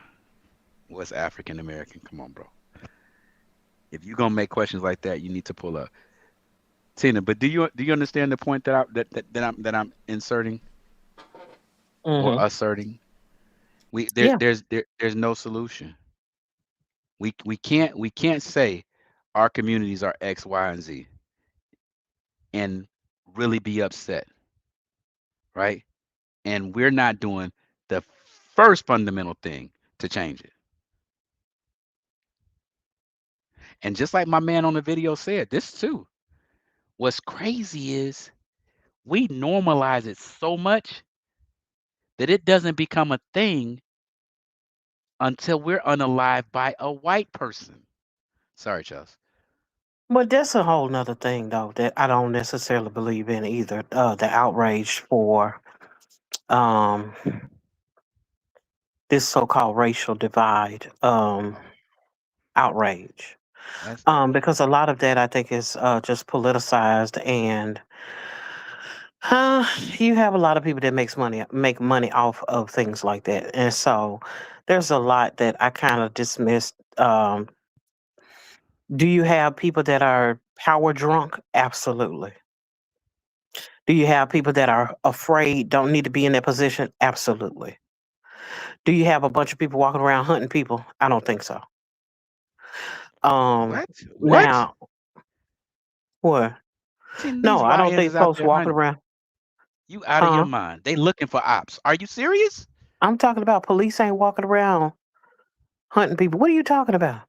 Oh, I'm sorry. I missed that part. I thought you was okay. Keep going. I'm sorry. You talking about the police? Okay, I'm with you.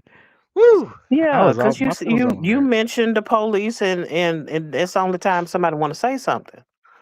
It's when someone white unalive someone black, and I'm like, I don't believe in all of that. I don't. Do I think that people are power hungry and do stuff? Yeah. Okay. So I also believe that people are. You just got some a-holes out here that they just want to do what they want to do. Fine, let me ask you but a I don't think question. everything is necessarily racially motivated, Let me and ask a you a lot of people question. make money off of it. When the last time you seen Ben Crump, Reverend Jesse Jackson, anybody publicize a black on black unalivement? Go ahead, I'll wait. That's not their platform. Yes, it They don't is. care. Yes, it is. It's No, civil not black on rights. black. No, it's not. It's civil rights. That's A what they civil. are. Benjamin Crump is a civil rights attorney. Guess what? He's investigating not what happened with Nolan. He's not investigating that. He's making sure that law enforcement did what they did to find out how he died. You know how many Negroes then killed other Negroes that he ain't sitting there trying to figure out how did that happen? But again, Is that law enforcement investigating this properly? Did they go look for fingerprints because Pookie killed Trey Trey? Did they that's just question the witnesses that was all on the block when it happened? Hell no, you ain't getting none of that. That's my point. Niggas ain't protesting that. Niggas ain't standing, ain't bro, who the fuck goes to a press conference and stands for a press conference to see, well, I want to see, like, this is crazy. We posture ourselves for the wrong shit. Pookie can shoot Trey and don't nobody say nothing.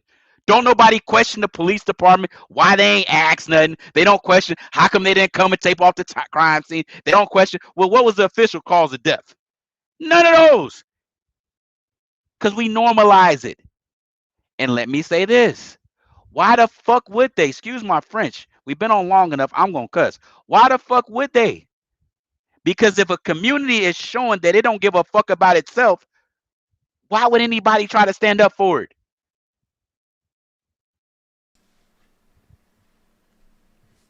Everything is wrong with Ben Crump trying to investigate Nolan Wells' death. Who the fuck cares why he drowned? That's it. He's making it a political thing. Ty? The more you cuss, no one respects you anymore. I'm sorry. That's my language.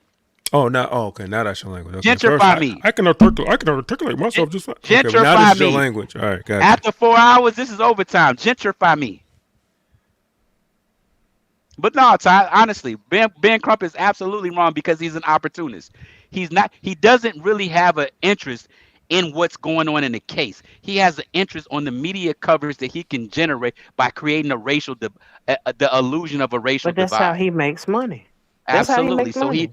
he's the biggest coon ever. Since you want to talk about it, Ty Pro, he's Mr. Coon, taking advantage of his people for clout.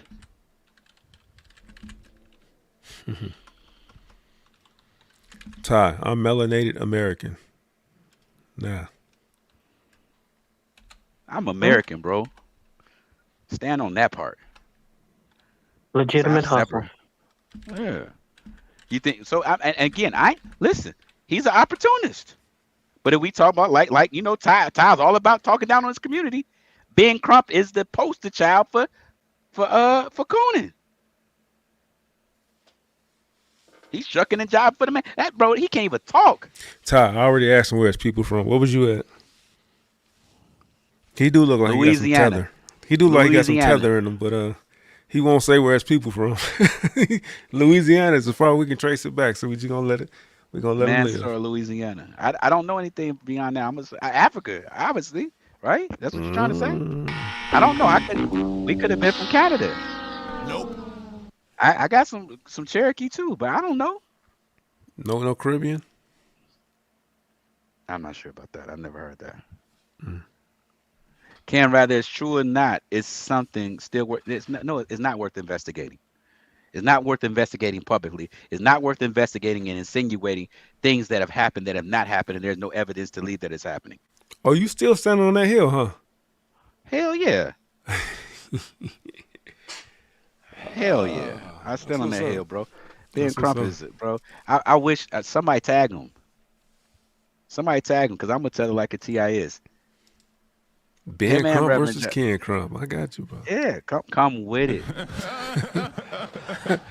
I'd love to see that, boy. Yeah. That's Why opportunity. somebody talking about Fufu and the Goosey?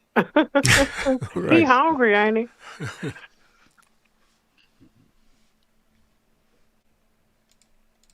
Ty, you're a damn fool. Stop paying attention to what's being propagandized. The propaganda.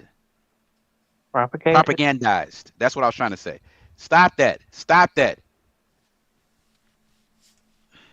So what's propaganda? What's propagandized? Bro, he's talking about plenty of evidence. Tell me what evidence bro, stop typing and pull up.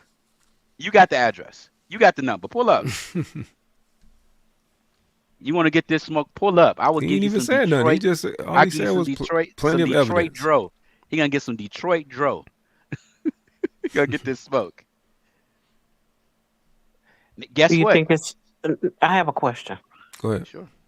Do you think that it's inherently wrong to bring attention to his death specifically, or is it just the angle you have a problem with? I have a problem with his patterns. I have a problem. I have a problem of the opportunities that he takes on. I have a problem of every case he turns it into a racial circus. And he's more divisive than the people that he's talking about. He is extremely divisive. Two Where things is could be he true, at? Ken. Two things So- could be true.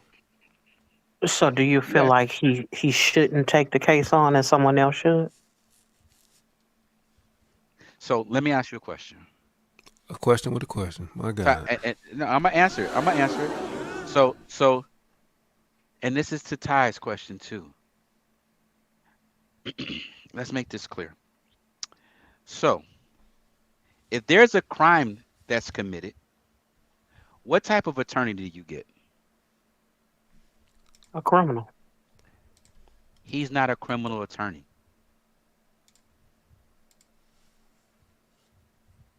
He's a Okay. civil rights attorney. hmm He's projecting that this is a racial case. He's projecting that something wasn't handled properly. He's not even really trying to find out if it's a criminal matter or not. He's just interjecting that, because even if it never goes to trial, there's never a suspect named, he's already made money and fame off of the propaganda. Okay. Where is the crime? Think about this. There's been a medical examiner already, because we're going to go to the Nolan Wells case. It's already been in medical exam on it. Anytime there's a crime, anytime there's a death that happens, when the coroner comes out, the body is sent for an autopsy. The autopsy is set up by the state so they can determine the cause of death, the most likely cause of death. Before that death certificate is signed, there are factors that have to be reviewed and then analyzed and then approved and then signed off on. That happened. Now, What when it was the comes cause to of death? The cause of death was likely drowning. What Ben Crump is doing is Likely. he had I love it. no. It's because hold on. It's been determined. But what Ben Crump is trying to do is he's trying to see what factors contributed to him drowning. right, which is what the civil lawsuit would be. Right. Who How is you he doing, gonna, no, Tina it's not a Mose? civil lawsuit. Who Hello, they gonna Ty. sue How are civilly? you? Who would they sue civilly? Well, I that love when you depends start on if talking they're about able to find on what? grounds to charge Pursue. someone. Yeah, to pursue the civil. That's no different than the O.J. Simpson trial. They Who went are after you gonna him. sue? No, the O.J. Simpson trial, the civil trial came on the back of a murder. That And what that was on happened the back civilly? of. Yeah, there's no crime. There's no criminal charges. Let, let, That's let my me, Wait, he point. please, let was he me, was found innocent though, but he was still they still went after him with the civil suit. They went at him civilly because of the inconvenience of the trial. You can go outside. Like after I had a crime Wouldn't that committed to hold me, on? Wouldn't that be and the same thing as this? Could no, it not? Could no. not this be the same thing? If you don't have, who are you going to charge civilly? please, Where's the please, inconvenience? Ken, come here. Ken, come here, Ken. Is there no possibility that Nolan Wells' Oh my God. death was could have been foul play? No, you don't think it's no possibility? I'm not finna do that, bro. Anytime somebody No, starts a yeah, no, you conversation, doing a lot. You got to no, do this. anytime, Come here. no. Let's be definitive. Anytime somebody starts a conversation with is there any possibility? That's No, not a I'm good asking. I conversation. just want Eh, your perspective I, first. That's why I'm I'm starting there. too It's intelligent to gonna even tell me a entertain that lot. question. I'm just asking you. Do you think that there is any possibility that there was foul play, or do you just feel like no, there's no possibility he drowned, case closed? Like that's gonna tell me a lot of where you're approaching this from. So let me ask you a question. Oh Are my you really? God. Why Are you Question you want to really for gonna? answer? No, no, no. Just Because answer my because question. Just answer my question first, and I'll that, answer your question. I'm too intelligent to even answer a question that you know the answer Boy, to. if you don't get Do you think that makes That's sense? I don't even Do you I think remember that just makes what want my sense? your original question opinion. was because Hold I don't on. even I think it got answered. I just Anything is want your possible. opinion. You heard the case. Do you think that there is just no possibility that it could have been foul play? Like from looking at it, Any like nope. No, no, no. anything is Like for real. possible. Just no, be genuine. Be genuine. You don't when you heard what happened, did you say, oh, that's unfortunate the boy drowned, or dang, I wonder how that happened? Like where was your stance at? My stance was it was an unfortunate incident that this boy's body hasn't been found. Right? That's my When he stance Oh, on came this up issue. his dead, body has And not been found. it was hold on, found the hold on, next hold on. day, but No, it was found 2 Oh, days later. So let me okay. finish. You want my answer? I'll give you my answer. When I mhm. heard the case, and I want y'all to understand that I don't just listen to this. I study. I'll go to the county's website to see if there's anything that is documented. I like to know that part, right? Because I don't pay attention just to what's being promoted on the news. So the first thing I found out was his body was missing. I said, that's crazy.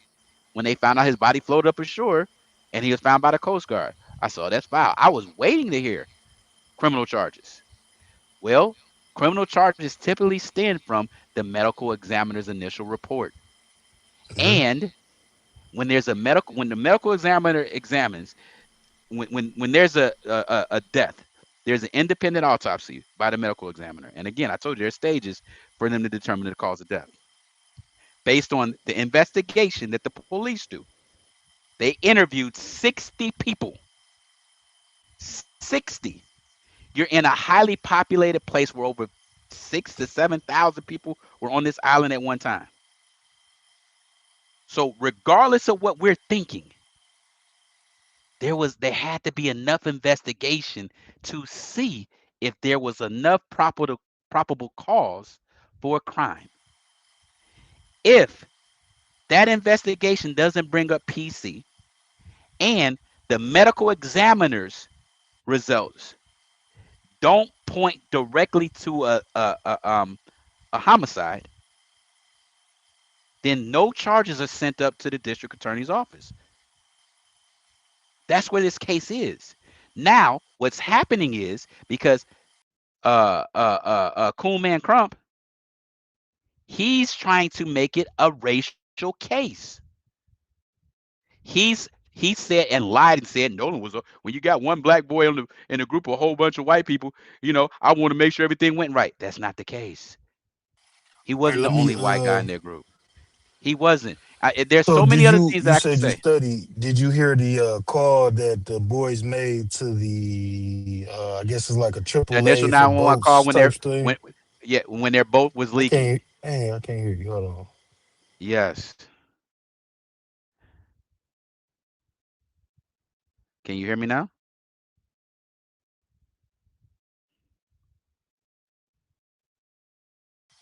Ty, can you hear me?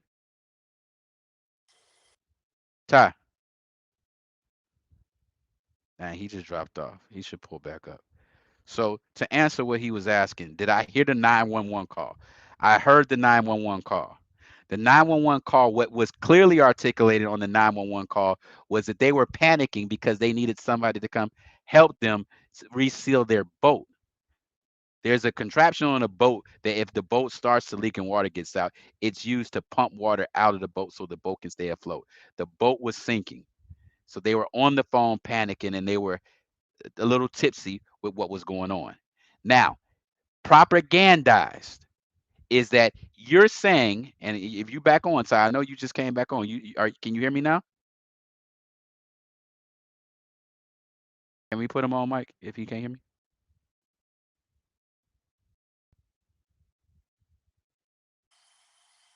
Ty, can you hear me? Okay. Yep, I can hear you.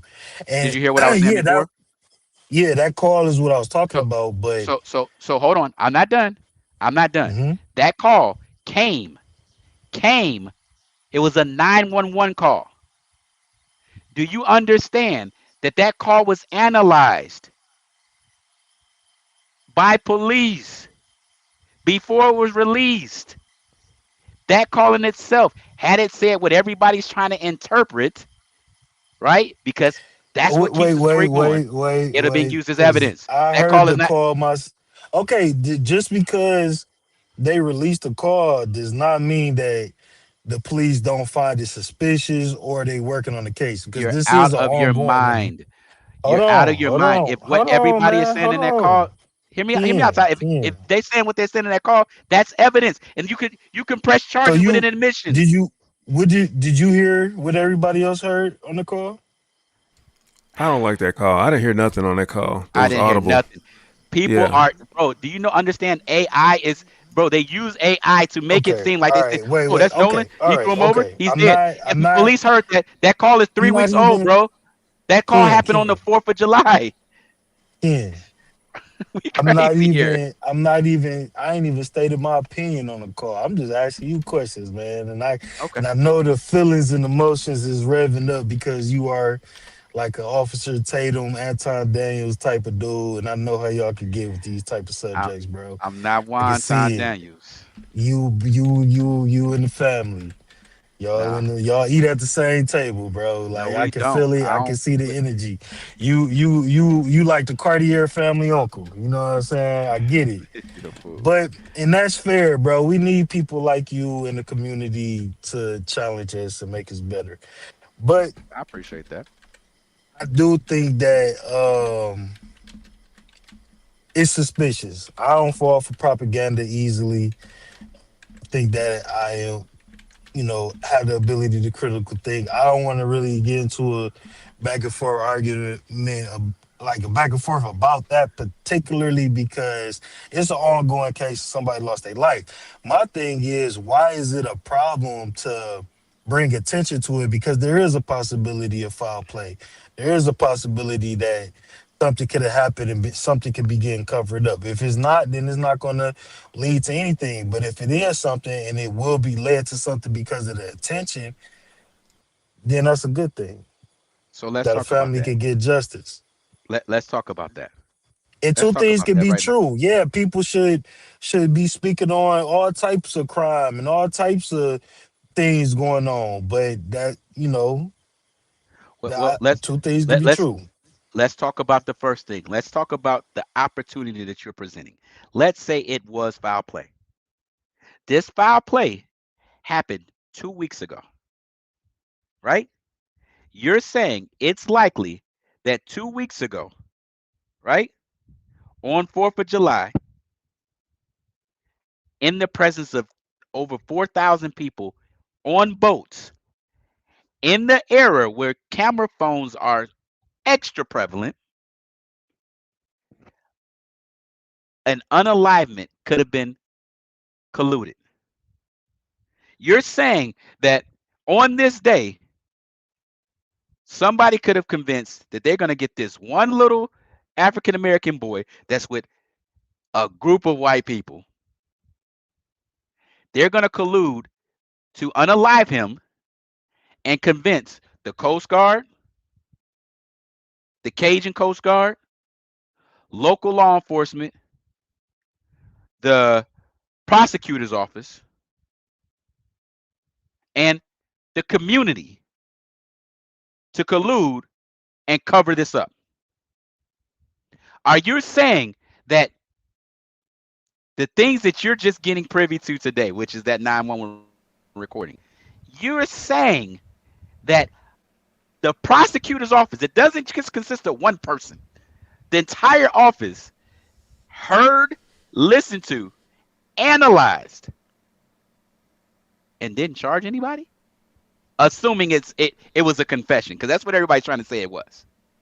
And then they didn't charge anybody, but in the midst of having Coon Crump bring all this hypocrisy to the police department, the prosecutor's office is the one who would, the DA and the prosecutor's office are over the police department. So if that information was brought to them because they released it, this would be the perfect opportunity for them to clear their name and point the finger at the police department. But it didn't happen. Out of 60 people that have been interviewed, this 911 Do you tape. think it's possible that they still getting evidence together though, Ken? Are you out of, bro?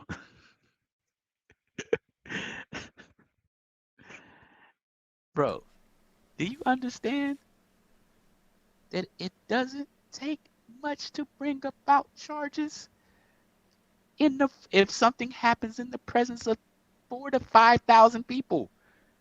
What are you thinking that's hidden? Bro, Ben Crump is positioning a civil lawsuit. We talked about this from the giddy up. Yes, all he wants to do is civil. Yes. Thank you. He just wants to show that there was some wrongdoing on the police department's part because Nolan was black. That's all he wants to do. He does, bro. You're waiting, and this is what happens, bro. This is what he wants to do. He wants these conversations to happen because that keeps his pot stirred. What he's looking for is he's not even looking to win the civil case. He wants it to be so much bullshit out here that the police department settles to shut it up. Right. That's all he wants. Do you know what he was doing in the Carmelo Anthony case? The same thing.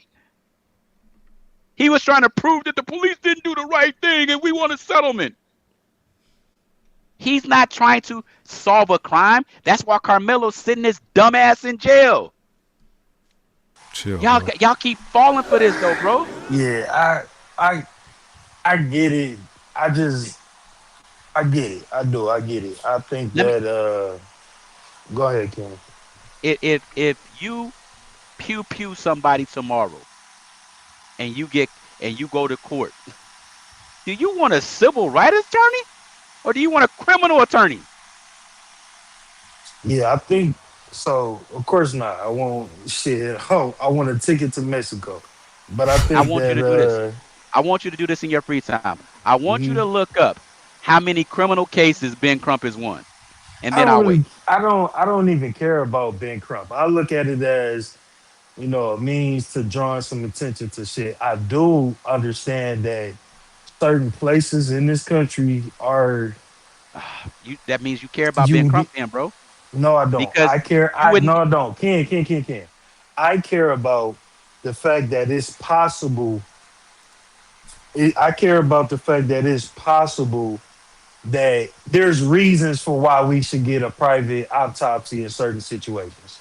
That's what I care about. I care Let, let, about that there hold on. I care about that there is a reason, especially in the Mississippis and the Alabamas and certain oh, places in this motherfucking country, um, You tripping, that Ken, bro? you You tripping for real? that I, you might need to get an autopsy done privately to make sure your baby didn't pass away from malicious attacks. If that was my son, I would be making sure I would not be okay with just, oh, it's a possibility of drowning.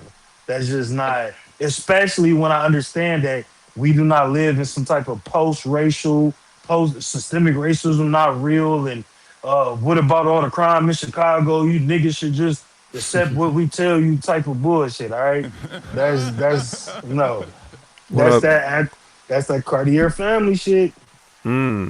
so let me Hold ask you a on, hold question. on, hold on, hold on. You heard me talking. Oh, I didn't. Sorry. Honorable mention. We got a newcomer, a latecomer. D Money in the building. What's up, family? Gang, what's up, D Money? What up? What up? What up? What up? All right, Ken, go So ahead. so so let me ask you this question, Ty. Do Can you I know ask a anything about question? Do you know anything about autopsies? I know that the thing that get done to people that get murdered or die from mysterious causes. I've never given one before. No. Okay. So just with your knowledge level, what do you think an independent autopsy would show that original autopsy wouldn't? You said what would the independent autopsy show that the original one didn't? That was your question. Hmm. It would show if there was a conspiracy or not, or a reason to have to get the independent one in the first place. Not at all. I want Okay. to answer that. Go Okay, ahead, Mike. please. An independent autopsy will corroborate the initial autopsy. That's the purpose of an independent autopsy. Now, if it Mm, doesn't, that's another story. But that's the Mm, purpose for a abs- second opinion to that's what I was corroborate the thinking. first one. To make sure that Absolutely. there was nothing missed or Right. nothing, malicious going on that needed I have a the whole question. reason for getting an independent or yes. Go ahead, Tina. You Come got a on, question? Dynamo. Um, Ken, do you think it's in the better interest of the family to drop the civil case? There's no civil case. First off, it's not a civil case, man. It's not a civil Pursue. case. Okay, don't say. But forget the drop. Do you think it's in the best interest to pursue a civil case? Um, if they believe that their civil rights were violated, absolutely. I'm not against the civil case. What I'm saying is that Coon Crump is politicizing it. He's over politicizing it because he's trying to put pressure so they can get some sort of a settlement. And he's definitely pushing it now because what he's been doing, and the reason why he jumped off the Carmelo Anthony case is because he front loaded his fees and he didn't get the money back. So that's what he's So trying to what? do. What's the difference between politicism and capitalism? So what? He's a capitalist. Okay. I guess cool. You, Facts. some hey, you, And I, and that's what everybody do. Everybody politicize everything in this and country. I'm with it. That doesn't mean that he's genuine in his approach. What he's doing is, and the reason why I said you must like him because he's introducing an element of this situation that wasn't initially introduced. What I'm saying is this: anytime you have an initial autopsy, autopsies are extremely thorough. Okay, extremely thorough because they determine two things: the nature of death and the highest potential cause of death. Those are two things that autopsies determine, right? there are different things that you can order outside of a traditional autopsy, right? Soft tissue, things like that, other contributing factors, right? You can find a person's entire health report with an autopsy. But before you sign a death certificate, that autopsy is very thorough. No, it's If not. You Ben just said you Crump- just contradicted yourself. It's not thorough. It's a generic cause of death. That's it. No, it's That- not generic. No. It's not. I didn't. It don't say go into generic. depth like you just said. It doesn't go into It depth. does. The tissue and it. You just contradicted yourself. No. We're talking about cause of death. Like, listen. A person could get hit on the back of their head, but they could die from drowning. So the cause of death is drowning. It doesn't put, like, what you're saying is this. I hear what you're saying, bro. You're talking about putting a full picture together. I'm talking about the cause of death. The reason why they're getting the second one is not going to answer anything else, especially when the initial medical examiner, when it's a potential homicide, they're checking all of the boxes. That's why they held his lungs, because they're waiting for the toxicology report to come out and be released. That's why Ben Crump called for the second autopsy when other parts of the initial autopsy were still being held because they hadn't released that yet to the public. That's why there are organs and stuff that are missed. I'm not arguing that. I didn't even bring that up. But okay. Yeah, Appreciate they're you. missing parts. Shout out to Red Lipstick Vibes in the building. What up, First Red time Lipstick joining. Vibes? What's up? Oh, sent here by CDTB. Thanks, CDT. So my point is this, Ty. If it wasn't for Ben Crump, that second autopsy, he's fishing for something, and that second autopsy was really to put pressure on the police department, so that they could try to settle. There's So do no you see case his- for them to win or lose. So do you see his practices as unethical, and is that where you have a problem with him? No, it's ethical, but I think, like I said, he's an opportunist. He politicizes everything, and I think he's divisive. Yeah, listen. As long as you But play he's by a the rules, I lawyer. ain't mad at him. What is he supposed to bring unity? I'm trying to understand if he's a lawyer, whether he be criminal or not, or whether he be civil or not. If his thing is to represent the family for whatever reason, isn't it to get them paid? Wow. I thought it was about their baby and figuring out what happened to him. Okay, Ken, let me Crazy. let me You can ask put a you a dollar very off-topic question, and I hope on. you do answer. Sure. And it's don't take this the wrong way, brother. Nothing's off limits, bro. I'm open. Were you a fan of Charlie Kirk? A fan? No, I ain't no fan of the Charlie Kirk. Were you a listener? Did you listen to Charlie Kirk? Did you what were your opinions on him when he was alive and doing his talking stuff? So I didn't engage a lot with Charlie Kirk, but it was more comedy for me, laughing at some of his questions, like when he go on college campuses and have those back and forths. I understood what he was doing, right? I mean, it was more humorous than anything. I didn't have You like understand a real him take so on well, huh? Oh, You understand so much. no, I understood what he was doing. I understand What was what I he like, bro. I can What was he understand doing? I can understand people trying to push agendas. I can understand people trying to poke bears. Like, what's his name that's in jail what are right your now? thoughts? They Hold said on, what's people your was thoughts? chimping out. What is Hold your up, they say thoughts? people was chimping out. What's I know my you man's talking name? about. Yeah. Shadussy. What's his name? I know you talking about. He got, Shadussy. no, that's not his name, but No, it's we know something- who he you're got talking another about. name. Because I understand what he was doing. What's your thoughts Right? on it? So you understand what Ben Crump is doing, right? Yeah, I Okay, can like so- it or don't like it. So do you like? Did you like? Hold on. Did you like Charlie Kirk's angle and chimping out his So angle? that's the thing. No, well, hold on. Charlie Kirk's angle, I didn't get enough into him. It was more humorous. I thought he was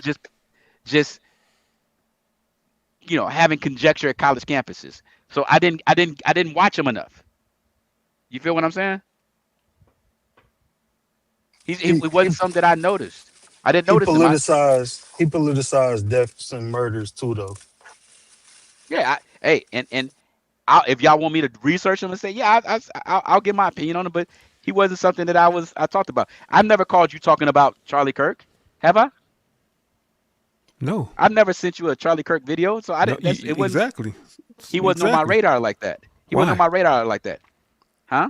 Why? If we were to respect your stance on Ben Crump and his values or lack thereof, and we give you an equivalent, but you haven't done your homework on that, then is it about the value or lack thereof? No. Or is it about the person? I chose to do my homework on what I had an interest in. If I had an interest in Charlie Kirk, I would have did homework on him and talked about his ass too. I don't care. Just like this. So you say you don't care, but action speaks louder than words. You can't. If something don't come past my desk, you can't. I don't know what it is. You know what I'm saying? It just is what it is. I can't ask you about quantum physics. That's not something that you know. How come okay, I'm sorry. I don't know. I'm just shooting at me. What you shooting at me? Didn't know you hands took up, the don't class. shoot. Hands up, don't shoot. Look, summer 04. I didn't know that. I know that's what you was doing, but you know what I'm saying, bro. I wish I had enough dialogue or conjecture with Charlie Kirk to be like, hell nah. Bet that's the next episode. Bet say less. Let's do that. Let's throw him out there. And then you say, yeah. So, and I don't want you to think, bro. And I know what you're saying, bro. And I don't take it offensive. I ain't no MF and Coon, bro. I'm just saying, bro. We gotta there has to come a point that we as people are able to see when we're being utilized, we're being baited into thinking something. And sometimes it just takes a little time to sit back and be patient. And I hear you. I'm not trying to call you a coon and shit, because I really don't. I fuck with y'all. I respect y'all. And I wouldn't. I know you wouldn't take offense to it, but if I say that in a joking way, that's it. I'm not gonna try to disrespect you, but I will question your racial position on how you view our people and your pride or self-esteem in being a part of this race. Once we figure out where your family from. Bro, you are absolutely. I'm talking Jay. Listen, you're absolutely entitled to question that, bro, and I'm open for that. I want you to understand, bro, that I stand for people that are like-minded, like me. I stand for that, but I also know that there are people that look and identify like us that we need to be held accountable. So me, you, Mike, everybody on this panel right now, so that we aren't misaligned because of somebody else's actions. That's all I'm saying. And I agree with you. I have no, you know what I'm saying? I don't have a problem with people holding our people accountable. I hold our people accountable. And I think I need to do it more so that people don't think I'm just blind to the things that go on in the Black community. But there's a way to do it. You can hold your people accountable with the respect for you being a part of that group, and the fact that I don't respect the doom and gloom narratives when I know that they're all over exaggerated. You were saying don't fall for the propaganda of being Crump, but there's absolutely propaganda of making it seem like these Black communities just need the National Guard presence immediately and things are just so out of control. You're just like Gotham City. You're gonna get your head knocked off just riding around, just getting gas at 2 in the afternoon. You're gonna get your head knocked off, and the big bad Taliban YNs are just roaming the streets. This is not a third world country. I got you. It's Let's not. have a conversation. Let's have a conversation. I want to ask you. You went to high school in Detroit, right? Yes, no, maybe so. Don't get quiet on me now, sir. My bad is doing that thing. But yeah, I went to high school in Detroit, and I went to Poplar High School a mile away from Detroit. Yep. Okay, so let's talk about it. Your graduating class, right? How many people were in your graduating class?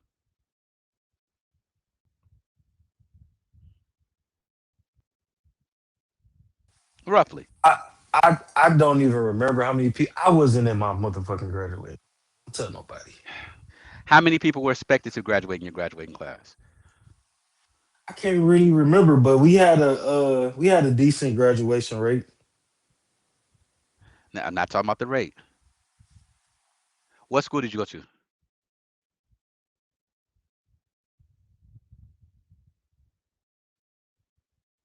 I I can't hear went you, to bro. You Oak talk. Park High, class of '08. Okay, hold on. I'm gonna make a point, and I want you to understand this, bro. And this will really bring some things to light. Oak Park High School Yep, Oak Park '08, baby. '08 don't hate. is in Detroit. In Detroit, was it in Detroit? Can you hear me? I got the stats for you. It Can you was hear me? it was it It's was right a outside. mile It away. said right Detroit outside. ends on Yeah, 8 Mile. My school was on 9 Mile. yeah, it says right outside of Detroit, right?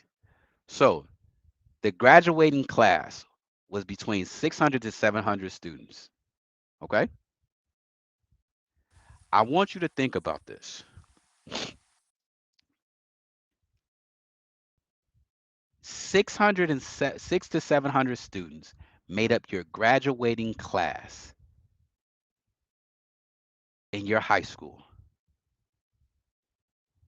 In 4.5 months in a summer in Chicago, there were 739 homicides. That means that everybody that you saw and knew and graduated with in Chicago, I mean, in your high school, would have been dead over 4 months.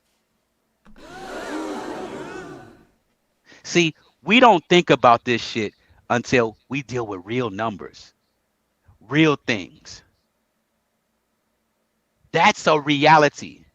What summer If you was want to that? try, hold up. You could, bro, you want to not, an average of 600 people die a year in Chicago. I don't know what you're talking about, bro. You could pick a summer. My point of saying that is that if you trying to normalize those numbers, you the problem. Because that shit ain't and it shouldn't be normal, Ty. My point is that that's insane. And then when we think about the percentage of those crimes are committed by people that have like ethnicity, How that many makes, murders was in Chicago last year? bro, I got statistics. So I'm glad you said that. Let's talk about this, bro. So I said this while you were offline. You was backing up your truck or doing, you went off, right? Black folks talk about lynching, right? The reported lynching in the United States ever was about 4,000. So we know it was 4,000 lynching murders, meaning African Americans got lynched and killed. And it's recorded and we know about it and it's happened. It was 4,000. Do you know over the last since 2020, the same amount of people were killed by other black people in the city, in the metropolitan cities? So what I'm saying is we sit here and sensationalize all this crazy stuff that was done to us, but we doing it to ourselves. I said earlier, we don't even need the KKK no more. Look at our actions. All right, We but don't need how many murders was in Chicago last year?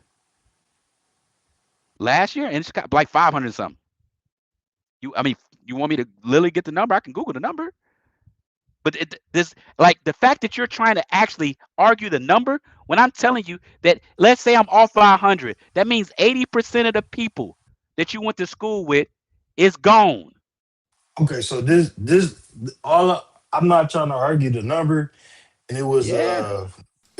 416. 416, right, last year, It's down 416. 28%. Oh, so we Since talking about 20 down. hold on, Okay, hold on, so hold half on, your hold on, class hold on, dead. hold on, hold on, hold 3/4 on. of your class dead. This is my ultimate point. Since 2020, Homicides are down 48%. Oh my God, bro. Chicago. But that's progress though. Is that not? That's almost half. Yeah, That's tell that half down. tell that And to it's the been trending. 416 families that graduated and went to lunch with you, saw you at recess, was in reading math and geometry class with you. Tell that to those families that it's going down though. Well, hold on. Tell that. Hold on. And while he telling those 416 families that, you tell Nolan Wells family, fall back, chill out, chill, bro. Nothing here to see, y'all. I didn't say nothing here to see. I didn't say that. I said Ben Just Crump is saying. politicizing it. He's not even trying to pursue criminal charges. He's just trying to make it propaganda. Like, do you think I'm gonna support this nigga trying to get them a paycheck, or trying to really be genuine about what's going on with their son? So those two things are two completely different. No, But it back ain't. to your, I digress. That back to your conversation, Ty. Mhm. Are you saying 416 people is acceptable? Are you saying 416 of the 600 people in your class are acceptable? I It mean, was of course, 416. It was of course, 586. It was 623. It was 719. It was 804, and it was 776. okay. All of those are too Of much, course, I would bro. love to see that number be zero, right? I'm sure we all would Yeah, love to see that number be zero. bro. I We don't won't. think that that's a human probability. That's our It's a problem, bro. possibility that maybe one day we can kumbaya and live in peace in America, That, the land of guns and drugs in America, hoorah. you know what? I But tell you what. Do me a favor. Since that you may into not numbers. be No, a no. Since you reality into that we numbers. see Since you into in numbers. our Let's do lifetime. this. But if the Let's do number this. keeps trending Pull up. down, Pull up. maybe Pull. maybe in another Let's do 5 years. Since you're into numbers, pull up Bismarck, South Dakota, and look at those numbers. Boise, Idaho. Look at those numbers. Stop that, bro. Don't do that. Pull that up. You said South Dakota. Yeah. Bismarck, Are you Boise, Idaho. what made you pick South Dakota? Because I felt like it. Same reason why we want to choose Chicago. Because I felt like it. Do you Because think that people what you're in trying South to do is Dakota are less justify. violent? You're trying, bro. You're trying to say. I'm trying to tell you. I don't care. It's not, bro. I don't. It's the outcome. The outcome is it's bad. It's bad. 416 people. That's 3/4 of your class. All I'm saying is, let's look at that and we can do better. I don't give a Chelsea, I apologize. I don't give a damn about the circumstances. I'm saying it's bad. Why are we looking for ways to justify this? We're like this is it's so crazy that we're sitting here literally trying to normalize this. When I said most of your class would have been gone, you looked at the numbers like, well, not actually most of them, just 416 of them. That's a problem in itself, bro.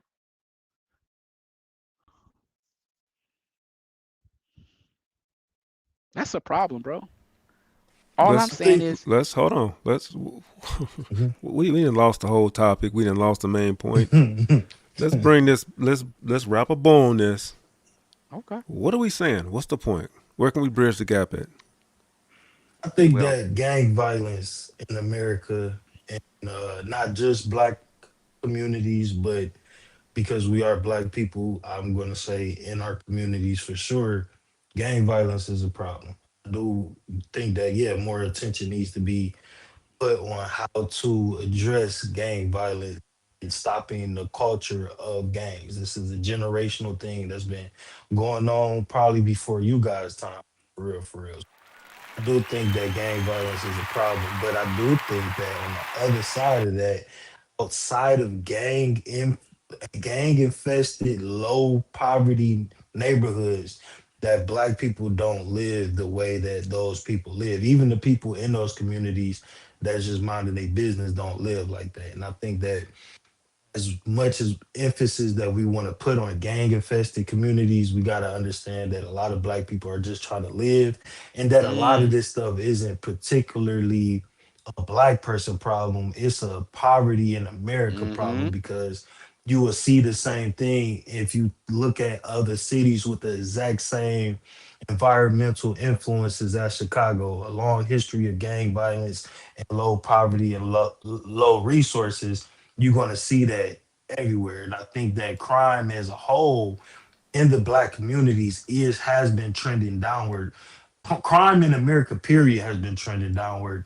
And if we take a couple steps back instead of focusing just on Chicago and we just look at black people as a whole in America, we're Good not point. doing as bad. Good point. That's all I be trying to push. So I agree with you, and I don't think that you heard it earlier when Tina Moore and I was speaking. I tried to make the point that there's a distinction, and I'm not gonna sit here and say that all black people in those inner city areas, or the majority of black people are those inner city areas, are the problem. I think that most people in those areas are good and decent people. I absolutely feel that way. But what I'm saying is the small percentage of those that are on that BS, they cast a brighter light than the larger majority. And that's a problem. And with that being the thought, the problem should start with the people in the community that are good people. We should stop adopting the norms and the the values of the lower echelon of our community. I said this. If the good people are in the community, let's say the community is 60-40. 60% good, 40% of the people on BS. If the 60% of people stood on business, start snitching, start involving themselves, not fall prey to the code of the community will change. If it doesn't, what I said is this. When you look at communities that are self-inflicting pain on each other, you have to and you've tried all these other measures. There comes a point where you have to police them differently. I mean, like I said before, I know you wasn't on the phone. We already do. To go and investigate in a community that has its own sets of guidelines and values. No snitching. I ain't see nothing. We don't knock on no doors. I don't talk to police. You gotta police them differently anyway. You gotta damn near pay somebody and pull them to the side and catch them in the alley, have them meet you 3 towns over to get any information out of them. That's changing the way you police them. What I'm saying is, if the community is not willing to be a part of the solution and it's that treacherous, you got to find some other tactics. What do you say to that, Ty? Are y'all familiar with New Era Detroit type organizations? I'm not sure if you guys have those branches, Talk Chicago talk to us or about it. Indiana, but are y'all familiar? I've heard of similar organizations, but talk to us about that. Bring some light on that. So that's an organization, and we had another organization that my father was a part of early 2000s, but that's an organization that basically polices on community if some Yes. type of violent crime occur, and especially when children are affected or women are affected, they pretty much comb the streets and look for the people, and they bring awareness online, and they try to find, bring them to justice. They police gas stations and stores at night to make sure people moving around safely. And they try to go out across the country. I think they got a big chapter in Atlanta and California Mhm. too. But it's difficult. I just wanted to throw that out there. Like I get what you coming from, Ken, but there are people that's trying that are, excuse me, of the community too. And I just think we need a little more time. You know what I'm saying? I do think that that's why I brought up the fact that the crime is going down, not because 400 is better than 800, but just because there are people that are trying. Mhm. With a little Yeah. more time, a little more effort and resources, we can maybe get somewhere. Because I feel like even in the 90s, the shit was like the wild wild west in the black communities, but since the 2000s, things have been changing, and it ain't been 30 years yet. So I agree with everything you're saying, bro, and I appreciate you shedding light on organizations like that. I'm all for it, bro. I wish the Black Panther Party would come back, right? Because again, those organizations are starting with accountability. Those organizations aren't sitting up here supporting not snitching. Those organizations aren't letting Pookie come and get an A ball and keep it moving. Those community, I mean, those organizations ain't letting Lil Rah walk up and down the block with a pole in his pants. There's accountability.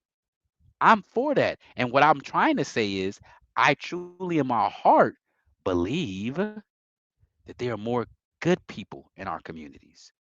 But my point is, the bad people, that light shines so bright, you don't see those organizations. And what I'm saying is, we got to change it. More of us have to support organizations like that, and not just support the organizations, just live to the principles of those organizations.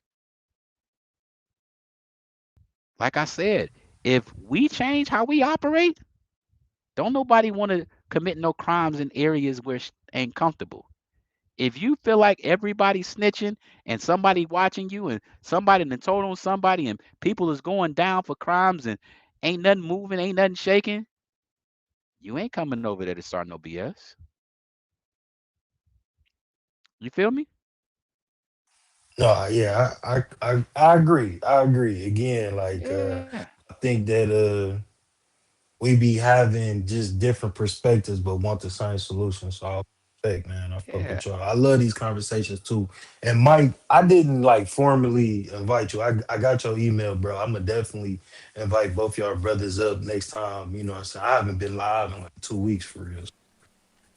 I know I got your email, so you know I'll be sending you videos and stuff. So I'm gonna definitely tap in with y'all. Yeah, it's all good. Yeah. You know we good over here, brother. All I just good, had to bro. go back and forth with Chelsea a little bit. You know, she was yanking the chain. You people is crazy, Chelsea. You gotta get it on that one. But Ty, I want Yes, you to sir. know this too, bro. My viewpoints um are solution based, bro. And I think what tends to happen and what gets misconstrued is that I'm not in support of my people, which is far from the truth. I am not in support of the bullshit that my people do. I'm not in support of some of the idealistic views that we've adopted. I'm not in support of our people being short-sighted about our position in things. I wish, honest to goodness, I wish the Carmelo Anthony family would have stood up and said, "No, we don't want nothing to do with Ben Crump. This is the community that we're in. And this community is supportive of us, and we're confident in what we're doing going forward." That would have showed unity. That would have showed us in a strengthful position as a black culture. I wish that right now with this Nolan Wells, I wish the family would separate itself from the coonery that Ben Crump is putting out there and say, no, we believe in this community. This community has supported us. My son has grown up with these people. We don't believe there's any wrongdoing, right? We're not But looking for a civil suit. Well, hold on, hold on. they We're not probably looking. What I'm saying is we're not looking for a civil suit and we're not looking to politicize this. We're just looking for justice. And we can do that in silence, bro. But what but he's they doing is he's they making it a show. they He's may leaking. feel like it's a systematic problem going They on, and don't. They I didn't can feel like that until he got there, bro. Like you gotta see this, bro. I indulge. My wife said, Do you ever get enough of this?" I said, "No, I don't. I No, you don't. indulge in it, bro." I was literally like every document that comes out, I'm looking to try to get it. And the reason why I'm saying this is that what we think is that every time we on TV, we think that's solidarity and strength, when actually it's weakness. It's showing our vulnerability. It's doing the exact opposite of what we think because it sends us to these narratives. It makes us live in fear. It makes us feel like we're a victim of something in every occasion. Even when we're the damn attacker. We tried to victimize Carmelo Anthony. That's crazy, bro. What I'm saying is it starts with accountability. I Let's gotta start with get that. We gotta have a conversation about this Carmelo Anthony situation. I have not said anything to you about it because I know that that's gonna be all conversation. And I'm sure y'all trying to wrap it up for the night. So I ain't gotta go nowhere. I ain't got nowhere to be. Let's Whatever. go. This is my. You This can, is you my. can. Hey, I can hit stop. Just can you? go. Can you really? I figured out. I'm finna say, cause say less. Nigga, Look, I can log say you out. less. Look, I can hit the X at the top of the tab. But if you could shorten it up, what do you have? I tell you what, make it simple. You don't even have to give your stance. What questions do you have for me with reference to that? You want my take or my opinion? Ask them directly, and I'll get to the point.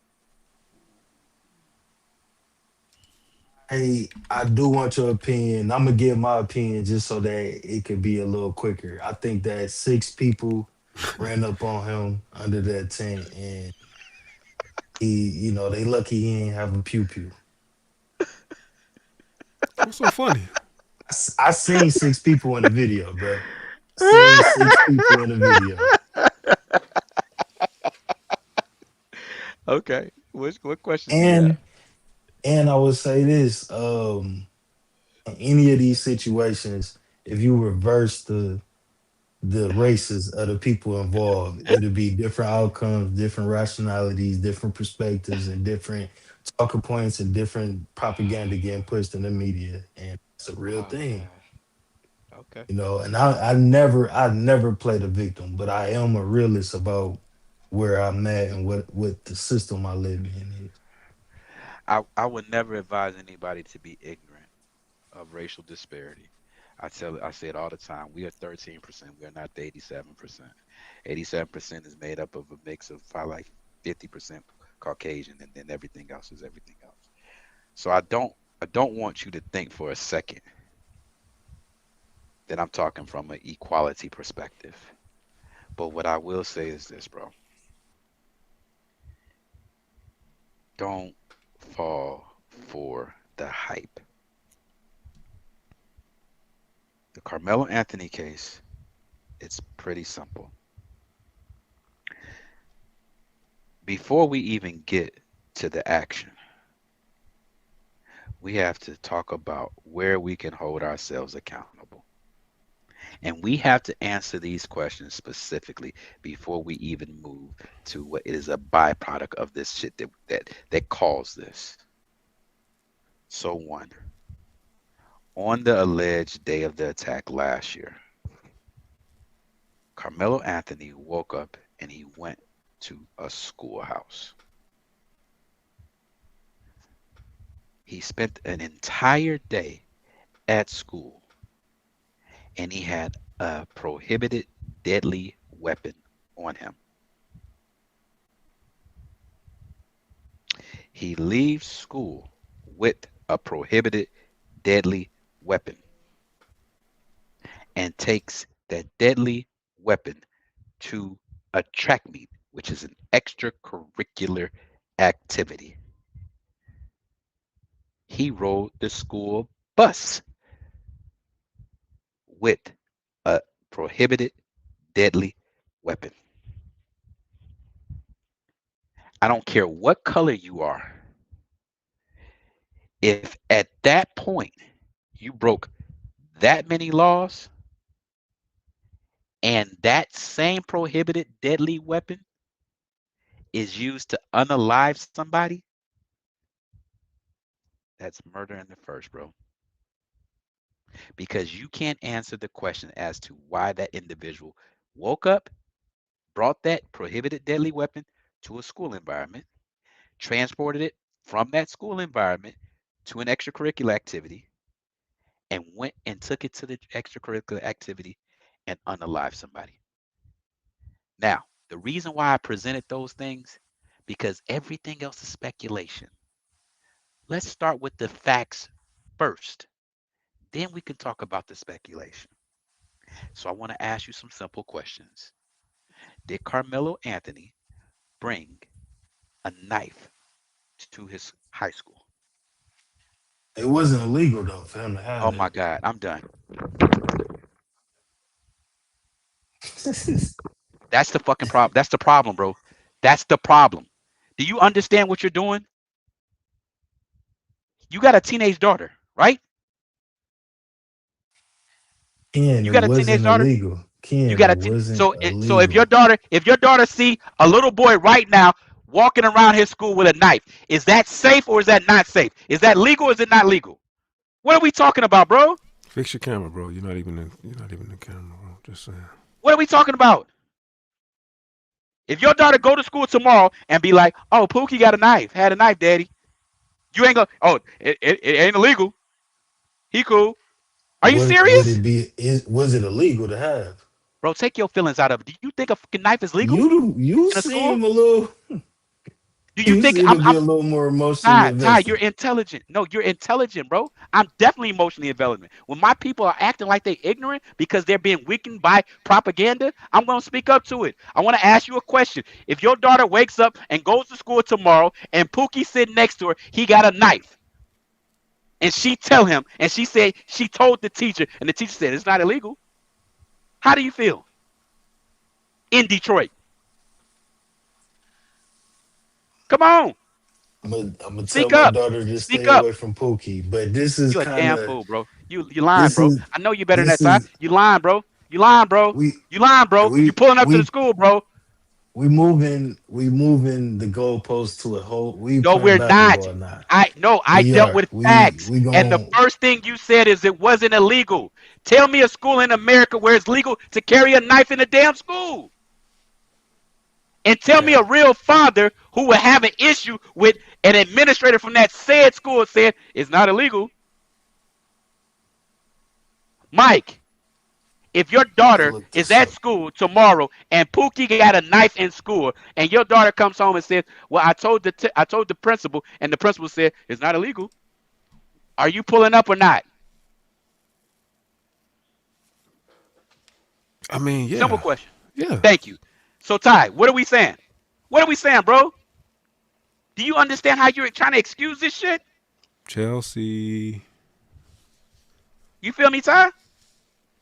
For the record, you did. I don't care about what the swipe keyboard said. That's what you put. I'm listening. Ty, you feel me, bro? I hear where you coming from, but I don't want to make this. I want to keep it on the situation that happened. Let's keep it. So I dealt with the facts. And when I dealt with the fact, guess what you did, bro? You took the weak position and said it's not illegal. It's not a weak position because it's not illegal. Fuck it. It is illegal to have a knife in any public school in America. Okay. It's illegal, bro. So let's take that shit off the table. Let me ask you a question. Is it wrong? Fuck illegal. Let's say, is it wrong? I gotta get that snore drop. Sorry, go ahead. I'm sorry. Go ahead. That's a question, Ty. You saying is it wrong for him to have had that knife on? Yeah. In his book bag. In school. Period. Okay, so me having the context of the It's situation. yes or no. It's yes or no, Ty. And the nuance Get your of feelings the out of it. situation. Get your feelings out of it, Ty. I'm looking It's at yes it or from no. a very. I don't want you to look at nothing. Very logical. Yes or no. perspective. Your baby girl is a kid walking around known with a knife. Yes or no? What? Like I said, in this You're a part of the situation, problem, bro. You're a part of the in problem, this- bro. I'm just not trying You're not to being bring genuine, it. bro. I'm not trying to like make the hypothetical right now because we got a situation we can analyze that already happened. So did he have the knife in school? Bro, I can't. Are you kidding me, bro? Are you really sitting here trying to justify this? Are you really Not- trying to find a way to make it excusable? Like I said, we have the situation to look at, right? So I you don't can look. fuck the situation. I'm talking about your daughter goes to school tomorrow and Trey got a knife. You cool with that? Of course, I'm not cool with that. Oh. So why the hell did it take you 10 minutes This to poll even is get to that hilarious. point? because that's not the situation. Yeah, I looked at There the you poll. go, because That's you're saw that trying whole to time. find You ways saw to justify. Ken, how you? I ain't never seen how you nothing score but 0% 0? Ken, how the hell you? on How no you poll. What'd she I say? ain't never seen a 0% on a YouTube poll before. wow. I What? created a poll. I said, who? What did I say? Hold on. I said, I just created a poll just for kicks and giggles. I said, who made the most sense tonight? I got me, I got you, I got Tina Moore, and I got Ty Pro. We got some haters on the panel. I mean, on the panel. We got some haters in the chat because how do you score 0%? Bro, so again, I know Look, you two niggas, so I don't give a fuck what nobody score me. I Ain't don't you care. two? I'm gonna No, be me this ain't. regardless. No, don't do that. Relax, brother. Relax. Nah, damn, bro, Hold on, bro. don't bring that shit up to me. Stand down. It don't Calm move down. me. Hold on. It Relax. don't move me. It Come don't. here. That shit don't move me. Come here. Give me So a hug. keep Give me a that shit hug. somewhere else. My point is, my point is this. Ken, let My me point ask is you a this. question. Let me ask No, you a no, question real quick. bro, we got to be speaking from the same foundation, bro. You still just are saying that it's not right to have a gun, have a knife in school, right? So, all right, you Oh asked me my about my God. daughter. Hold on, you asked me about my daughter. I've never been in that situation before, but that's a Oh my good God. scenario. But that is a totally different scenario. If my daughter is in class with somebody and they pulling out a knife and showing her that, hey, I got a blade type shit, I would have an issue. I would definitely talk to my daughter about that, and I would talk to the school about that. I wouldn't get hyper aggressive and where that little nigga at type of energy, but Bro, I'm nobody's gonna talking about handle that. it. I said right or So, wrong. but that's your hypothetical, and I'm just letting you know how I would approach that situation. So do And you I understand would that have a based on your oh, logic, Eric mhm. Metcalf didn't get a chance. His daddy didn't get a chance to handle that. So in this situation, like I said, we got a situation that we can look at that it happened. Carmelo Anthony never presented the knife to play with Oh it my or to God. show nobody. He was being threatened by 6 people. Oh He my God. There you remembered that go. he had something You're to pushing protect himself narratives. with. That's why I took that shit out. So, Let's deal with all the right, so hold facts. on. You I'm don't dealing with want the to facts, answer the Ken. Hold factual on, man. questions, bro. Relax. Come on. Relax. So in that situation, was it wrong for him to have a knife? Sure. So that part alone is the only reason why I feel like Carmelo should have did any time. Definitely not 35 years. He may have What? needed to do a couple of years because he did have a prohibited knife on school grounds. And if you look at the other cases in Texas that happened between Oh my high God, bro. schoolers, those were the outcomes. 2 years. I think one case was 7 years. No, they Most were of the not, cases was bro. what where do you No, they were the not. Those weren't the same circumstances. I love when you, bro. weren't I can they tell how that wasn't all they you the do, same circumstances? because all you're doing are trying to search cases to validate your point. Look at the totality of the cases. You're talking about the other case in Texas where a little boy was getting jumped in the bathroom by 2 other dudes. That's a completely different situation. He was being bullied. There was a history of him being bullied by those same very dudes. The dude was suspended. There's other elements, bro. Let's do apples to apples. That's why I said let's take the conjecture out of this shit and let's deal with the fact. If you can't deal and understand that it is wrong and illegal to have a knife Okay, at a so high school, you then gave we can't grace. talk. Hold on. You gave No, I'm not grace giving no to the grace. boy being bullied I'm and not even jumped. talking about that. I'm not Carmelo giving Anthony grace. There's no Carmelo judgment. Anthony was approached by 6 people. Bro, And there the you go again. the That's not factual. twins were That's hold not on. factual. That is very factual. You can see it in That's the not. video. That's You not see it in the factual. video. You can't see You can shit in the see it. video. You You can't can see it. see the You people. can't You see it. I got the video on my phone. I'm gonna send it to Bro, Mike Check I after have the this. video. You think I I don't got have the it? I'm video of talking about six it. people walking with 4 people walking with the twins. That makes 6 people Okay. up the benches to where Carmelo Anthony was sitting at. He was No, that's not walking. what happened. He was walking. That's not what Is happened. They exactly were what happened. they So were how sitting many there people was first. walking? Bro, you're talking, bro, I No, saw the Austin whole Mack. They video. were not sitting there when Carmelo Anthony You, sat down. They bro, you are. approached the situation. No, they did not. Austin Metcalf came and sat 2 seats behind them after they were sitting down already. They were Bro, not like sitting that's what I'm down, saying. bro. They Bro, weren't I sitting can't. down. Bro, I can't, bro. Let's get ready to rumble. Bro, you can find anything you want to find to try to prove your point, but it is not factual. I said let's deal with the facts. If you're not stating that it's a fact that it is illegal for him to have a knife on school grounds, It's then we prohibited don't for have him to much. have a knife. Yes, and I Oh, agree so with yes. you there, and So that's why I so said so that. That's the only reason why I think he deserved any time, so let me finish. and not 35 years. Let me finish. Hmm? Let me finish. So it's illegal first off for him to have it on school grounds. Prohibited. Then it's illegal. Then it's illegal for him to transport it, right? That's illegal too, right? And it's illegal for him to have it on a extracurricular activity at a different school, right? Are we agreeing with that? Prohibited. Prohibited. Yeah. Oh my God, bro. Mike, can I ask you a question as an independent party? Do He you think agreed. He it's said illegal? prohibited. Yes. No. I'm not done. Do you think it's illegal to have a knife at a high school on school Prohibited. grounds? Right. Prohibited. Prohibited is illegal. Yes. Do you see? Can you say illegal? So we on the same page, sir? Oh, What? Ty. Prohibited means illegal. Ty. No. Okay. I want him to Okay. say. Yeah. Thank you. Because he was trying to parse that. So first off, to bring a knife to school.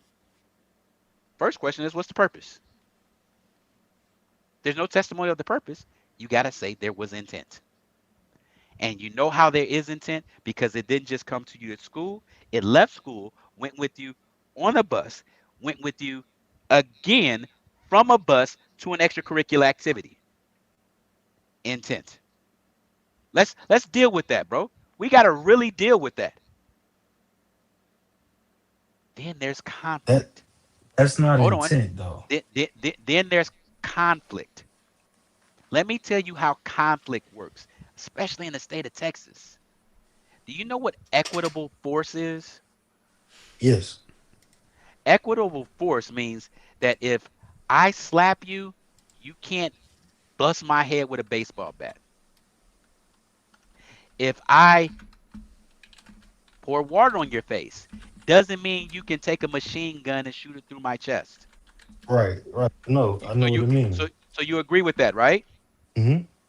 Okay. So now, do you agree with a confession?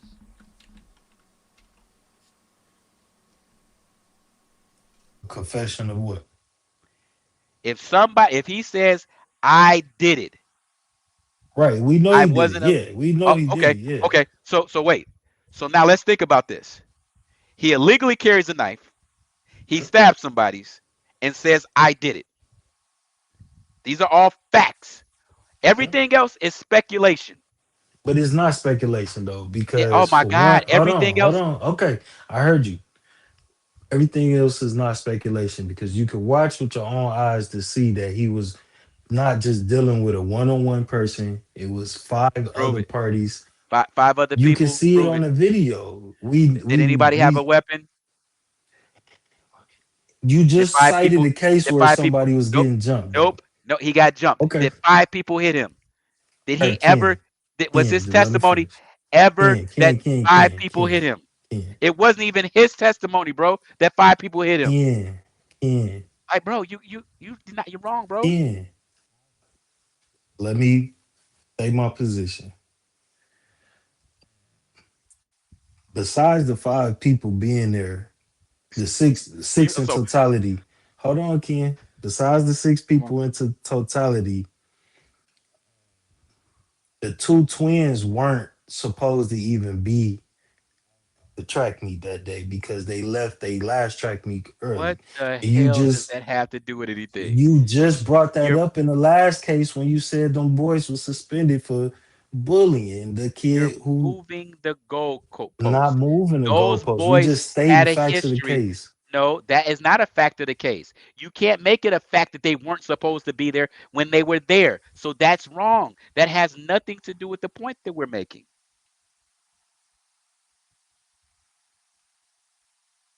The fact is they were there. Stop doing that, bro. Just because you have your narrative, you won't even agree to the facts of the case. That's scary. Think about how much conjecture you allow in when you won't even agree on a plain view fact. It took you 15 minutes to agree that having a knife on a school grounds was not legal. Because you just want to run with your narrative. That's not safe, bro.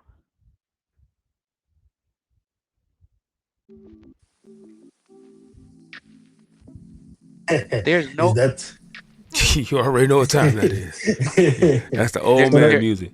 Yeah. that means we got 120 more minutes. All right. Yeah. There's 122. no video. There's no video.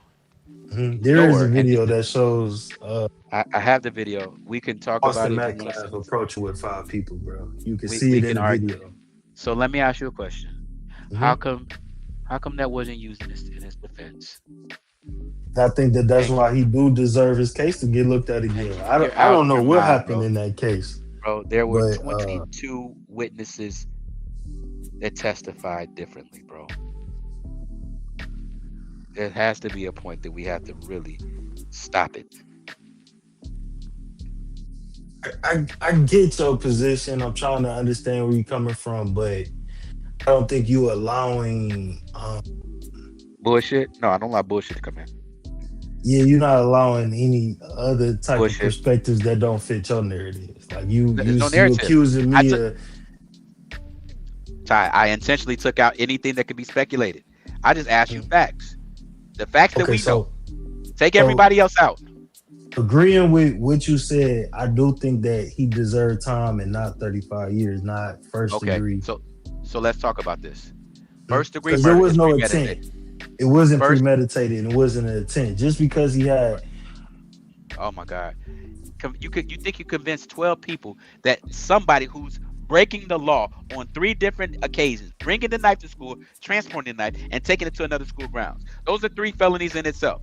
You think you convinced 12 people, 12 sane people that are sane, that understand life. And then he says, touch me and see what happens. As his hand is on the same device that he illegally possessed, transported, brought over to where he was. You think you convinced 12 people that he didn't intend on doing what he did? When he said he was gonna do it, and then when the police officer asked him, he said, no, it's not alleged, I did it. Tell me, with those facts, I'm not saying nothing else, because everything else is conjecture. Where can you find 12 people that would disagree, that wouldn't agree with that? Considering nothing else, because everything else, like you said, it's speculatory. Let's go with the facts. Tell me 12 people. Yeah, I wouldn't agree with the case that jury I'm guilty on first degree. Yeah, that's because that's your feelings. Thank God you wasn't on the jury. Because it was your baby. You look at that person like they was crazy. That's my point, bro. We try to find so many ways to not hold ourselves accountable. Let me tell you the beauty of that case. First degree murder is an open sentence. You can get from 0 to 99 years. He was convicted of first degree murder. He got a he got a sentence of less than 3% of first degree murderers, charged murderers get. That little boy has an opportunity to still have a productive life. The Metcalfs, they baby ain't coming back. I don't care what color you are, bro. That stuff is wrong. And for you to try to justify it not being illegal to carry a gun on school grounds, that's crazy. When you live in a very dangerous community, not necessarily you, but in Detroit where it's real dangerous. And these things could really happen, bro. This could be a phone call that you could have to deal with one day. Lord, I pray that it doesn't happen. But for you it's so tough for you to agree with that, and for you to try to side with the fact that first off, this thing shouldn't be here. It shouldn't have gotten to the bus. It shouldn't have got transported to the track meet. You won't agree with any of that. And then when it's used to commit a crime, not just a crime, a threat, it took somebody's life. I think, bro, you lacking accountability in this situation. And I think the only reason you lacking it is because he was fair-skinned, just like you. And you just don't want to see it happen. I think that's part of the problem, bro. Well, I think that because he was a Black American, I understand that the whole entire process may not have been completely fair. That's what I understand. Right? And I wouldn't, in the things that I've seen, the videos that I've seen, the aggression that, you know, it was a complicated situation. And that's why I do stand 10 toes down on, yes, he deserved to be convicted of a crime, not 35 years. Because what do you think he should have got? What is your daughter's life worth? What is your daughter's life for having a knife? If somebody stabs your daughter tomorrow and they get 2 years, but we can't forget the context around the situation. It's not like he just picks a random person and stabs him. Then the whole situation would be different. My position would be different. If your daughter and her 4 friends are standing around somebody and your daughter gets stabbed in the chest, similar circumstances, and he gets 2 years, and you don't get your daughter back, your whole conversation changes, bro. And I think because he's Black, you're the one who can't separate that.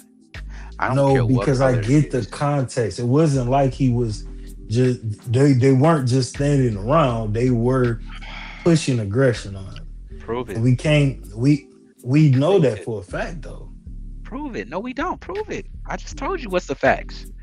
I'm asking you to prove that. You can't, because it's conjecture. When the boy put his hand on him, that was aggression, and him walking up with 5 other people was an act of aggression. No, it's not. That's perceived. 5 people can walk past you in the mall, and that's not aggression. Yeah, but they weren't walking past him in the mall. Perceived. They were approaching him. And so that's debatable. That's not fact. That's opinion.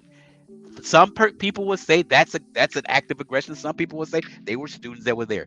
Even if we're saying what you're saying is true. So again, you're leaning to the side that fits your narrative. I'm taking the narratives out. Let's deal with the fact. You said he touched him. I said I'll give you that as a fact. Let's talk about what equitable force is. Nobody else brandished a weapon or a knife. In a position where if it was one-on-one, is a different situation. Again. Do you see you're trying to find every way to validate it? Use the fact. You said in a position if. Take the ifs out. The only person that touched him was Austin Metcalf. That's 1-on-1. If Austin touches you, you don't get the right to stab and unalive him. It's called equitable use of force. That's fact, bro. And I don't think that stabbing you said think. Think out of it. Talk about fact, bro. Stabbing somebody one time does not prove intent to take somebody's life either. Because most times in stabbing, he's always already in the wrong. When it's an emotional reaction or an intent to kill, so you're adding all these other variables. That's a feeling. Those are emotional variables that you're adding. That's not an emotion. That's just that's something that people that's a thing that investigators determine when they looking at a dead body that just got stab wounds. How many stab wounds I don't go we into don't the care process? If you intended to. Guess what? We don't care what your intent is. If somebody is unalived by you, that is murder. Intent just determines the level or degree of murder. What I'm telling you is he was wrong for having the knife. He was wrong for transporting the knife on the bus. He was wrong for bringing the knife to another school.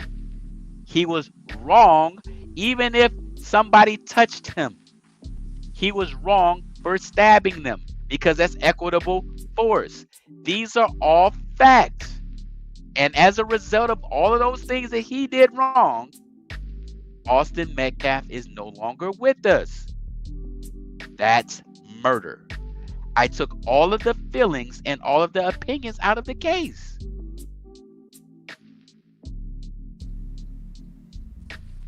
Do you understand what we're saying? I get what you said. I get what you said. We gonna just have to revisit this. But do you think that? Yes, sir. What'd you say? We just gonna have to what? I was gonna say we gonna have to revisit this because I get what Ken trying to say. I would rather have it more. I would want to revisit this with the videos and just everything fresh on the brain. Do you think Chud is guilty of attempted murder, Ken? He's a goofball, bro. He caused his own demise, playing around. He effed around and effed out, found out. For sure. I'm just trying to. He would have caught one from me, but I wouldn't have let him egg me on. But yeah, he can't. He effed around the FO. You know what I'm saying? All right, guys. So Ty Pro and Simply Ken is just gonna have to agree to disagree on this topic, and we're gonna revisit this either on his live or on our live. I don't know how you want to do this, Ty. However you want to set this up. Yes, sir. But yeah, thank you guys for liking, sharing, and subscribing this video, this live. Listening, watching, cussing, fussing. Hey, I get that. When we go over a certain amount of time, my meter is off. I see. Ken is passionate. Ken is very passionate. I am, bro. I am. He talks so much, but there is no agree to disagree. When it's his topic, it's like, whew. Bro, listen, bro. It take a lot to try to change a position, and my position ain't even. I don't even care about the feelings because I got feelings too. I'm like, you probably shouldn't have did that. Let's talk about what he did, because all those variables you talking about, Ty, I understand them, but that's not what's up for debate. I don't know how you convince with the facts. You can't convince 12 people that it didn't happen, and I'm so happy. I think they looked out for him. He could have got 99 of them things. He got 35. He got 35 to do 12. He do 12, 5 on papers. Yeah. And I like I said, I do stand on the fact that charged for maybe second degree or something like that. I would have understood that a little more just from what I perceived from the situation. But I appreciate both of y'all for allowing me up 2 times tonight. Y'all done riled me up twice in one night. In one evening. No, twice in 2 days. No, this is tomorrow. Today is tomorrow. Today is tomorrow. You know what I'm saying? But definitely for me, like I might go live Saturday. You know, I was celebrating my birthday last weekend, so I ain't go live. But what you 37? Happy born day, brother. 36. Oh, my bad. Excuse me, my bad. I don't want to put extra year on you. I'm getting close to old head. I got a couple more, but I'll be up there with. I was about to say, you unk status. You unk status. Yeah, I'm officially unked. I'm officially unked. I still ain't, you know what I'm saying? I'm still looking youthful though. So, but I'm gonna formally invite y'all. If I go live this weekend, Mike, I'm gonna send you just like some of what I'm thinking about talking about, and then hopefully both of you guys can pull up. I got some other content I wanted to send you too. I just like hearing y'all thoughts on it. You like us getting you riled up, huh? I'm a glutton for punishment, man. I see. Okay, that's what's up. Keep it coming. So y'all have a good night, bro. Yes, sir. All right, brother. Before you go, Ty, you still there? Mm-hmm. Yep, I'm here. Hey, I just want to say this, bro. I definitely appreciate and welcome your dialogue, bro. I don't want you to think because I'm really passionate about my point that I don't respect any other positions. But I try to take all conjecture out of the points, and I try to deal with just the facts, bro. And that's all I'm dealing with. And when I learned it in my life, when I look back on my life, and as I look forward, when I take the emotion out of it and look at things for what they are, I can typically understand other people's perspectives, and I don't victimize myself, and I don't blame anybody else. So I hope that when you think about, our conversations, I hope that you can take a little bit of that, right? Take your emotions out of certain situations and look at them for exactly what they are, because that opens you up to other people's perspectives, and that allows you to really deal with the issue. Now, don't get it twisted. I feel the way you feel, right? I feel everything you saying.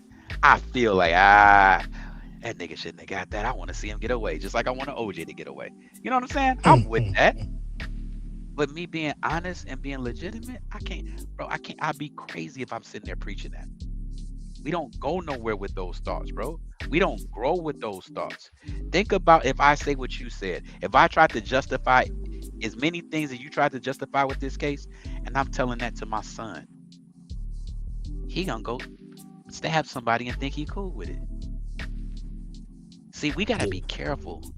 Take our emotions out of it and understand that our message may not necessarily be for us, because guess what? We probably won't be in that situation. But for those that don't know and are listening to our voice, we're responsible to them and accountable to them. I'd be damned if I send a 16-year-old boy out there saying, grab that knife, it's legal. Ain't nobody do nothing to you. And they touch you, stab them to the white meat, to the pink meat. Think about that part, Ty. Think about how the path that you send other people on with your emotional points. Where there's too much emotion, you lack logic. That's all I'm saying, bro. I take away things that I could add to my thought process when I have a conversation, or if I'm just listening to y'all talk all the time. And Ken, I could get a little passionate too. I'm just getting used to being on other people's platforms and having these back and forth. But I can get a little passionate myself. So I would love to have you guys, at my crib, so I can have the robe on and the slippers in. Hey, you ain't finna get me comfortable and slide me a Mickey. We gonna have some fun, man. But I appreciate you, brothers. I hope y'all have a great night. Oh yeah. All right, Bill Cosby. Hey. Hey, I appreciate you, man. You fam anytime you want to pull up, bro. Oh yeah. Another one, man. Another one. 5 hours later. No, I'm sorry, excuse me. 6 hours later. Another one. Hey man, my blood pressure was low for a minute. I needed it to raise, so I appreciate that. Man, it's all love, y'all. I appreciate anybody who stayed and listened, heard our voice, heard our perspectives. It get like this, man. I love these conversations. And like I said, we don't have to agree, but we heard each other out. You know what I'm saying? Right.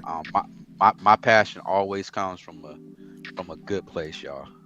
I got some bumps and some bruises and some scars. So when I speak, I'm speaking, hopefully, I'm speaking the best that I know how to those that may not have the foresight or the experiences that I have. So I hope you guys take it with love. Pause. Whoa. Hey, take it with love. Take it with love. And I did say you guys too, didn't I? Yeah. That's what kind of killed. That's what kind of killed the fantasy. Like, wait, huh? All right. Hey guys, make sure you like, share, subscribe. Join the conversation below. We're gonna chop these episodes up, or this live up. It's like 3, 4, 5 episodes and 4, 5, 6 shorts. So if you missed anything, you'll be able to catch the replay. Yeah. Are we gonna go live again this week? Cause I'm out of town again this weekend. Where you going? Where you leaving? Are you? Huh? Friday. Our convention is Friday. Oh, okay. Battle Creek, Michigan. Oh shoot. I got a B-Day this week too. Oh, okay. So we good. So we done. We done for the week. Mine. I know it ain't yours. Yeah. That's gonna be tough, bro. Cause today is Wednesday already. Right. So today. So we not doing nothing today. Or is today the only day? He's trying to go back and. I mean, I got. I mean, if you leaving Friday, we could try Thursday. Okay. A short Try. one. A short one. Try. Right. Try. Dang, I can't guarantee short. Ain't no such thing as that. Yeah. Ain't no such thing, bro. When if it's lit, it's lit. Corey Joe, I forgot you. Hold on, let me shout you Corey Joe out. My bad, Corey. I seen you earlier. Hopefully he's still in here. They be rocking with us. And hey, I got something for anybody who has something. I'm gonna pull up the stats from that dango. What is it you put out there? That survey. Oh, yeah. I didn't see it. I just put who made the most sense tonight. I just threw some names up there, and yeah. Keep my name out of it, bro. Keep my name out of it. Send me a poll. I want to see the poll. Is the poll in the? It's in the chat now. Yeah. I can't see I ended it. Yeah. How many people voted? 7. Oh well, that don't even count. I don't take emotional votes seriously. Yeah, bro. Come to me with some sense. But yeah, man. It was another one, y'all. It was another one. Welcome back. I know, right? Welcome back. Welcome back. So Thursday, we're gonna try to do it again. Thursday, we're gonna give y'all another one. Another one. Did you vet my guy or my man? He talked like he had a whole lot more going than what he did, and we was texting me. He was like, we just trying to get started. I said, Yeah, I'm looking like, wait, yeah. It was weird. RVs. I'm like, but the one-on-one dialogue, I think it would add a perspective to a lot of our conversation. And he's a Christian man too, bro. It still can. I'm just saying. I got to vet that though, he's because just starting. I got to think. Yeah, I got to vet that, and then I gotta think with Mike's brain too. You know how we talk offline. You know what I'm saying? So just throw some topics at him. Yeah, the same topics we've already discussed. I'm gonna throw some conversations at him. Yeah, there you go. You know what I'm saying? You know what I'm saying? Roll the ball out. Hey, what do you think about that? Throw him a couple of oops. I'm sorry. Throw him a couple of bounce passes. Oh man! All right, you guys, we about to get up out of here because I got to go to work in 15 what time? In 2 hours. Yeah, 2 hours. So I'm about to go boxing. Okay. All right. Until next time. No. We out of here. Deuces. 2 hours.